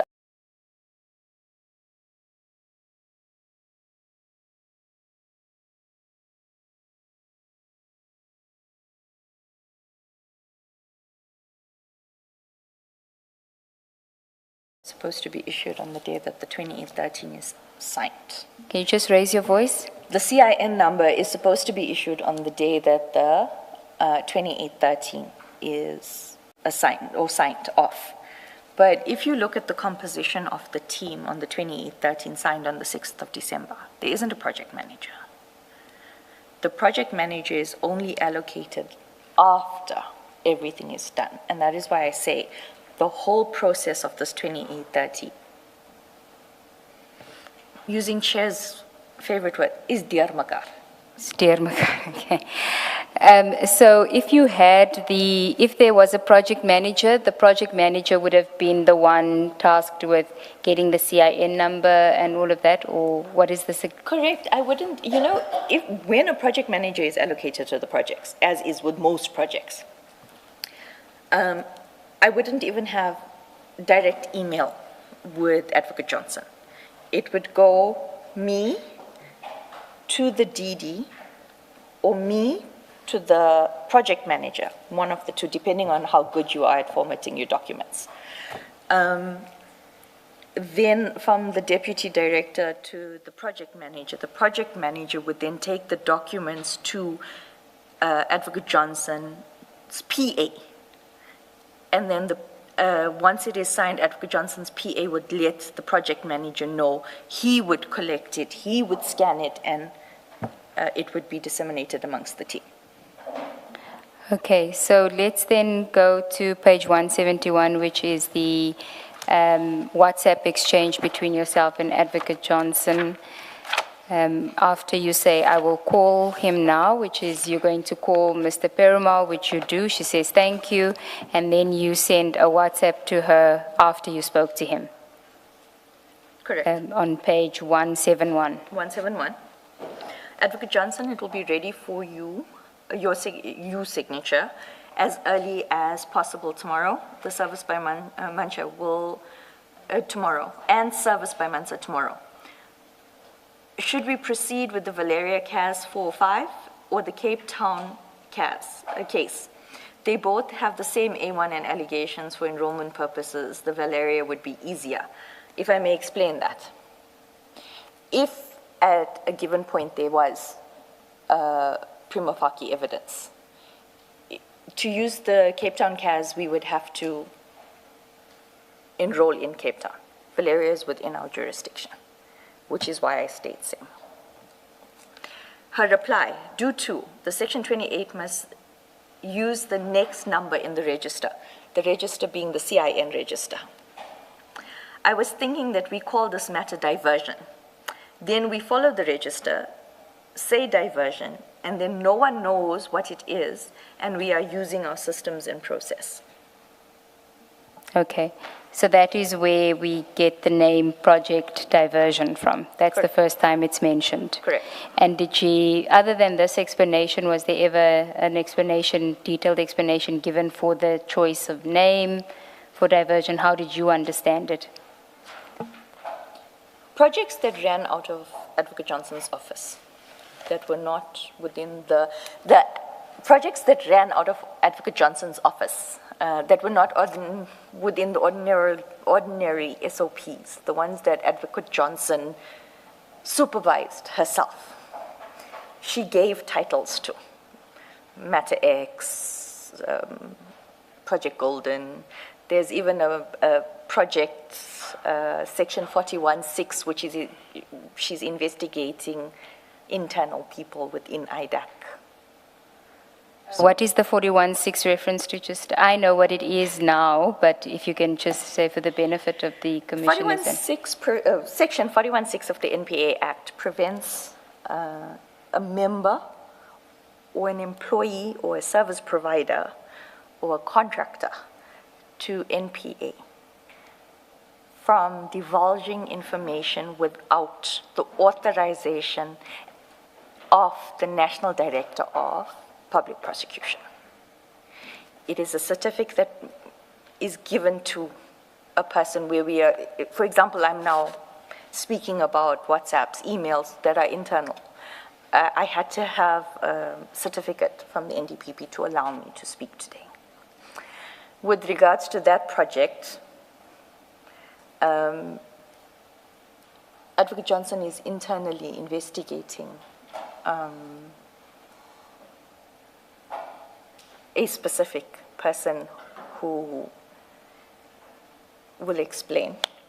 The 2813 there is even, I think if the commissioners and chair had to see it, they'd probably, I don't know, maybe throw a chair. There's no prosecutor allocated to the matter. It is an investigating officer that reports to Perumal directly and a service provider. So if there's no prosecutor on the matter, who even drafted it? And this is project 41.6, so, okay. The reason I'm bringing this up is to illustrate how Section 28 has been abused. And I'm not just talking about 28, 6, and 7. I'm talking about just authorizing investigations. Has been abused for the past. And that person will be the subject of that investigation, that 41.6. Is it just one person or more than one that you're aware of? I'm aware of one person being named as the suspect. But I'm also aware, because I had handed the documents to the DPCI officer through the protected disclosure that I was busy with prior to this happening, that that CIN number was used to obtain bank statements and cell phone records of multiple employees, including myself. Yes, okay. That will be dealt with by other witnesses, yes. Okay, so we were then dealing with she says it's diversion, and we are using so that no one knows that we are using our system and process, and you say, I will advise the team. Thank you. This is still on page 171. Correct. We then go back into your statement at paragraph 69 on page 29. The following day, 11 December 2024, Mr. Rapesu sent me a WhatsApp message to raise the same concerns I had. I forwarded this message to Advocate Johnson. Essentially, Mr. Rapesu suggested that we stall or park the summonses until we had consulted with the complainant, because his affidavits simply did not set out a case. I paraphrase. Okay. Before we deal with that WhatsApp of Mr. Rapesu, if we can then go still on the 10th, we then get a response to your docket summary email. Mr. Perumal responds to that, and that is on page 168. I think you send him an email at 11. My mistake, I forgot to mention that at 11:16 on page 169, you send him an email after Advocate Johnson says that you must speak to Chief. You send him an email at 11:16 on that same day saying, hi Dylan, trust this finds you well. Then you can continue from there. As per trailing, please advise, the A1 indicates that he has sensitive information. Please raise your voice. Sorry. As per trailing, please advise, the A1 indicates that he has sensitive information. After your consultation with him, can you indicate what does he have in his possession that substantiates the allegations? Does he know of willing witnesses? The report in the docket is very vague, but alludes to him having sensitive information to assist with the foundation of the investigation. Okay, just before you explain this, in the call between you and Advocate Johnson that we played earlier, the recording on the 22nd of July, you say to her, it's all in my emails as to what happened. You can look at, there were emails that were sent on the 11th or the 12th. These were the emails you were referring to? Correct. Okay. To say that Dylan had indicated that he had spoken to the complainant. Correct. Right. And that, if we go to, because you say to him, you referring in your message to when you consult, after your consultation with him, suggesting that there's still a consultation to come. But in the call with Advocate Johnson, you were referring to that she had told you that Dylan had consulted with the witness already, and that would have been at the time that you had prepared the 2813, which would have been on the 5th. Correct. So he would have, so that you're not referring to here now, he then responds and refers to the previous, to the November consultations. Correct. Okay, so if we can go then to his email in response to you on page 168. Good evening, Advocate Drew. Our earlier telecom has reference. I am waiting for the complainant to confirm his dates of availability so that we can meet with him. He does have documents in his possession, which I understand was shared with him in confidence. I am of the view that we should request same from him during our meeting. He might put us in touch with possible witnesses or sources to further our investigation. I will advise as soon as he returns my call.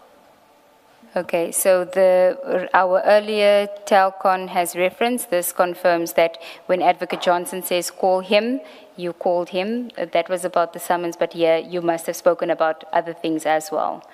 I asked about the documents and the evidence. Okay, and he's then saying to you he does have it, so it means that he would have spoken to the complainant before then to know that he has the documents. Correct. Okay. And during the conversation with him, did he tell you whether he did consult with the complainant before? He did. And it would be illustrated in the meeting of the 19th of December that I move on to just now. Yeah, okay. So in our chronology, this is now the 10th of December, 1939. You have the instruction to do the summons, and on the 11th, you get a private WhatsApp from Mr. Rapesu in response to your signal messages that the summonses must be prepared, the 28s must be prepared. Correct. Okay. And that is at 172 now, file 10. Correct. Good morning, Advocate Drew. I have noted your... Please raise your voice again. I have noted your instructions to prepare Section 28s. I was suggesting that we stall or park it until we consult with the complainant. The reason being that his affidavits are not drafted properly. We need to consult with him so that we may be in a better position to do same. I'll prepare them in the meantime so that after consultation, we could move faster. I then...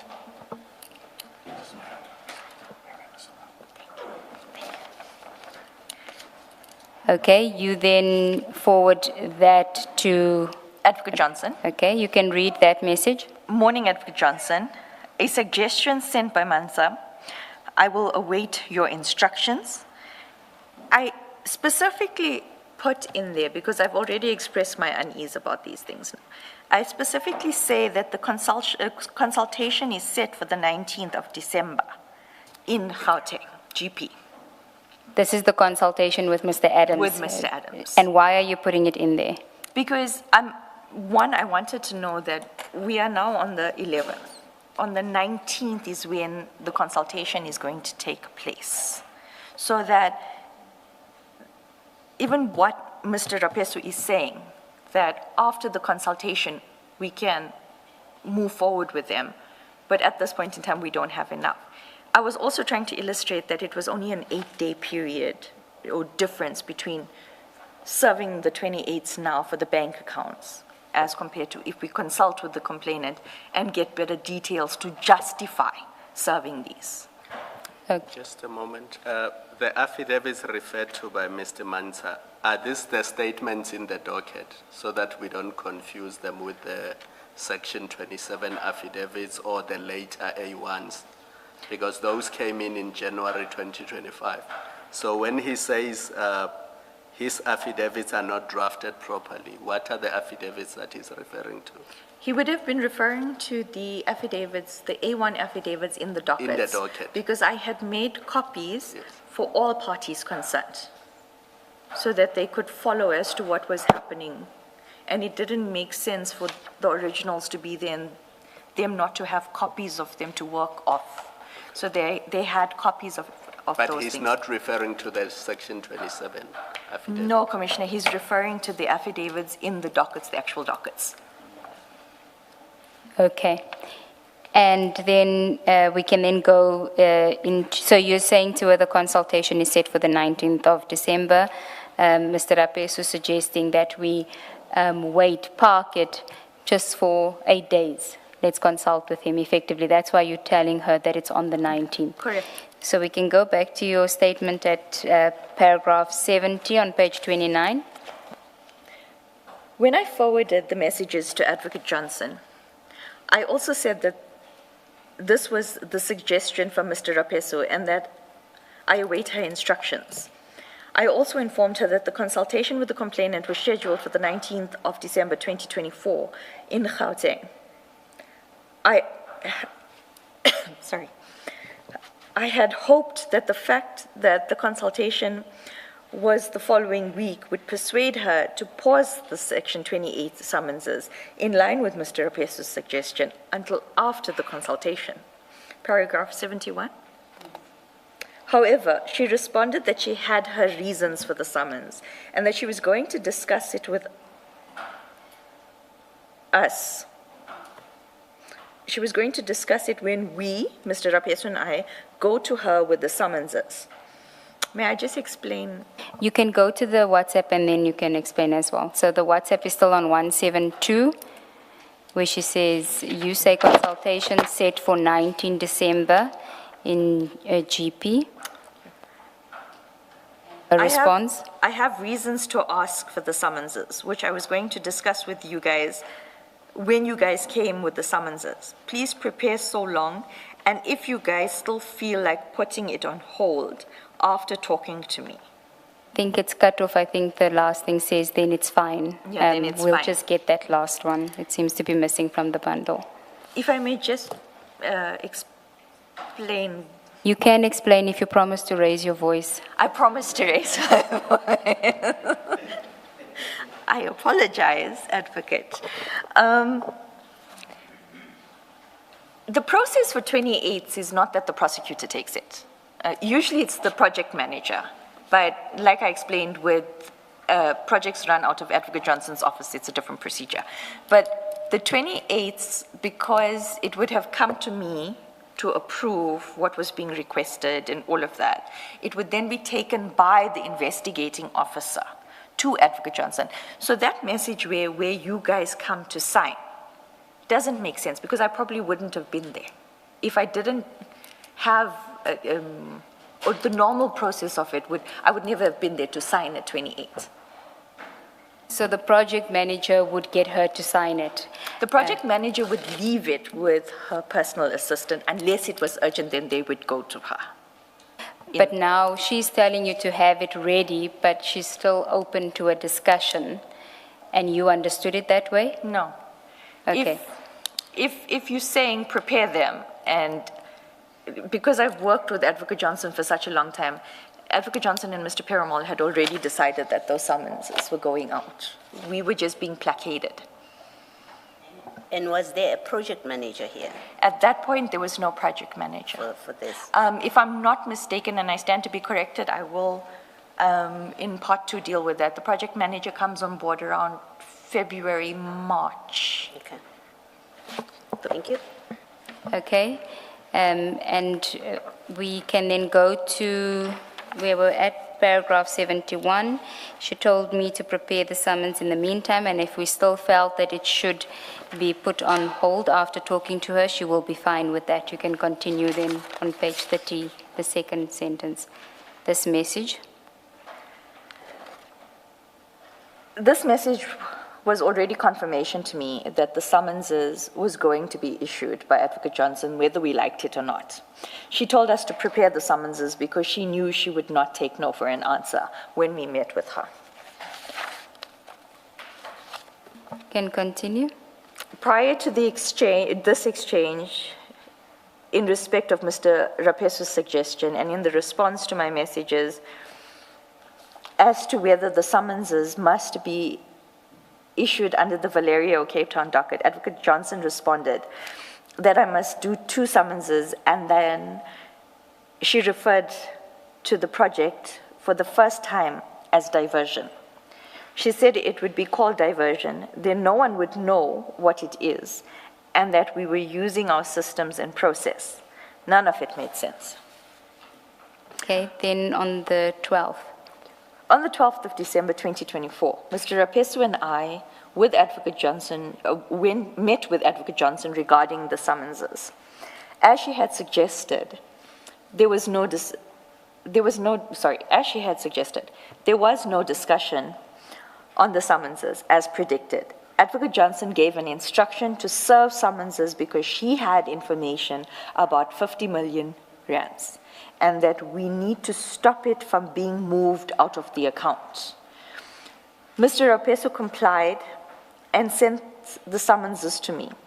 His annoyance is noted in the title of the email attached to the summonses. And I think we must go to it at 173. Mr. Rapeso is also the person in the voice note that said they jiggered the signature. You'll recall that, he said. So he sends the email on 173 on the 12th of December in the afternoon, 15:32, to Mr. Perumal, yourself, and he copies Mr. Pariachi, and the subject says? Summonses what? Yeah, section what. And he attaches them. Sorry, you all spoke at the same time. Please just reread it. Section what? And he then attaches you can go to 174, those are all the section 28 summonses that he had prepared and that Advocate Johnson signed. So if we can then go to 175, that's where we see one of the summonses that had been prepared and signed by Advocate Johnson. Are you there? Correct. It's got at the bottom of the page, it's got inquiries, Mr. Rapesu. Do you see that? Correct. What I want to show you is on page 176 under background.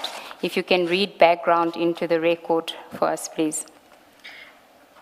The information required from you relates to the conduct of an investigation into serious, high-profile or complex corruption within the South African Police Services, authorized by the investigating director, who is the head of the investigating directorate, in terms of Section 28(1)A of the NPA Act, into allegations of the commission of the following offenses: fraud, corruption, defeating, or obstructing of the administration of justice. Just the reference to 28(1)A, on some of the other summonses under the preparatory investigation, it specifically says 2813. This one says 28(1)A. Was it used interchangeably? Because it does seem to me that on this one, and I think you've been given a copy of the Act, if you go to 28(1)A,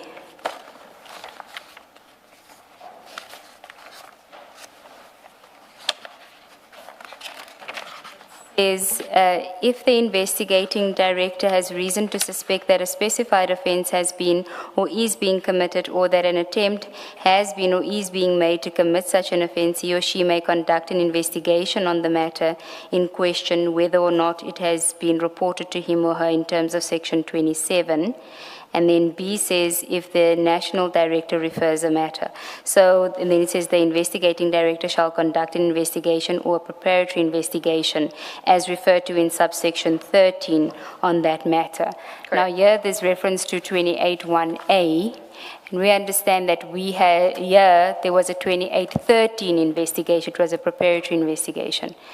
Do you understand 28(1)A reference here to be something other than a 2813 investigation? I did not peruse these documents before they were disseminated. After that meeting, went home. I advised Mr. Rapesu he has received his instructions from the ID. I had addressed his concerns. He had received instructions from the head of office, and I then distanced myself from these 28s because how were you going to explain this at court? And who was going to explain it at court? And so I think that question is best reserved for Mr. Rapesu. Yes, but he would have known that it's a 2813. Correct. Okay. I just wanted to know if there's a distinction, because some of the summonses specifically say 2813, and this one that it says 281A. So that's why I wanted to know whether there was a distinction. I think maybe he would be able to answer as to why it's 28-1 versus. Okay. Do you know whether, so you guys went with hard copies to her office for her to sign on that day? Correct. So he would have prepared it? Correct. Okay. All you have at this stage are the dockets and the section 27. How do the two of you know that General Lushaba banks with Bank A and that it is Bank A that you must subpoena for his bank statements? Where does all that information come from? Because if it was a subpoena to SAPS, everybody knows that a general is employed by SAPS. But once you issue a subpoena to a bank, it means you must know that Kumalo banks with that bank, and that's the person we must issue a subpoena to. Because this is still the 11th of December. If there's a weekend on the 7th and the 8th, the dockets only came in on Friday. So 2 days later, and this information is not in the dockets. What's going on here? It was another pink note on another piece of paper. It was on the pink note? On another piece of paper. Another one, not the original one? Yeah, with handwriting. Yeah, you just need to raise your voice, but can I just say before you say that, it is something that was going to be covered by Mr. Rapesu, but you can deal with it because it happens in your presence on the day when Advocate Johnson tells you to come to her office. So you can deal with it. May I explain the meeting on that day with regards to... Do you want her to deal with it in detail or to only summarize it because you say Mr. Mansa is going to deal with it in detail? How do you want her to? His intention is to deal with it in detail, but to the extent that Ms. Ramsamy was going to corroborate his version, I guess she can deal with it briefly. I was happy with the answer that it was in a second pink note. That's where the information comes from. Yes, so the evidence is that it was all the banks were being used, but there is, if you go to page 177, and it should be there's personal detail on there. On 177, can you see his name and then ID number? So perhaps you can explain where they got that from. The pink note with the handwriting, the pencil handwriting. And it came from Advocate Johnson? Correct. I think we can. Okay. And it was hair writing? Yes, it was which was given in that meeting? Correct. Okay. But maybe just tell us the process, not from Mr. Rapesu's point of view, but from your point of view. He has the prepared documents, but he doesn't have the annexure B, which has that detail on. Correct. He gets given that detail in the meeting. Correct. Okay. Thank you. And do you know more or less what time that meeting was? Because his email attaching the section what's is at 15:32 on that day. We were called in at about, I think it was either 10 to 3 or 3. Okay. Yeah. So he had it, and then but insofar as Annexure B is concerned, when would he have done that? Maybe I'm getting my timelines. I cannot remember because we went in, the meeting wasn't even that long. It was maybe 5 minutes. Paper is given. Mr. Rapesu goes to his office because the investigators share an office on that end. Prosecutors are in the open plan on the other end. And it was home time for me, so I left. Okay. Thank you. Then we can go to your next, page 30 of your statement, the confidential crime intelligence documents, paragraph 74. Let's adjourn for what? We'll indicate when we are ready. Thank you, Chair. Let's adjourn.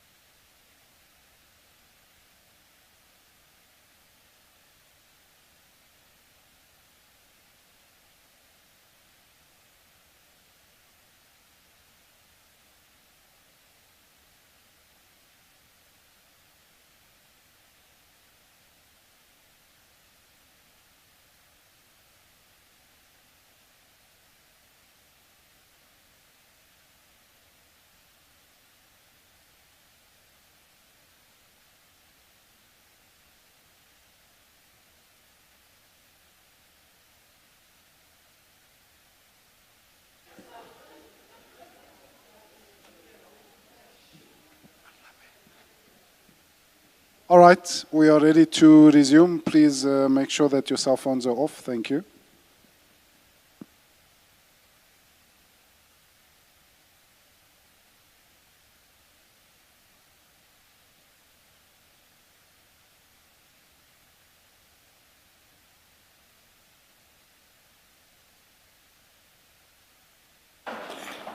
Yes. Thank you, Chair.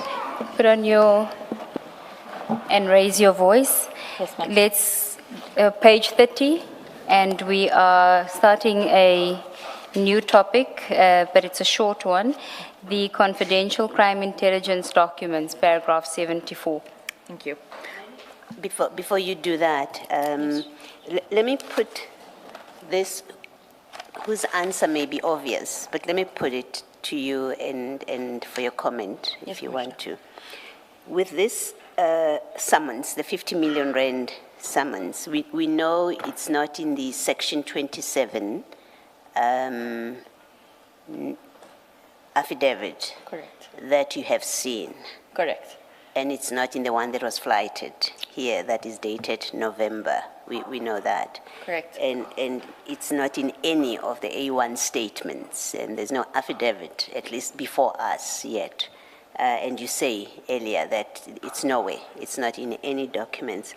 It seems to me, and this is what I want you to comment on, it seems to me that either Advocate Johnson or Chief Perumal, because they're the two people that you say were intimately dealing with this, the two of them would have or must have received information, if they did, about the 50 million rand. It's about to be moved from a secret service account.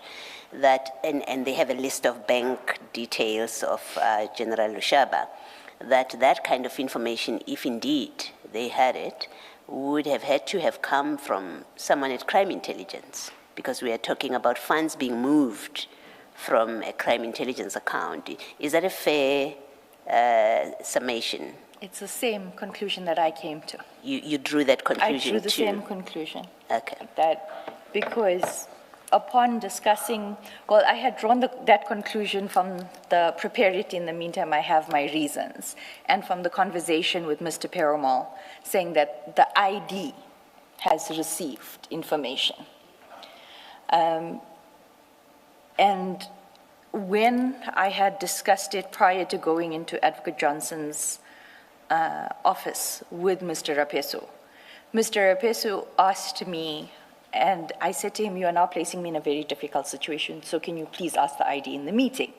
He asked me if he gets asked about this 28 and why it was done so prematurely and on what basis, because he, and so was I, of the opinion that it was unlawful to proceed with the 28.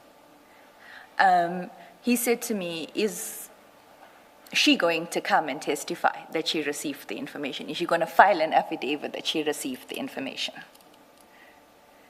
So there was a lot of discomfort and annoyance about this whole instruction. And to your knowledge, did anything further happen about this 50 million rand investigation, if it was an investigation? I mean, we see in the summons, she says that she has authorized the section 28(1)A investigation. So let's assume for present purposes that's what happened. Did anything further, to your knowledge, happen about this part? Prior to me being removed, there was a lot of distrust, discord. As I stated before, if you went against what Perumal was wanting to do, you were attacked by Advocate Johnson. So at that point, I was currently at the target. I was literally the bullseye for that attack. And in the meeting, I had asked specifically, what has happened with those? And because I knew that Advocate Johnson had given instructions to the whole team that once it's received, it must be given to the financial investigator, Mr. Venan, that was designated on the matter. So in April, and if memory serves, it was in the meeting of the 24th of April, 2025, Yes, it was. It is in the notes.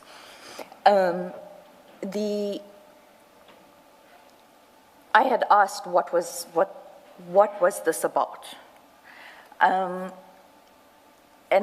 where are we with this investigation? What has been done? To the extent that Venant had not been given the USB. Perumal denies knowledge of the 28s being done. I had to file a subsequent affidavit as a prosecutor for one of those internal investigations that I explained earlier. And in that affidavit, it is part of part 2. It explains how angry I got that it had not been handed over. When it was handed over late September, just before I got removed from the matters, I think it was it would have been August because I was removed on the 2nd of September last year. Venant indicated that he found 3 suspicious transactions, but he was still investigating them. There was no conclusive proof, and they were 50,000, not 50 million. Thank you. Before we get to 19 December, you mentioned the name earlier. I think you were responding to one of the questions. In our engagement with Advocate Johnson, the first time we see that name is the 29th of April, 2025. It's the name of General Matlo, who's the head of risk at SAPS. But earlier in response to a question, you said something along the lines that somebody said in December, speak to General Matlo or General Matlo will provide the information. How does she come in? Because at this stage, there's no affidavit from her, there's no section 27 from her. How does that name keep coming up, especially in December 2024? Can you just clarify that before we go to the crime intelligence documents? I'm going to give a comprehensive explanation. General McClough is a witness on many matters within the IDAC. Okay. She has a very close personal relationship with Mr. Perumal. He's also former SAPS. But on the 6th, when I asked Perumal, where do I get the details for Lieutenant General Kumalo, because I didn't even know his name, he said to me, no, don't, hold on, I'll speak to Charity, and that's how the You mean Major General, not Lieutenant? Yes, Major General. I get confused with the titles. Sorry. He contacted her, and that's how I got the details. And so you did not speak to her, he contacted her? On that particular day, no, I did not speak to her. So you had no interaction with her throughout December 2024? During December 2024, no, I had no. My interactions, once again, with General Matlo would come into part 2. Starting then let's leave it Feb, for part yeah. 2. Thank you. Yeah. So, still on the summons, before you go to 74, insofar as the summons, and I'm looking at Annexure A at page 176, where it says the ID has authorized an investigation in terms of section 28(1)A. Can we, at least with you as well, confirm that as at the date of this summons, which is December 2024, there was no decision yet in terms of 28(1) in respect of these crime intelligence matters? Correct. Okay. So there was no such investigation at this point that has been Correct. authorized. And what is the formality or the formal evidence of a decision of the ID that now I'm authorizing an investigation in terms of 28(1)? What form does it take? Is it in writing? Is it a certificate? How do we know that? It has to be an application form. Yes. The application must then set out comprehensively, as I dealt with earlier in my statement. It has to set out the evidence in each statement or how the evidence collectively obtained speaks to each offense or element of the offense that we are alleging. We would then do a breakdown. It is in part 2 where we would do a breakdown of A1, Mr. Adams. It's late in the afternoon. Mr. Adams. And then I would say what he says in his, I would then also put the possible problems and which of the offenses it relates to. And then I would go on and on and on as per the evidence collected. So the point is there will be a document which records the decision itself, the decision to conduct an investigation. Correct. It should be done that way. The 28 ones that I had authorized all came with evidence reports. Okay, thank you. Lastly, before you go to your paragraph 74, it's about that 2813 that you prepared. And I just want to check that maybe we made too much ado about nothing with Advocate Johnson. Now, that document, you remember it starts at 106, 107, 108. It's that one that has the names that she didn't remember where she got the names from. Correct. Now, if you look at 109, the foot of that page, it gives you the date and signed where. And then the next page at 110, it has Ms. Johnson's details. And it didn't make sense to us that she would have written a 2813 to herself, because we have a document that doesn't indicate who is the author. On the front of it, it had said, I think, that it's written by you and somebody else.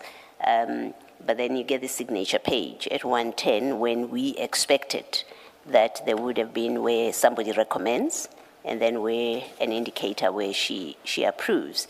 And she was challenged on it that this looks like she wrote this for herself. She prepared it. Do you care to explain what happened here? Can I go back to the flip-flop situation? Yes, you can flip-flop. No, I'm not flip-flopping. I'm going back to the nickname. Yeah, you may. Okay. If we go to the 2023 authorizations, you would see it would be 2023 referral that you worked that I on. dealt with, yes. Okay. So it would be a recommendation by Mr. Sissoko after perusing all our documents, and then an authorization by Advocate Johnson. Later on, it was changed to, it has to be signed by the DD, Deputy Director, and then,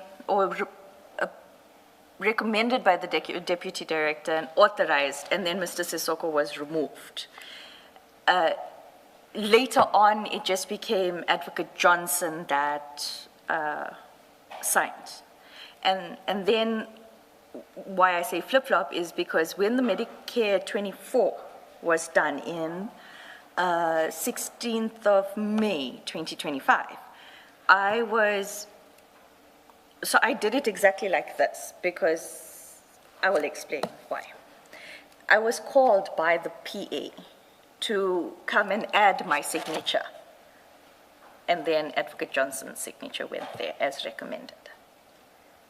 So like I said, it was a flip-flop situation where one day we did it like this, and the next day we were told remove it, and it was throughout the office in that way, to a point where Mr. Sissoko has been made redundant with regards to signing or approving documents. He doesn't even see them.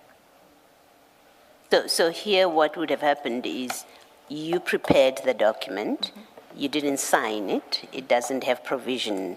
As you prepared it, there was no provision for you to sign, a provision for you to sign. It only provided for her to sign. Okay. Thank you. Okay. Page 30, paragraph 74, the confidential crime intelligence documents. Thank you. Paragraph 74.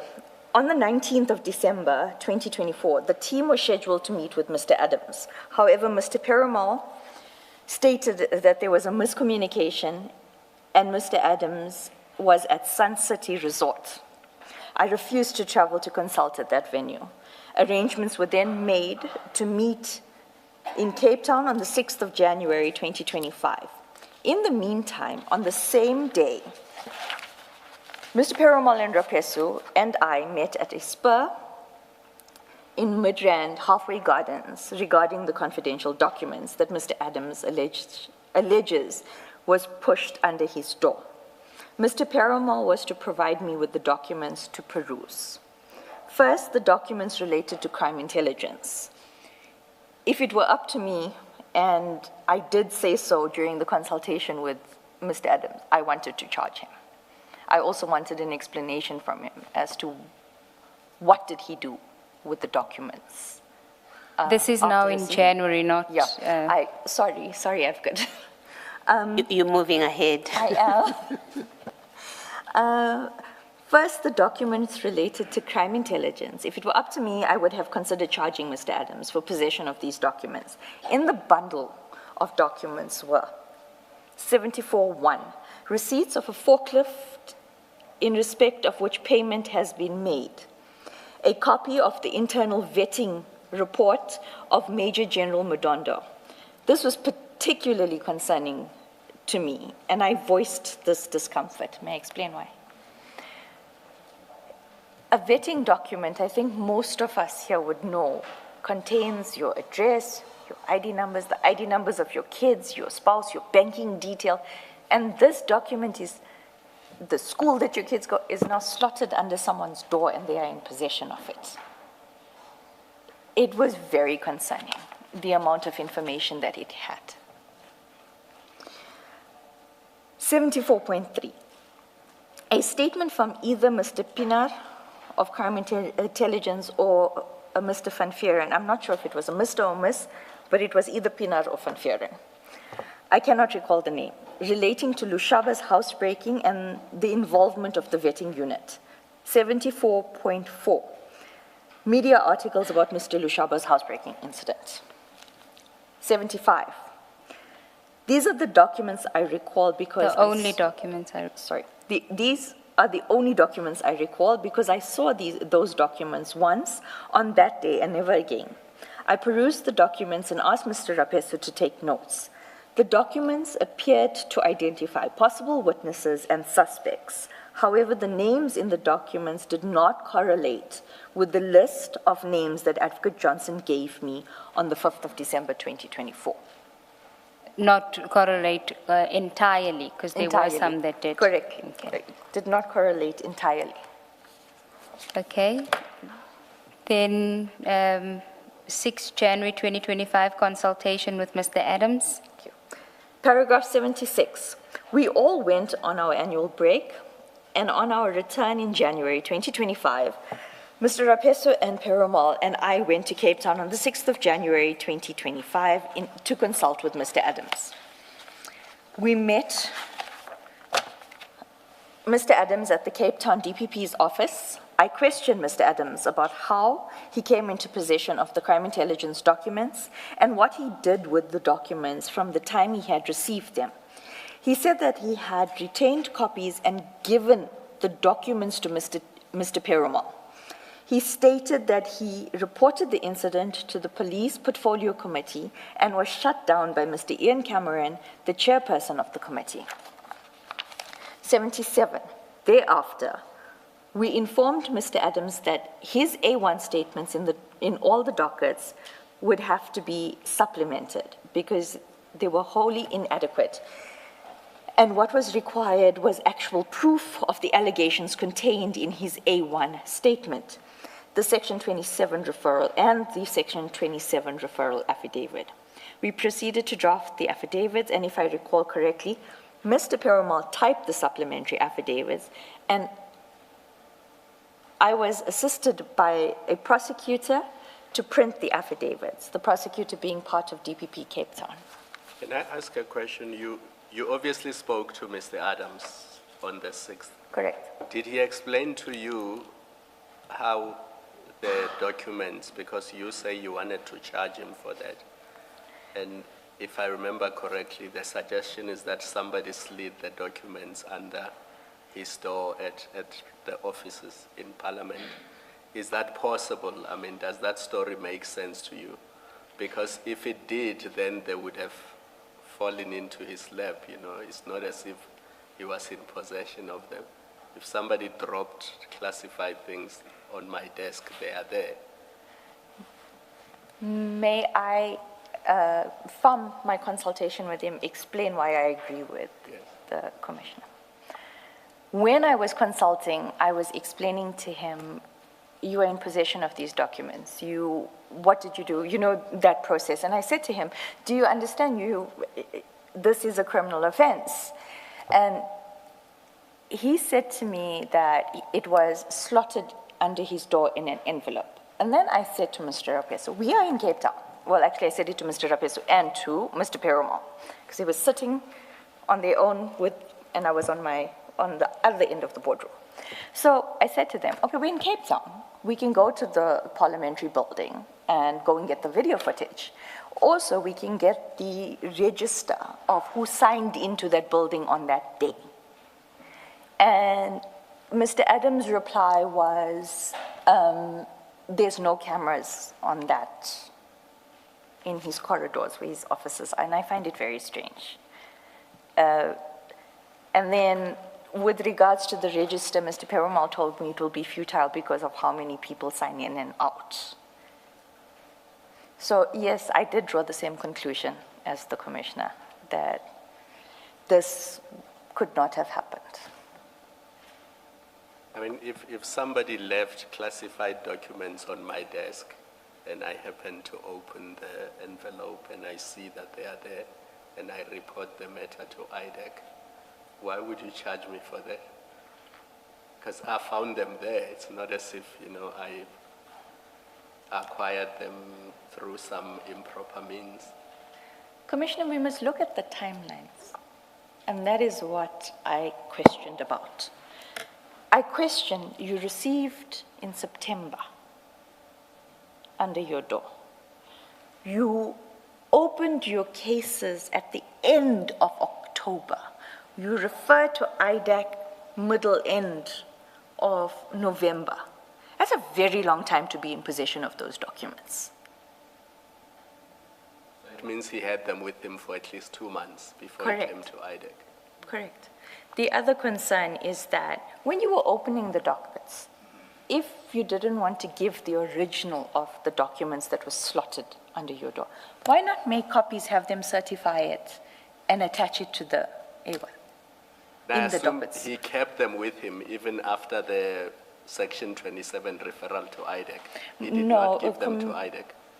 Yes, well, the information that was relayed to me directly by Mr. Adams and confirmed by Mr. Perumal, and it is in the recording that I have provided. It's just a very lengthy recording.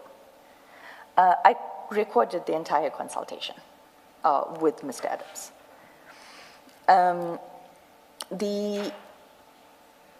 When I start asking Mr. Adams, where are the documents?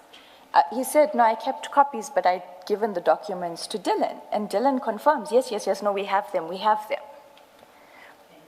And it's Perumal. Perumal. Thank Thank you. The affidavits obtained by you and your colleagues are very terse in content. What is that a function of? Or why is that so? I do not find them to be better than which affidavits? The A1. They were not. They were still futile. Why is that so? Because he didn't have anything further than what was slipped under his door. So Mr. Adams could not could not supplement. Give any useful substantiation? Nothing. All right, Okay, back to your statement. 78. Thank you. Thereafter, Mr. Rapesu commissioned all 4 supplementary affidavits. Those 4 supplementary affidavits were the only affidavits commissioned in my presence in Cape Town. Mr. Perumal did not commission any affidavits in my presence. I do not know when he would have met with Mr. Adams that day to commission any other affidavits. More importantly, I do not understand why the same witness would depose to a main affidavit being an A1 on the same day he deposes to a supplementary affidavit. Continue. But it also seems, isn't it, a misnomer to call the Perumal affidavits A1s, because in the docket you already have A1 statements. You could never do that. It would never, and it can't be that it's mismarked, because the Mokwele docket is an A1. Yes. And when we were in Cape Town, there was no Mokwele supplementary taken. Yes. Thank you. Can you just deal with this issue? Yes, The Commissioner. 3 of you are in Cape Town. Yes, Commissioner. Together, statements are being prepared. Did Mr. Perumal have his Commissioner of Oath stamp with him in Cape Town? Because the other affidavits that we have seen, and they were commissioned on the 6th of January 2025, they bear his statement and he's the commissioner. Stamp, sorry, not the statement. His stamp is used to commission those statements. Did he have it with him on the day that the 3 of you were in Cape Town? Commissioner? And would he ordinarily carry his stamp around? No. None of the investigators generally carry. Also, the Pretoria stamp will be futile in Cape Town. But on that day, Mr. Perumal had no stamp and he commissioned no statements. That is why I sent the voice note that I did. I think it was on the 22nd or 23rd. So what conclusion must we draw when we see affidavits commissioned by him on the 6th of January 2025, subject to him coming to explain, of course, but because you are here and you were with him that day, what conclusion do you say we must draw? The exact conclusion that Commissioner Kumalo used on that day. Those statements are doctored. Don't think that came from me, but I'll take that. It was you, Commissioner. I remember specifically, I was watching and I'm like... Are you sure it was not Advocate Silla? Advocate Silla is very nice compared to you. No, it is the conclusion that the commissioners can draw. Also, I can attest, and I'm under oath, and I have freely provided the evidence. The 4 supplementaries did not include Mokwele. And if I may elaborate just a little bit on that aspect, Advocate. When I say the Mokwele aspect is it's like, it's not even mentioning Mokwele in the 27 referral that I saw. It says a lady. We didn't even know the name of Mokwele when we went to Mr. Adams for those supplementaries. Did he know the name? Did Mr. Adams know the name? If he did, he didn't mention it. It was the Mokwele name was never mentioned. In the voice note that you sent, and now you say that Mr. Perumal did not commission any statements. Can we, for the record, now that you're sitting there, just confirm that you were with Mr. Perumal the entire time that you were in Cape Town until you departed, and did you depart together? And you confirm that there would have been, forget that it doesn't make sense that a witness on the same day would do an A1 and a supplementary arising from the same consultation. Forget that for now, for the purpose of my question. but there was no opportunity that you could have missed where Mr. Perumal, after all, commissioned a statement? Except for my 1.5 hour to 2 hour nap on the 6th, because we flew at 4:30 in the morning. I was very tired. So except for that nap just before dinner, we were together. In fact, magic hour. how would he have traveled? How would he have printed? These are all the things that played on my mind when I saw it flighted, and I was like, how did I miss this? Because in part 2, I did miss it in June when I saw the affidavit. I did. I missed it until it was flighted. But that is for a different reason that I missed it. My questions then would be, we had one vehicle. Mr. Rapesu was the designated driver. He had the vehicle keys. Except for that few hours, we were together. So, and even if, let's say hypothetically, Mr. Adams came to the hotel, where would you have printed it? We didn't even have a business center at the hotel we were staying in. Where would you have the stamp? I have printed documents at a hotel. Did you have your stamp? Because if he had the stamp, obviously it would have been produced when we were at the boardroom at DPP's office.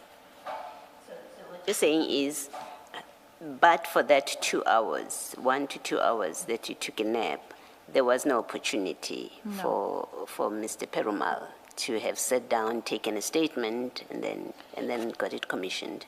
Commissioner, even if it was the next day, because we did have other meetings, we decided to utilize the trip. So we have another matter that we were investigating. And I didn't know that the ID didn't authorize a consultation with the attorneys. I only found out when I got to the consultation, because Perumal had told me the night before that we were going for this consultation. It was the 7th of January. So in that time where I was busy, I had a lot of other work and a lot of other things that I needed to do. So I used that time. I sat at the pool with my laptop and I was busy. So even in that time, it would not be the 6th, it's the 7th. Thank you. Advocate Ngube, just a moment. This is important because when Mr. Adams gets here, we must put some of the questions to him. Commissioner Baloyi mentioned the happy hour and the possibility that during that happy hour, a statement could have been taken from Mr. Adams and commissioned. Would it have been proper, seeing that the three of you traveled together, would it have been proper for Mr. Perumal to consult with Mr. Adams separately and take a statement and commission it in your absence and Mr. Mansa's absence? No, it would not be. It would be irregular. Yes, and then you were still, although you were no longer part of the case in October last year, when the issue of disclosure of the docket to the accused was being discussed, remember there was a discussion with you about the Section 27. Now the supplementary affidavits that were disclosed to the accused,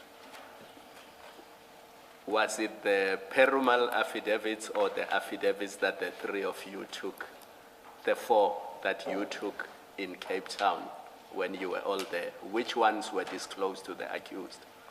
As far as my memory serves, and I've got the USB here, as far as my memory serves, I didn't see Rapesu's supplementary in the disclosure that was given to me by the team.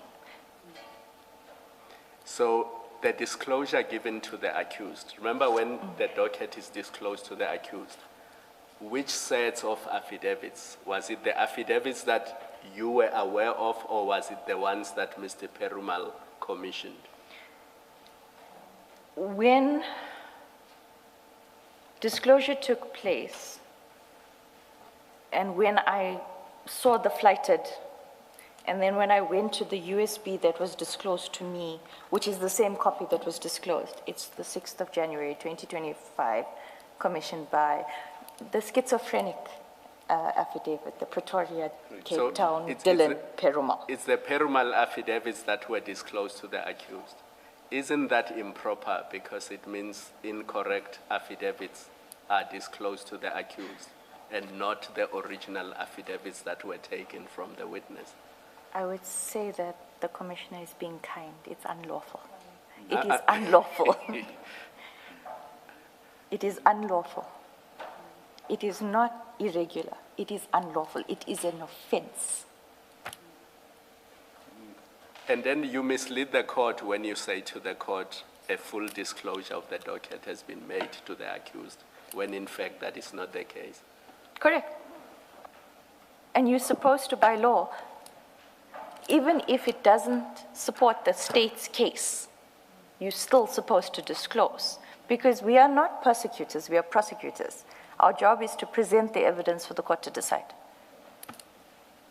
I just wanted to say, a person who does that just to avoid the you, there just might be people who might understand the you as referring to you. I meant IDEC, sorry. Take no I didn't mean you offense. personally, I meant IDEC.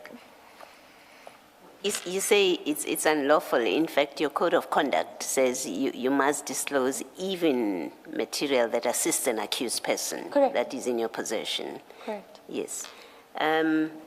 You said something about the disclosed docket. When it was given to you, you don't recall seeing the Rapesu affidavits, supplementary affidavits.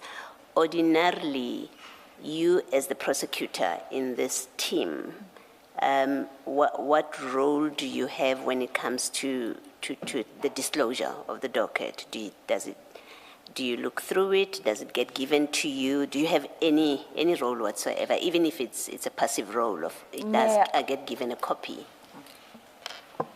May I explain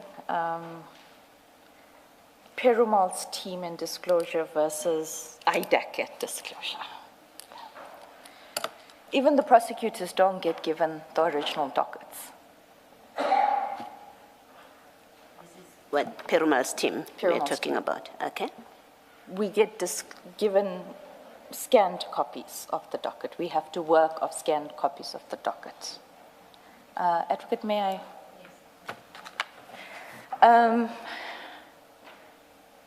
So even when you're drafting, you would work off the scanned copy that they have given you. You don't have the physical, which is not proper. You're supposed to have the physical docket. You're supposed to, in the DPCI matters, we do a thing called docket audit, where if we're disclosing electronically because it's thousands and thousands of pages, or maybe just 500 pages, whatever, we would sit with the investigating officer and the prosecutors, and we'd go A1, check, A2, check. That process, whenever asked for by Perumal's team, is bypassed. And the reason I'm bringing this up is I recently did a memo saying that charges must be withdrawn on another matter. Because when myself and my co-prosecutor, after numerous emails and numerous fights, finally got the A, B, and C clip, we found exonerating evidence in the C clip. This is after disclosure of the docket. This is when I set the matter down for trial. Okay. So I did a memo, and I still haven't received a reply from Advocate Johnson, stating that, one, because of this evidence. So the prosecutor and I then embarked on our own investigation. We went and checked. We confirmed with the witness. The witness then emailed us another supplementary affidavit confirming that the investigators didn't ask about these things. We attached all of that, and we did a memo saying this matter needs to be withdrawn. So and I explained it earlier, so Advocate Johnson calls Perumal's team the A team, and then there's IDAC. So the A team, they don't follow the rules. And that is why we did not, I still haven't seen the physical docket. Thank you. Lastly, on this disclosure issue, is there a rule in IDEC about the disclosure of the Rule 27 affidavit, The referral. the referral rather, is that part of, as a matter of rule, it may be that it's not complied with. I'm asking that kind of question, whether there's a rule or it's as you deem fit. About that referral, is it part of the docket? Does it get disclosed? Advocate Johnson's instructions is a 27 referral does not get disclosed. However, I am aware that a legal opinion on this has been sought. We haven't received it yet. Received the opinion. And is there a reason that has been offered by Advocate Johnson why you wouldn't? I mean, intuitively, it seems the source of the complaint, which is an affidavit, would be part of what? Would be part of your docket. Is there an explanation or justification that has been given for non-disclosure?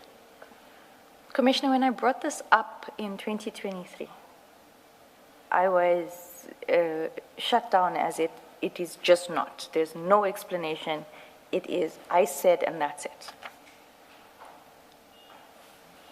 Thank you. And I think you said you consider the Section 27 affidavit to be an A1. Correct. It should be the A1 because it is the founding document to a docket and investigation, or an investigation leading to a docket, whichever comes first. But in this instance where you have dockets that were already existing before the Section 27, could there be some justification as to why it wouldn't be considered as part of disclosure because you already have 4 A1s in existing dockets? To answer you, Advocate, if the A1s had sufficient evidence, it could have maybe been justifiable. But because the A1s didn't have any substance, it should have, in fact, that should have been the supplementary, the 27 referral. Okay. Can we then go back to your statement, paragraph 79? As an aside, I recall that during the meeting,